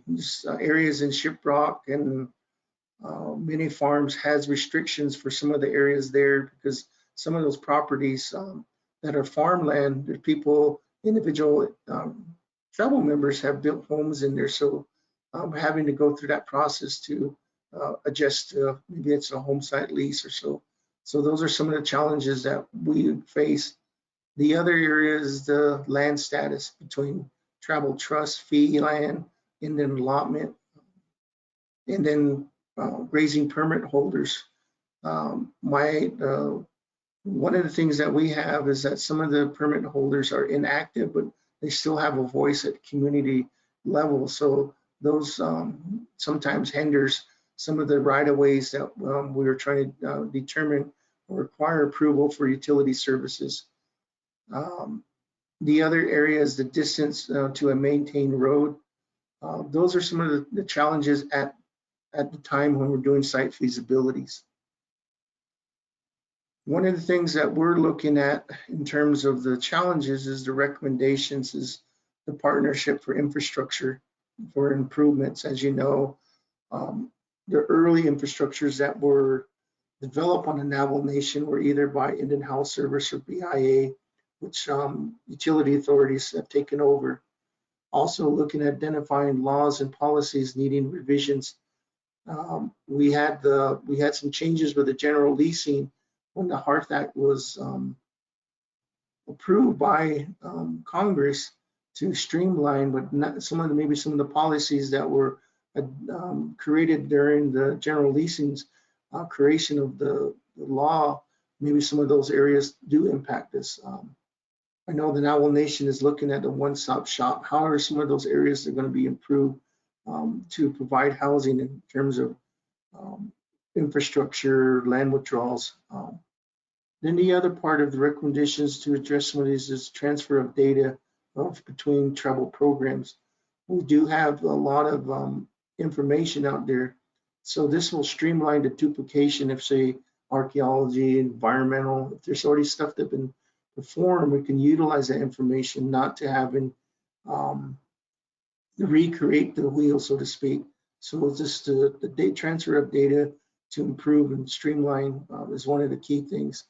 And the last one is the update of land status maps.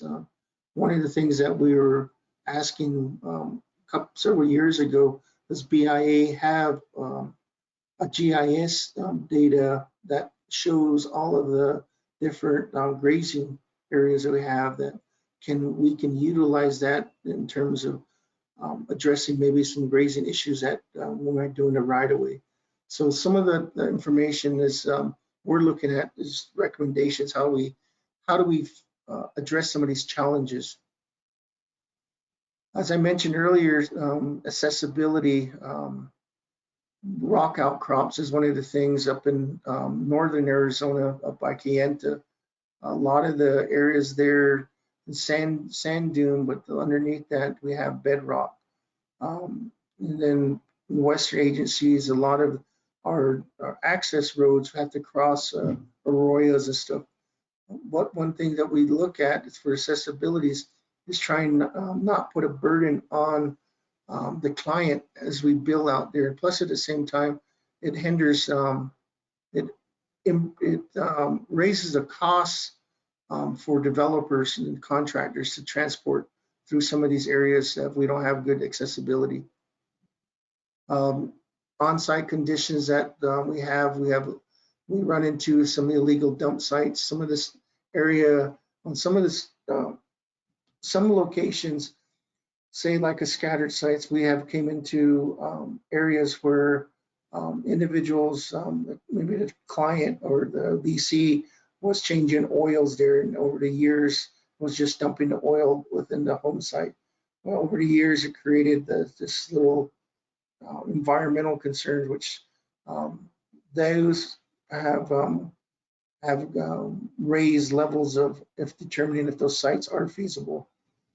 Forest areas, so maybe the areas in a forest moratorium area what Navajo Nation has. When the other ones that we're coming into is woodlands, juniper areas that have high density of woodland materials that may cause a challenge on how to, if we can build in those areas, because back in 2016 we had a lot of forest fires. That was one of the things, is the fuel loads on some of these areas we have across the reservations. The other areas that we look at, like I mentioned, there's the on-site conditions, steep slopes and rock outcrops. Depending on those locations, those can be one of the biggest challenges congested sites where we have existing structures on those home sites. That doesn't allow us to bill for a scatter site where we have to put in septic systems and or the utilities. That can be challenging for the on-site conditions. The other area is the archaeological culture resource. Archaeological sites are like Anasazi and everything, but part of this culture resource too is herb gathering areas or areas that have had some type of cultural significance to the Navajo Nation. When Navajo Nation does have their own tribal antiquities law that was created in the 40s. And so we had to adhere to those policies of the nation. The other side of the federal, the federal side is the Section 106 of the National Historic Preservation Act. So with the archaeological side of it, it's not just the prehistoric, it's some of the historic and then the cultural side of it that we look at in terms of if those resources are there. The last area that we have, flood hazard. As you know, when you go across reservations, we do have a lot of these planned pod development. You know, some of these planned pods will have several 2-track roads going across, shortcut roads. Some of those old roads turn into drainages, and some of those roads cause flood hazard or possible new housing development sites. In the past several years, we've been seeing there's people utilizing community areas, ATVs or UTVs, driving up hills, and over the year, those tracks have eroded and turned into drainages. So those contribute to the actual flood hazard. The other part that we're faced with this flood hazard areas is the climate change. We have a lot of erosion that's going on, wind erosion, which changes the topography and causes and reroutes water during the annual monsoon season or during the winter runoff. So we put a lot of effort in determining if some of these areas are in potential flood hazard, because when we build a project or have a housing development, there's insurance that go along with this, and those insurance are covered to protect the tenant and the homeowners. So that's the last slide of the development process. And if you have any questions, I have Mr. Ernest Franklin here with me, who's the, I'll let him introduce himself, but he's the Division Director for Construction and Planning. Mr. Tooley. Thank you very much, Mr. Wisita. And then also in regards to the various governments that are out there, aside from the chapter government, we have community governance, AFOG, alternative form of government. And then also we do have some townships that are out there as well. So it's going to get a little bit more diverse as we get into partnering, and then also as chapters realize what are some of the opportunities that they could do in regards to growing some of their community, utilizing the government that they have established. This is the time for you as attendees to ask some questions. Ms. Gardner-Nez, I see that you have a question. Ms. Gardner-Nez. Mr. Tooley, before we go, can we have Mr. Franklin introduce himself? Mr. Franklin? Yes, sir. Yeah, Dwayne, thank you for that presentation. Ernest Franklin, Lake, New Mexico.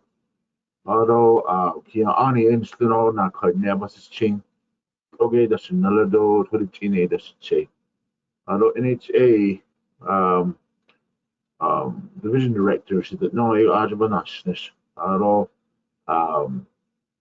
I also provide leadership for the planning and construction services, realty, and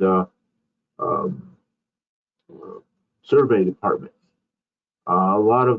Most of the presentation at what was at the end of this presentation is under with what is done within the departments within my division, and I have very knowledgeable people that are in there, and they are constantly going out there and gathering data and putting maps together and showing this. I just want to also let everybody know that NHA has its own mapping system called the Land Information Management System, but we can also share information with the chapters using Google Earth. We can transfer everything we have and submit it to chapters so that they can make a more informed decision on how they're going to address the situations within their communities. Thank you. I'll be open for any questions and answers. Thank you. Earl? Thank you, Mr. Franklin. Thank you very much, Mr. Ernest Franklin, who's also with the Construction Development Division as well, assisting Mr. Waseda. So, Ms. Pristine, do you have a question? I see that on the web. Yes, I actually have, again, a series of questions, if you don't mind. Proceed. So what I was wondering is if NHA can help with funding for master planning. And the reason why I ask this is in working with Red Lake Chapter, they've been wanting to do master planning for several years now. However, they are not a certified chapter. And so all of the contracting must go through community development. And I'm not sure what's happening with CPMD over at community development, but we've not been able to push anything through them to get an RFP out or even to get a contract out for the work. And so it's just kind of stuck there now. And even more so lately because they've just been inundated with not only CARES Act projects, but now ARPA projects. So our master planning hopes kind of just got kicked to the curb for the time being. But in the meantime, as a community, we're seeing very much that this master planning needs to happen. And I was wondering if NHA, one, helps with funding on the master planning, and two, if there was a way to finagle being a lead agent for a community to do a master plan, like you execute the contract for us, execute an RFP. And then on the chapter side, I don't even know if the money can get transferred over, but I'm a planner myself, and so I see the importance of planning, and it's just been difficult because of the hoops that we have to jump through because of the Navajo Nation. So that's my one question. The second one is, and then I think Mr. Tooley answered me, but about 7 years ago now, Red Lake Chapter entered into an agreement with Navajo Housing Authority to map out our community. So we gathered as much lease information within the town of Navajo, New Mexico. And we were working with Brian Reed, who I know is no longer there, but they had given us a copy of a draft map of all of the leased areas based on the legal descriptions of the community of Navajo. At the time, I asked Brian, can I get the actual electronic data for this map so that we could have access to it and plan as we need to as a community? And he said, no, you guys don't share that kind of information. So fast forward to last year, I tried to get a copy of the finalized version of that map, even a PDF version of that map. And I was told that you guys no longer have a GIS department and that the data and information is lost forever. I don't know if that's really true. You guys said that you guys got hacked some years ago and you guys lost all of that data. But that was a lot of work and effort on our part as a community to gather that. And it's kind of a shame if you guys really did lose all of that. And I saw in your presentation that you guys said that you wanted to ensure there was information sharing and data sharing. But now in hindsight, I kind of wish I had pushed you guys on sharing that information, because at least we would have had that information here and not have it get hacked and be lost. So now that Mr. Franklin is talking about a land information mapping system, I was wondering if there's a possibility of recovering and retrieving that data.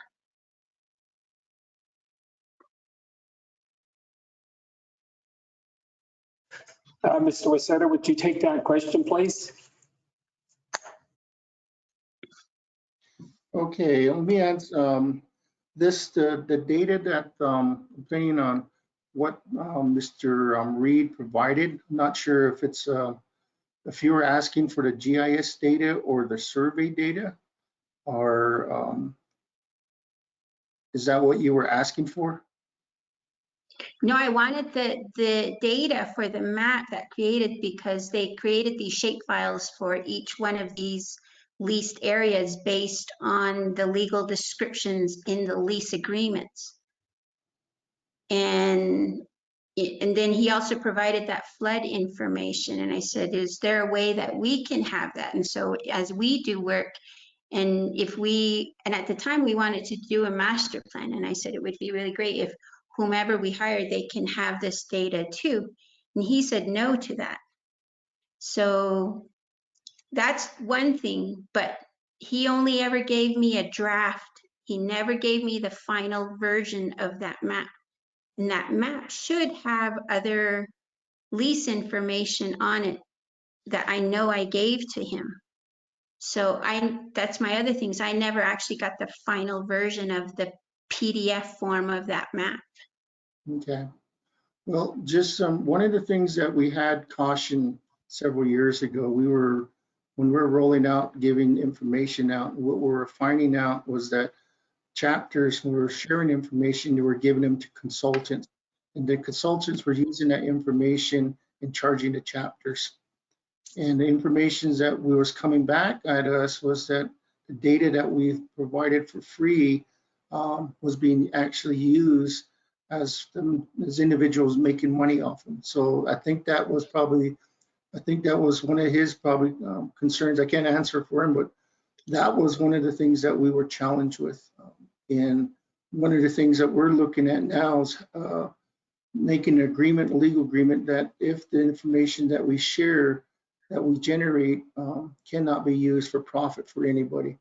And this is one of the things that we've been talking with some of the Navajo departments. How do we do that? Because there's other information like that being utilized, and the consultants are utilizing and making money off of that through some of the chapter programs. The GIS aspects of it, yes, in 2019, we were hit hard by a ransomware. We did have our systems compromised, but depending on what was there, I'm not sure the level of where it was stored. We did have that compromised. NHA and Navajo Nation were hit at the same time by this ransomware. And what happened was that I think it was November of 2019, we were locked up in our systems, and we did lose a lot of our data at that time. But in terms of, and this is where Mr. Franklin mentioned earlier, we're utilizing our Google Earth with they call them KMZ files. So we're sharing some of that information outside of there as it comes in, and when we can generate that. Okay.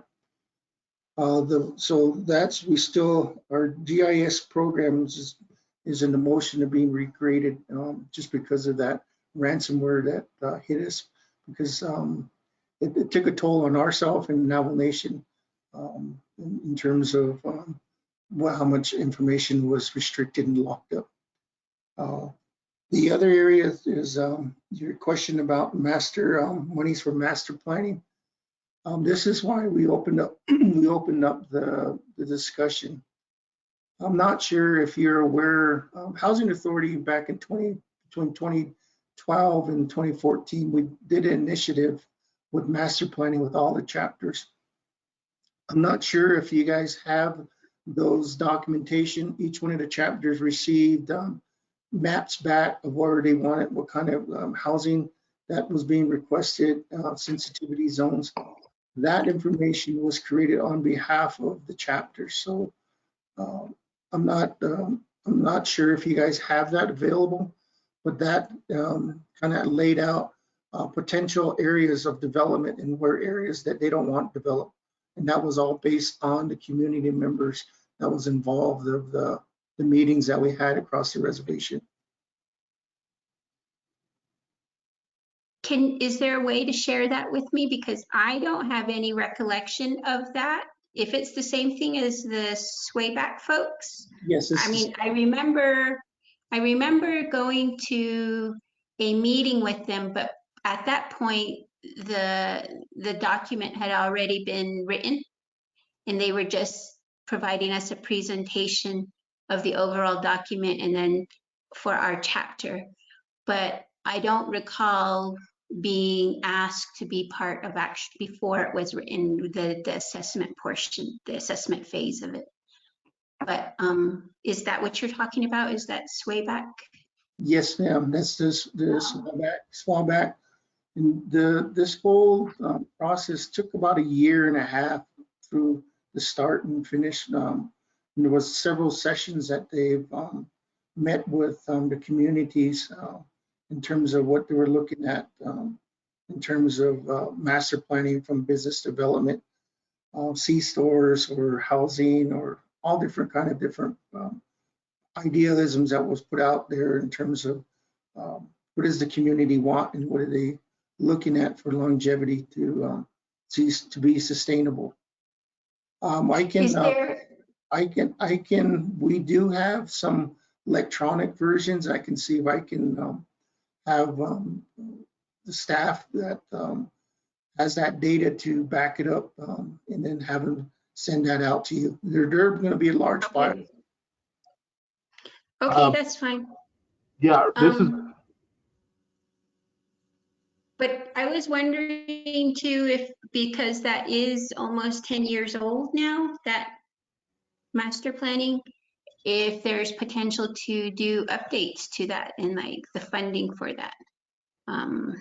Because I think now with my position in the community, and there's a lot of different initiatives that I'm working on, I think like it would be really good to circle back to see what the community wanted about 10 years ago and what we're thinking about trying to do now.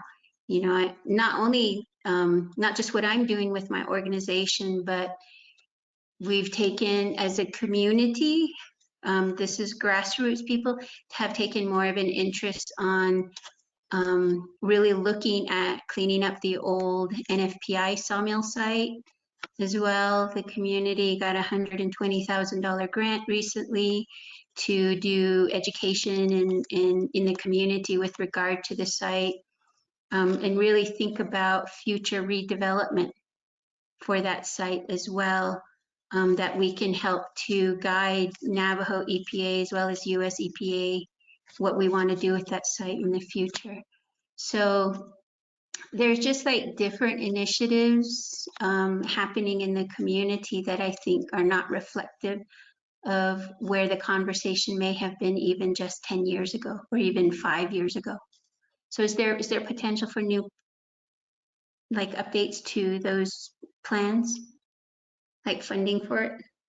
Well, for funding, I'm not sure how we can, but that's something that you can do a request to the Grants Management Office that oversees the requests, and that's through Miss Nelly Gilmore. But in terms of some of the areas that we have within the program, like I mentioned, the chapter TA technical assistance, that's something that we can help out for housing developments in terms of trying to keep that continuity going, what we can do for the Navajo community. One of the things as we looked at, Navajo has probably one of the oldest infrastructure systems there.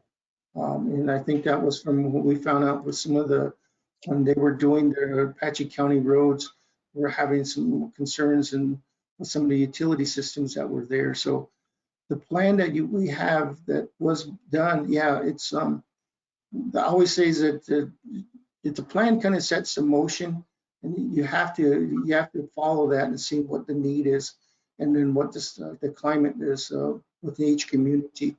But it's a basis of a foundation that gives you that opportunity to where you want to go. Okay, I'm not sure, but we can get we can look for the information, give that to you on a CD-ROM or jump drive, and you can use that for your aspects of where you're looking at. Okay. Give you that opportunity because the maps that they produced lays out where a lot of people, because one of the things like in Navajo, it's kind of landlocked between farmland, the drainage, the rock. So you have a landlocked area there that kind of hinders the actual development for that community. So those are some of the things that we can look at giving you that information, okay? Yeah, definitely. I would be interested in looking at that information. It's always a good idea to have a good bearing on what has happened in the past. And you are correct in that our community is very old. With the ARPA funding through the chapter, one of our requests, and I know council hasn't made a decision on it, but one of our requests was to get some funding to do a PER on our water and wastewater systems in Navajo, the entire town of Navajo. I had wanted to try and do a conversion of a 4-bedroom house to a duplex, and when the engineer came out and took a look at the utilities, he was like, this is iron ductile, and he was like, NTUA is going to make you pull all of that out and put in PVC because that's the standard now. And he's like, that's going to add at least an additional $70,000 to your project and stuff like that. So I'm well aware of how old our utility system is here in Navajo. So if we get the funding from ARPA, like once council makes a decision on how they're going to divvy up the money for our communities, hopefully that one will get funded and we'll get an idea of what it is that we need to do a roadmap with regard to that. One of the things I mentioned this morning too is that I'm working on a street improvement project. We had a community streets planning assessment done about 2 years ago of all of the streets in Navajo, and it's going to cost like $19 million to renovate and upgrade these streets. But so we prioritize them, and we're focusing on the loop through our community of 3 streets: Cedar, Lone Pine, and Shepherd Springs. And I know Cedar Avenue and Lone Pine and Shepherd Springs also happen to be access streets for NHA's homes in our community. So I was asking about the potential of, I'm not looking for funding the entire thing, but a little bit of help to help with the construction.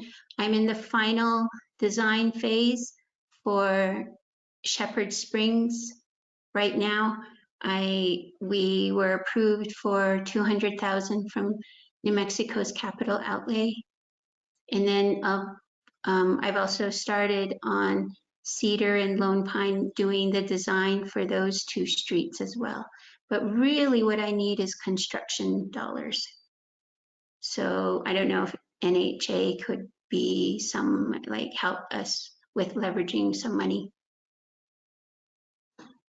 Those are some of the areas that probably, I know that, I'm gonna say 2015 or 2016, we had, when they were doing the chip seal with McKinley County, we had our surveyors out there doing some of the roadway because there was a request that I think Mr. Reed and Mr. Mike Pisano was looking at. Is those the same locations that my staff was helping with? Those numbers. So Cedar and Shepherd Springs were, but I don't believe they did the entire length of the street. They only did a portion of the chip sealing. Really, on Cedar was just to accommodate the school, because the elementary school is on Cedar. And then for Shepherd Springs, just past the fire station, because the fire trucks need to get out to an emergency really quickly. So it wasn't the entire length of both streets. But I believe we already paid the contractors to do the surveying again for those two streets. Okay. I'd like to share, Mr. Marlon Stephen has his hand up, and then also Commissioner Herbert has a question as well. We could have a totally separate conversation about this. I'm willing to stand down.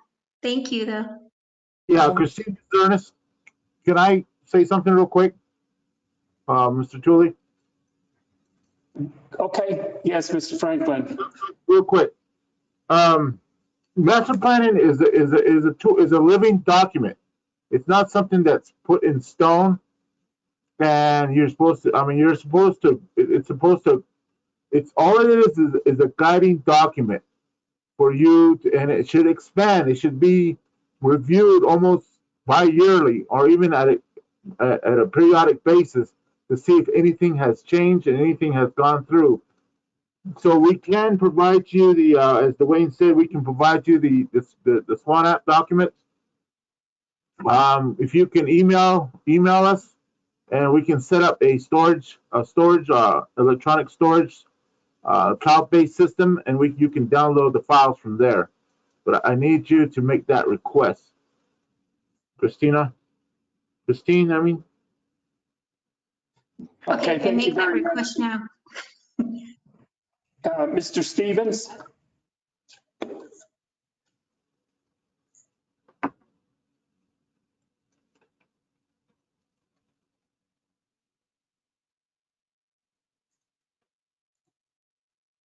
Commissioner. Okay, Herbert? thank you, Mr. Tully. Okay, go ahead. All right, appreciate that. I have a couple of questions. You mentioned back in the housing needs assessment, I brought that issue earlier. I understand that, and that was done several years ago. Again, I hate repeating myself, but back in 2005 and 2007, for a period of two or 3 years, NHA took on this initiative to work with chapters at that time with the community land use agreement, and then try and establish a master plan. It appears to me that this issue continues to persist over several years, and which because you're looking at a process that costs NHA 4.2 million of taxpayer dollars, and yet when I looked at the data that was presented earlier, the last time when I left NHA back in 1998, the housing units under management was around 7,250. So you've only seen a modest increase of at least 900 units over the past 19 years. My concern is, what are we doing as an organization to move in developing? I understand the presentation, I understand the land use, I understand some of the barriers, the challenges, all that's been an issue. But we had staff in those capacities for a number of years who should be experts. So my question is, why hasn't NHA increased their units under management substantially within the past 5 years?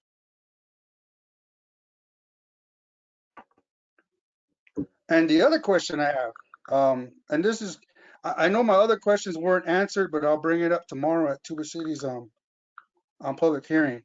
But the other question I was looking forward to, as far as the presentation of the public hearing for the Indian Housing Plan for this year, is I wanted to know, I get the orientation, I get the background, I get all of that stuff, the processes, but what I'm looking for from NHA is what exactly in dollar amounts that you have to this day that you're going to present for review and approval, not only through the BOC, but also through the Navajo Nation approval process. What I mean by that is how much money is being earmarked for new development, how much money is going to be utilized for subsidies, how much is for other dollars amounts that are going to be used for renovation under the housing Indian plan that's going to be uploaded onto Epic. I have yet to see that information. And it appears that, to me, that this process is just to satisfy the public hearing process. You're already talking about presenting this by July. So I can only imagine that there are monies available for development purposes, if any, because I don't think NHA has ever done any major construction for home ownership within the last 5 years.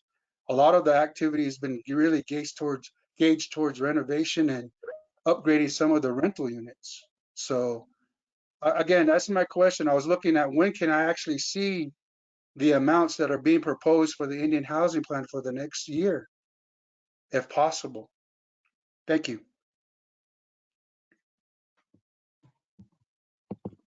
Mr. Wasetta, would you please answer the question in regards to what Mr. Stephen had posed in regards to the initial study that was done? And that particular study is that the housing assessment, there was a number that was projected as far as what the housing need is, and then also the number of units that have been built. Mr. Wasetta? Mr. Stevens, I'm not sure, was there a presentation on the housing needs assessment that was presented? No, Aniba Yazi came on board utilizing that document at that time, stating that there was a need around 50,000 at the time of the report. It was just information going off the top of her head. But what I'm saying is, based on the housing needs assessment, what have we done for NHA to even develop new construction of home ownerships? Like I said, you presented, it was a very well thought out process on your presentation. I get the background, I get the challenges, I get the barriers, I get all of that. But what I'm referring to is you take that step, you go back even further to 2005 to 2007, 4.2 million was earmarked and contracted out with government development to work with the chapters to develop this community master lease or land use plan. And 4.2 million is quite a bit of money. Then you go back forward into 3 or 4 years later, then you have this community needs assessment. It appears that we're putting a lot of money into these studies, these maps, and coming from a housing background and knowing the longevity of the environmental review reports and how long that lasts and the validity of that process. I'll take, for example, even now, another issue that I haven't brought up, and this will be up for Tuba City, is the environmental impact study for the Bennett Freeze area. Again, everybody at that time, I believe it was several years ago under the Begay administration, put all their stuff together and try to form some type of housing task force. I forget the name of it, but money was put into that. Then later, as you mentioned in your report, the infrastructure, the land use, sustainability, all that was an issue because of the land topology for that area. The infrastructure was not readily available. But then BIA came out with a recent impact study, and now we're back to square one. I mean, that's just one instance of how much money the NHA has been putting into some of these projects that don't seem to be completed. Now, my question is this: how many units within the last 5 years has NHA really done to improve home ownership for those areas or across the Navajo Nation. Thank you.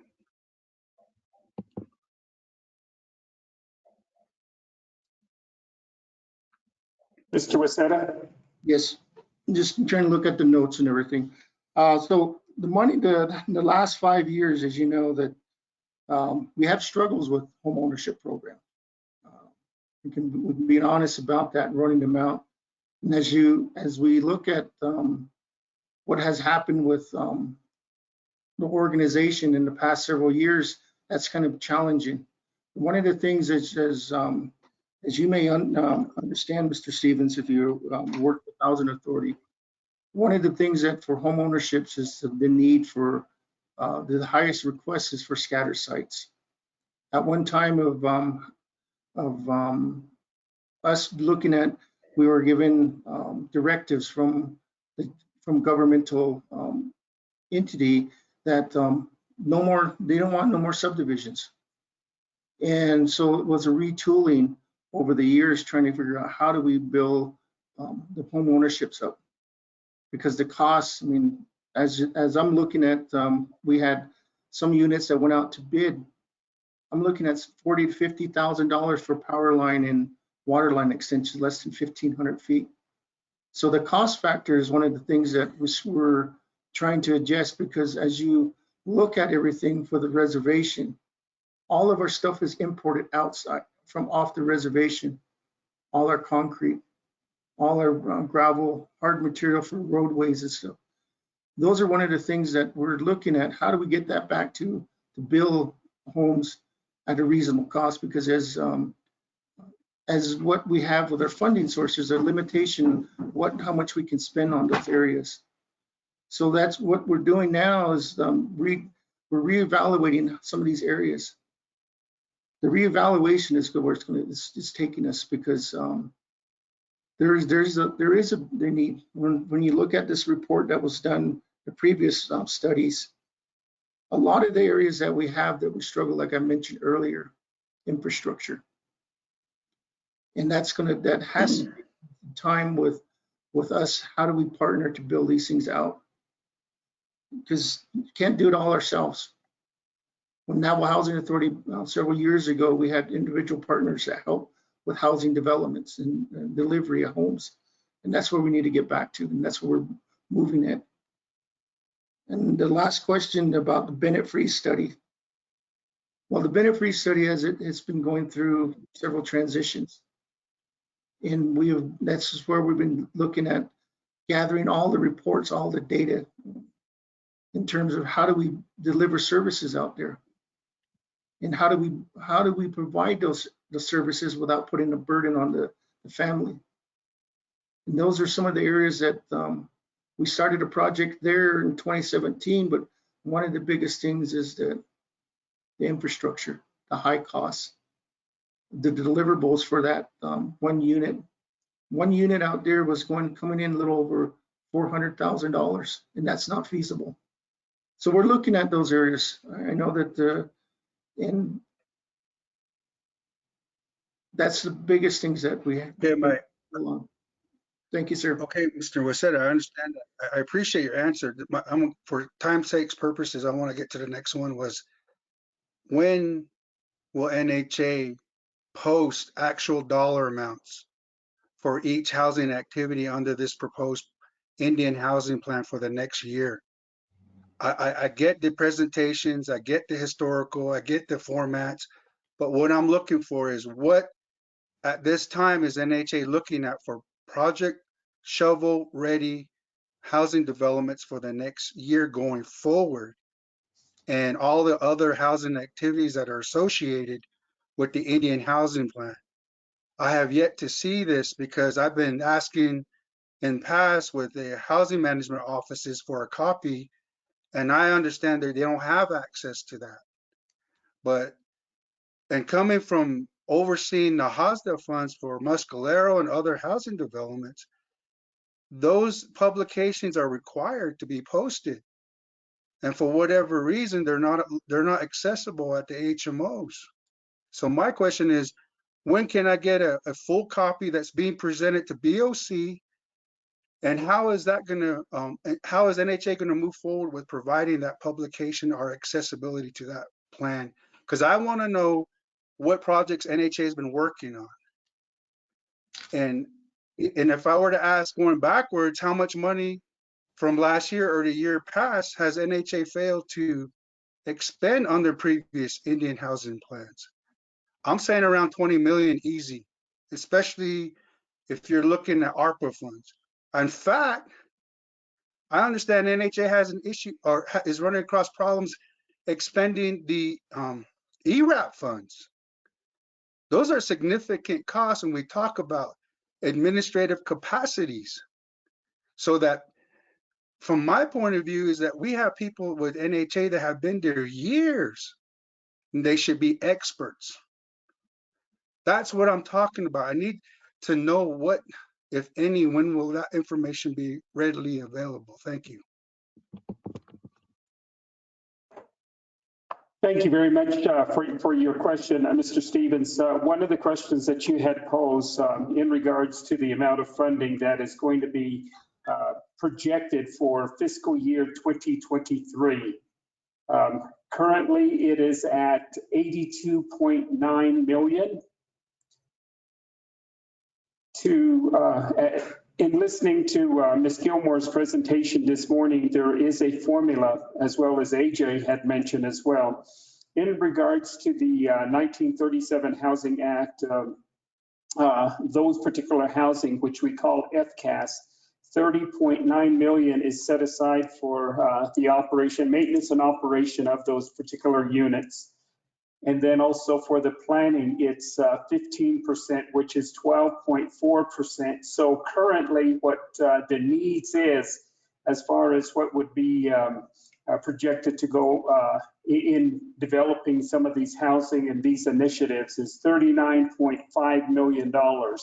That is projected right now, and that's what we are having this particular public hearing on. So I just wanted to share that with you. And then I will, let me go to Commissioner Herbert, please. Thank you. Good afternoon. My questions were posted earlier, but I was just wondering, how would my chapter go about asking for speed bumps through the community housing here in Nosh Chitty? And then also, how would we propose a housing development for our community, even though we have NHA housing here already, both home ownership and rental units? Thank you. The Commissioner Herbert, that particular presentation was provided for by Ms. AJ Yazzie, and she presented that in regards to the crime prevention, where road or bumps are going to be allowed in regards to that. Now, if that is a development that the community so desires, and it's in a housing development, then you would request that through your housing management office. And then also some of the other activities that are laid out there in regards to what are some of the eligible activities. That is where you as a community will, in partnership with other funding agencies, can make it possible. And I want to share with you in regards to some of these other activities that that have been mentioned as far as development is concerned. And I just want to share with you, you as individuals, those that are participating today, you're experts. You know where your Superfund sites are, your brownfield sites are, and some of the abandoned land dumps that they have out there from the former BIA days. You know where some of those sites are, and then also what some of the terrain looks like when we get a lot of rain. And so we want to make sure that any development that is taking place is also in discussion with you. And so if your chapter or your community or your governance would like to do development, Mr. Wasetta did mention if you could allocate 3 sites, identify those 3 sites that can be taken a look at for a pre-feasibility study. And that's where the team from NHA will go out and then also assist the chapter. And we cannot do this without a chapter resolution per Title 26. And therefore, in growing your particular community, then we really need to do this partnership and then also the collaboration in regards to some of these activities. The ground layout, as mentioned earlier with Mr. Wacetta's presentation, you can put one home on an acre or you can put up 6 homes on an acre, depending upon some of the other needs that you may have as a community. And I'd like to point out that Shiprock housing development in the community of Shiprock Chapter, just west of the Northern Medical Center, 6.3 acres was allocated and 96 units were developed. At that time in 2010, that particular project was $14 million. And what had been alluded to today, if you go down to Sam's Club, OSB is going to be nearly $50 a sheet when it used to be $13 and $17 a sheet. So not really knowing what the market rate is going to be in the days to come. We really need to utilize our planning efforts so that we can build the most amount of units with the resources that is available. On that 6.3 acres, 96 units, that was a $14 million project that I mentioned. But USDA came in, and then New Mexico Finance and Mortgage came in partnership with the CDC of Shiprock. NAHASDA only allocated $3 million to that $14 million project. And so $19 million was realized from another agency. So that is some of the activities that can take place with your particular partnership and US stakeholders. And I just wanted to mention that in regards to our discussion today. And then also leverage opportunities that Ms. AJ had asked about or had presented about in regards to her presentation today. So I think that that's something that we can begin to do and begin to realize some of these planning activities. So I would just wanted to share some of that with you. In regards to the construction presentation, I believe that was the end of their presentation. And so now we get to the question and answer period. I believe that there are staff members, NHA staff members that are still present to answer some of your questions that you may have.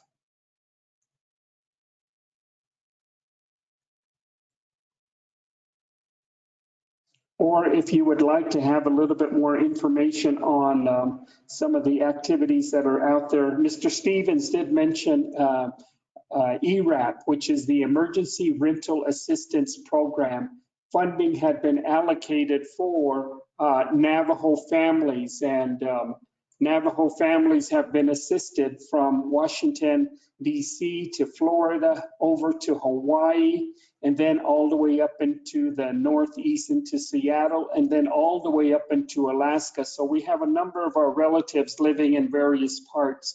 The emergency rental program is to assist those individuals that are residing and have been impacted by the COVID pandemic.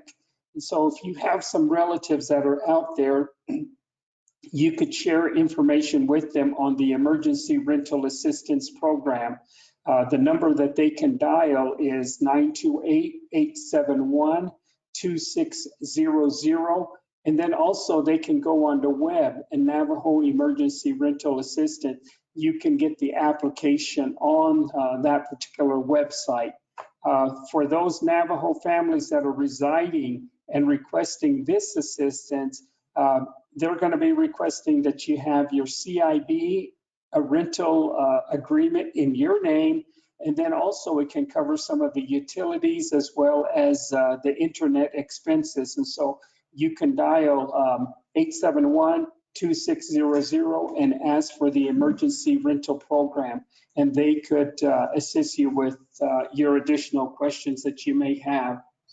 And then also in regards to that, there are some other activities that are out there for some of our community members that may not know about that. What are some of the other housing programs that is made available?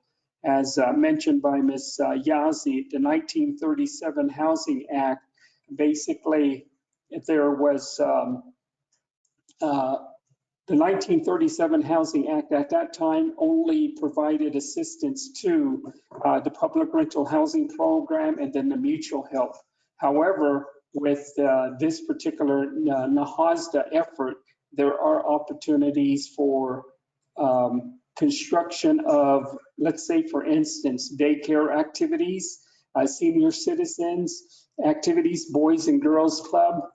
And those are some of the other areas that you as individual chapters can begin to take a look at and explore as to what you would like to see within your community. I do have a note here in regards to housing development. 2012, since 2012, almost 9 years, there has been a total of 752 new homes constructed. And some of those homes basically have been scattered site activities, but those other activities may deal with public rental and then home ownership activities, and then also assisting some of the veterans. There was mention of that as well earlier today in regards to assistance to some of our veterans in their housing development initiative. So if you have a question, please raise your hand. And I see Mr. Marlon Stephen raising his hand. Mr. Stevens.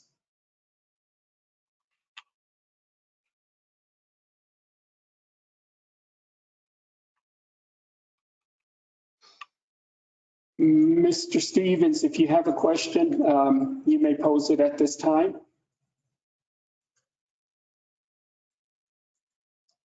Or any of the other attendees that may have a question.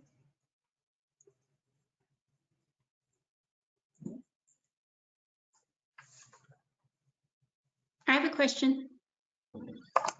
Yes. Who are the current Board of Commissioners? The current Board of Commissioners, thank you for asking. We do have Commissioner Chair David Ian Sloan. He is listening in on this particular conference or this particular public hearing. Carrie Begay is also a Board of Commissioner, and then Ms. Commissioner Yazzie is also a commissioner. There are 2 vacancies that have yet to be fulfilled or filled. What is Commissioner Yazzie's first name? I'm sorry, I don't know. Excuse me, say that again.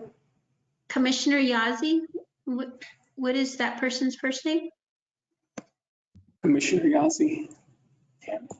Yes, the 2 ladies basically are, Ms. Yazzie is the newest member of the board, and she's representing the tenant and home buyers, as well as Carrie Begay. And then the other professional that is out there, representing the professional field is Mr. Dave Sloan. He does have his hand up, so Commissioner Sloan.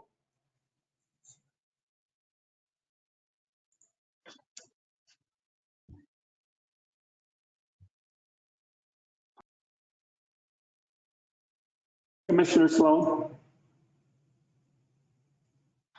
Mr. Tilley, it's Marlon Stevens. They're having issues on our end trying to respond because I think it'll take him quite a bit for it to connect on his end, because I was having that problem when you were calling on me. My question, if I may, just real quick, is when can I get a copy of the IHP that's going to be uploaded onto Epic, if possible?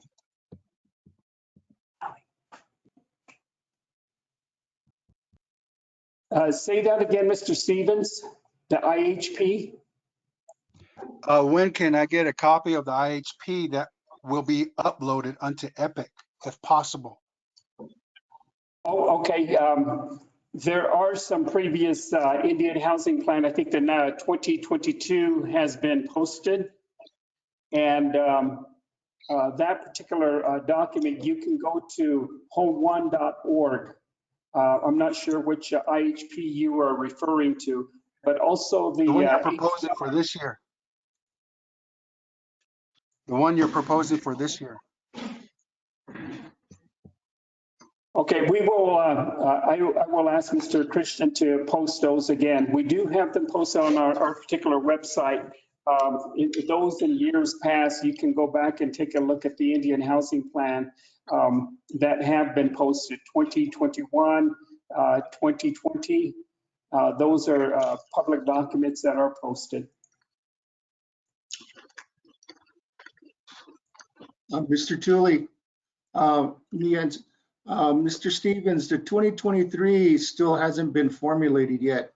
And this is where we're asking for comments on some of the areas. So given today's discussion about the street, some of the areas there, those are some of the areas that we're looking at to be included into potential eligible activities. So the 2023, it's due to HUD around mid-July, so that won't be posted until later in the summer. But we're still formulating the 2023 with this, the hearings that we're having, getting the feedback from the local communities on what areas that we can assist with some of these eligible activities. I hope that answers your question. Okay, thank you. Yes, thank you. Thank you. Commissioner Sloan?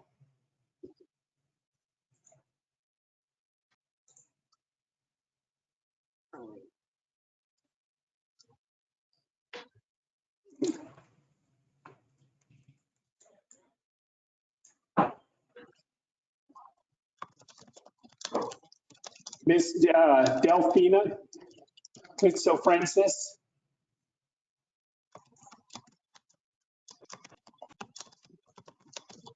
Oh, hi. Just the last presentation that was presented, I just wanted a copy of that. Your PDF copy. Go ahead.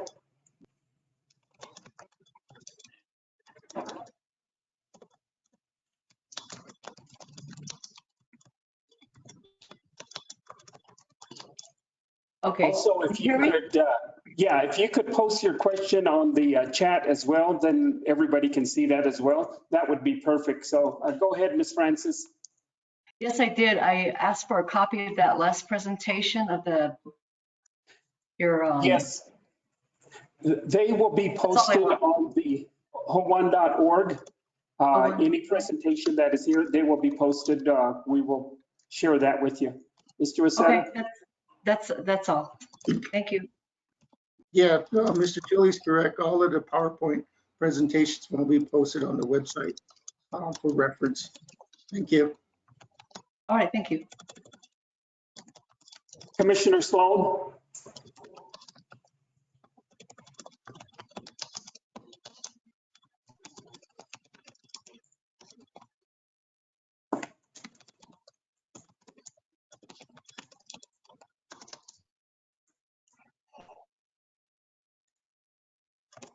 Commissioner Sloan?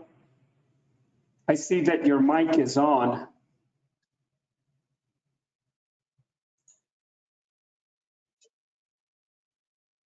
Try having connection.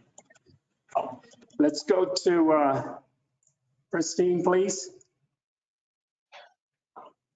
Oh, me? Okay. Yes. I wanted to ask a question. When you said from 2012, how many new houses were built?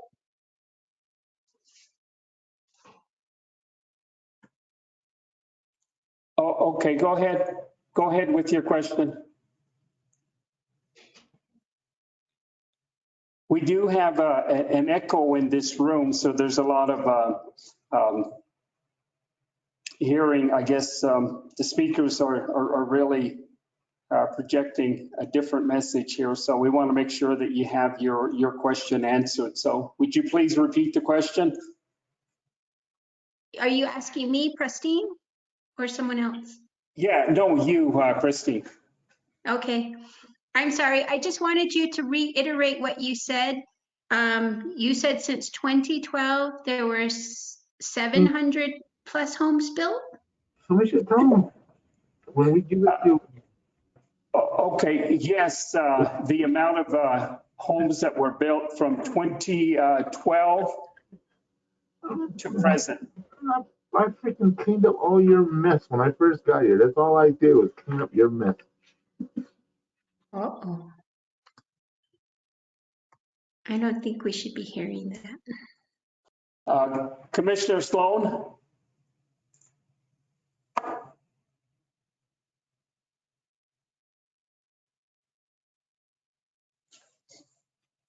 I see that your mic is on, but there is, we can't hear you on this end.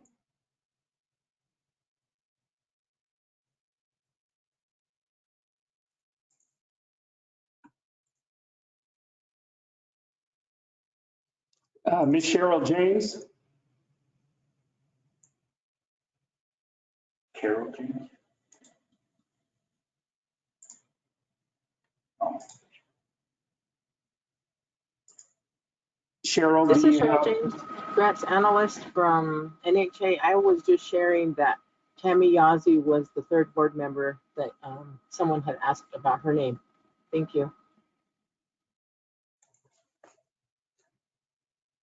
Okay, so this is the question and answer period, as I had mentioned. This is an opportunity for the listening audience to pose some questions, and then there have been some questions as far as the number of units and then also the amount of funding that is going to be projected for this 2023 Indian Housing Plan. And then also this particular public hearing is to get your input. And then also with the other activities that are concerning development of homes in your particular community, it would be ideal to take a look at some of the other resources that are out there to get some of the demographics. The 2020 U.S. Census, the American Community Survey, which is a census that is taken every 5 years. You can take a look at, let's say, for instance, Nashchitty, and you can type in ACS, American Community Survey, and they will give you some of the demographics that you may have seen as part of the U.S. Census. So that particular data is available as you explore the Google. And then also the other activities as far as getting some of this other information would be is from your land use club committee members as well. It gives them an opportunity as far as what the community needs are. And then there are some communities that may not have a committee currently in place. And this would be an opportunity for you to get some of your community members out there to get involved in partnershiping with the chapter, because you have a lot of resources that are out there as well. Those resources are people that may have retired or new to your community. They have expertise, and then also they have other talents that they may be able to share with the community.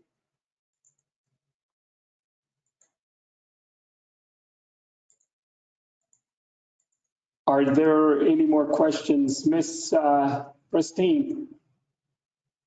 Yes, thank you. Last question. Is it too late to try and have some of these projects that I mentioned before on the 2023 Indian Housing Plan? Because I remember from Nelly's presentation, she said you guys had a deadline for February 28th. Yeah, that is the projected date, but having this particular public hearing, I would, as mentioned by Mr. Waseda, is to put in your particular request in a resolution format.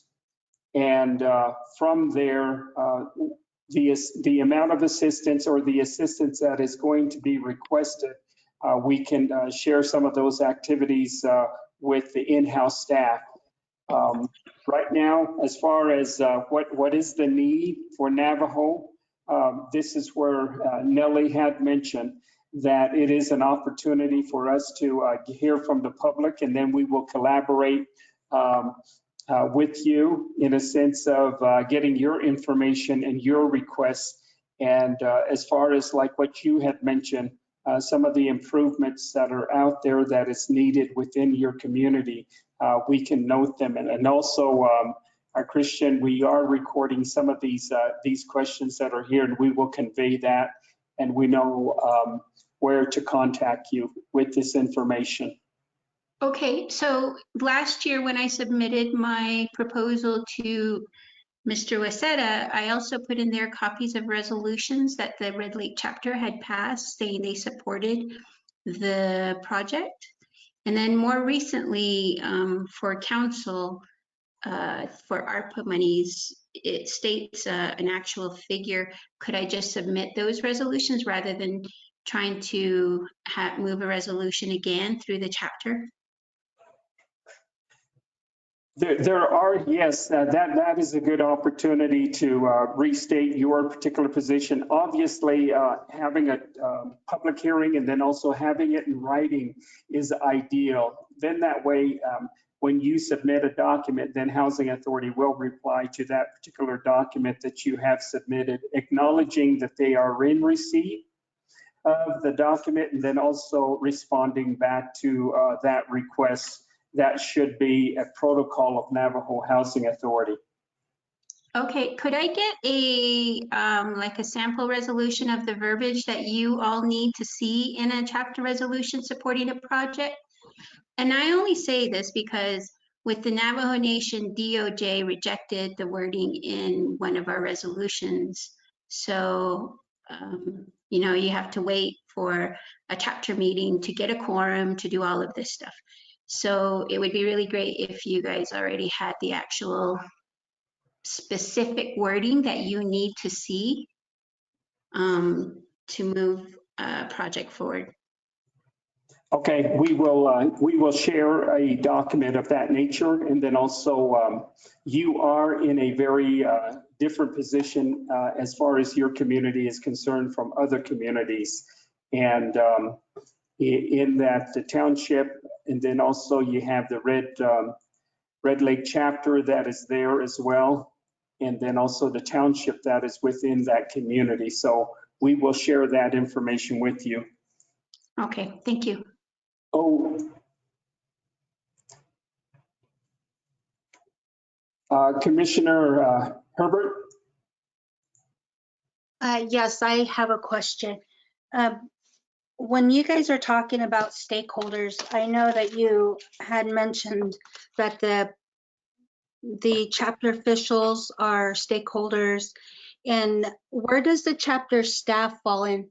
Because sometimes the CSC or the chapter manager sometimes have more information than the chapter officials do. So I was just wondering, how is the chapter staff pulled into all of this as, I guess, as stakeholders too? Okay, thank you very much. This particular public hearing, what we had done is that all 110 chapters receive information on this, and then also they should be able to convey that. I know that there is some of those administrators at the chapter level are working under the executive office, and then chapters are elected officials there. And some of this information, it may not be shared or communicated with individuals that are out there, but we will do our best to share the information to everybody and anybody that would like to have information in regards to stakeholders. Other stakeholders out there, you do have schools, you do have faith-based organizations, or even some of these economic development places where you have gas stations or convenience stores. Obviously, they are the ones that could partner with you as well. So there's a number of different stakeholders out there outside the tribal organization or entity or the government entity of Navajo. But there are some other community members that are out there because we are living in blended communities. There are some private lands and then also some allotted lands, trust land, fee lands. Some of your particular chapters may not have a large trust land base. Others may be fortunate to have fee land as well, where you can develop. Ms. Prestine?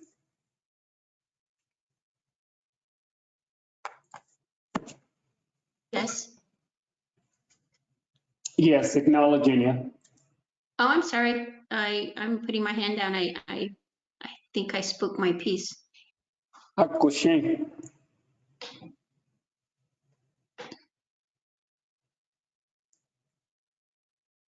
Anybody else that would like to pose a question?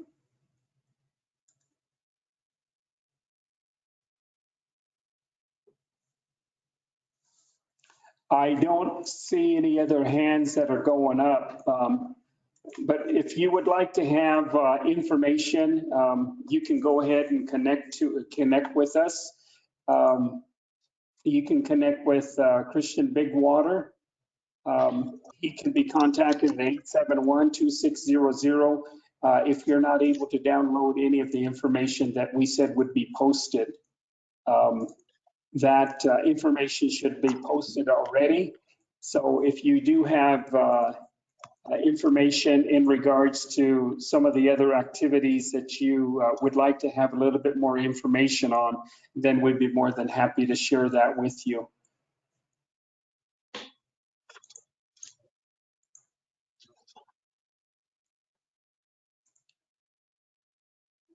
And I will do the last round of call for questions.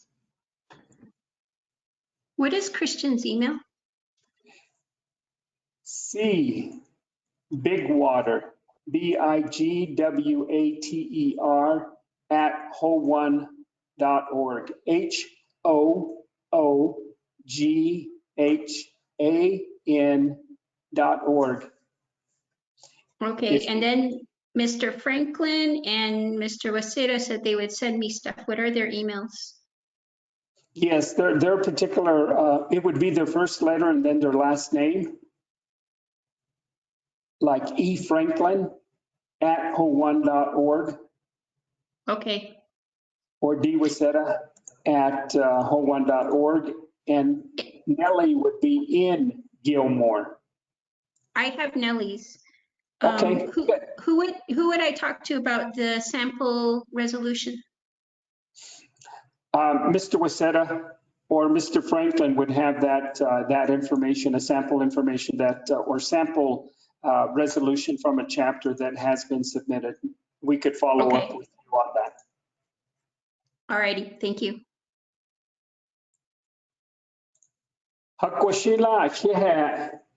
We will conclude our session today. Thank you very much for your participation. If you would like to get a hold of us, if you'd like to get a hold of my email is etuley, TULLEY @hoone.org. Or if you would like to contact us by phone, the number that you can dial is 928-871-2600. The young lady there will take your name and then we'll set you with our extension.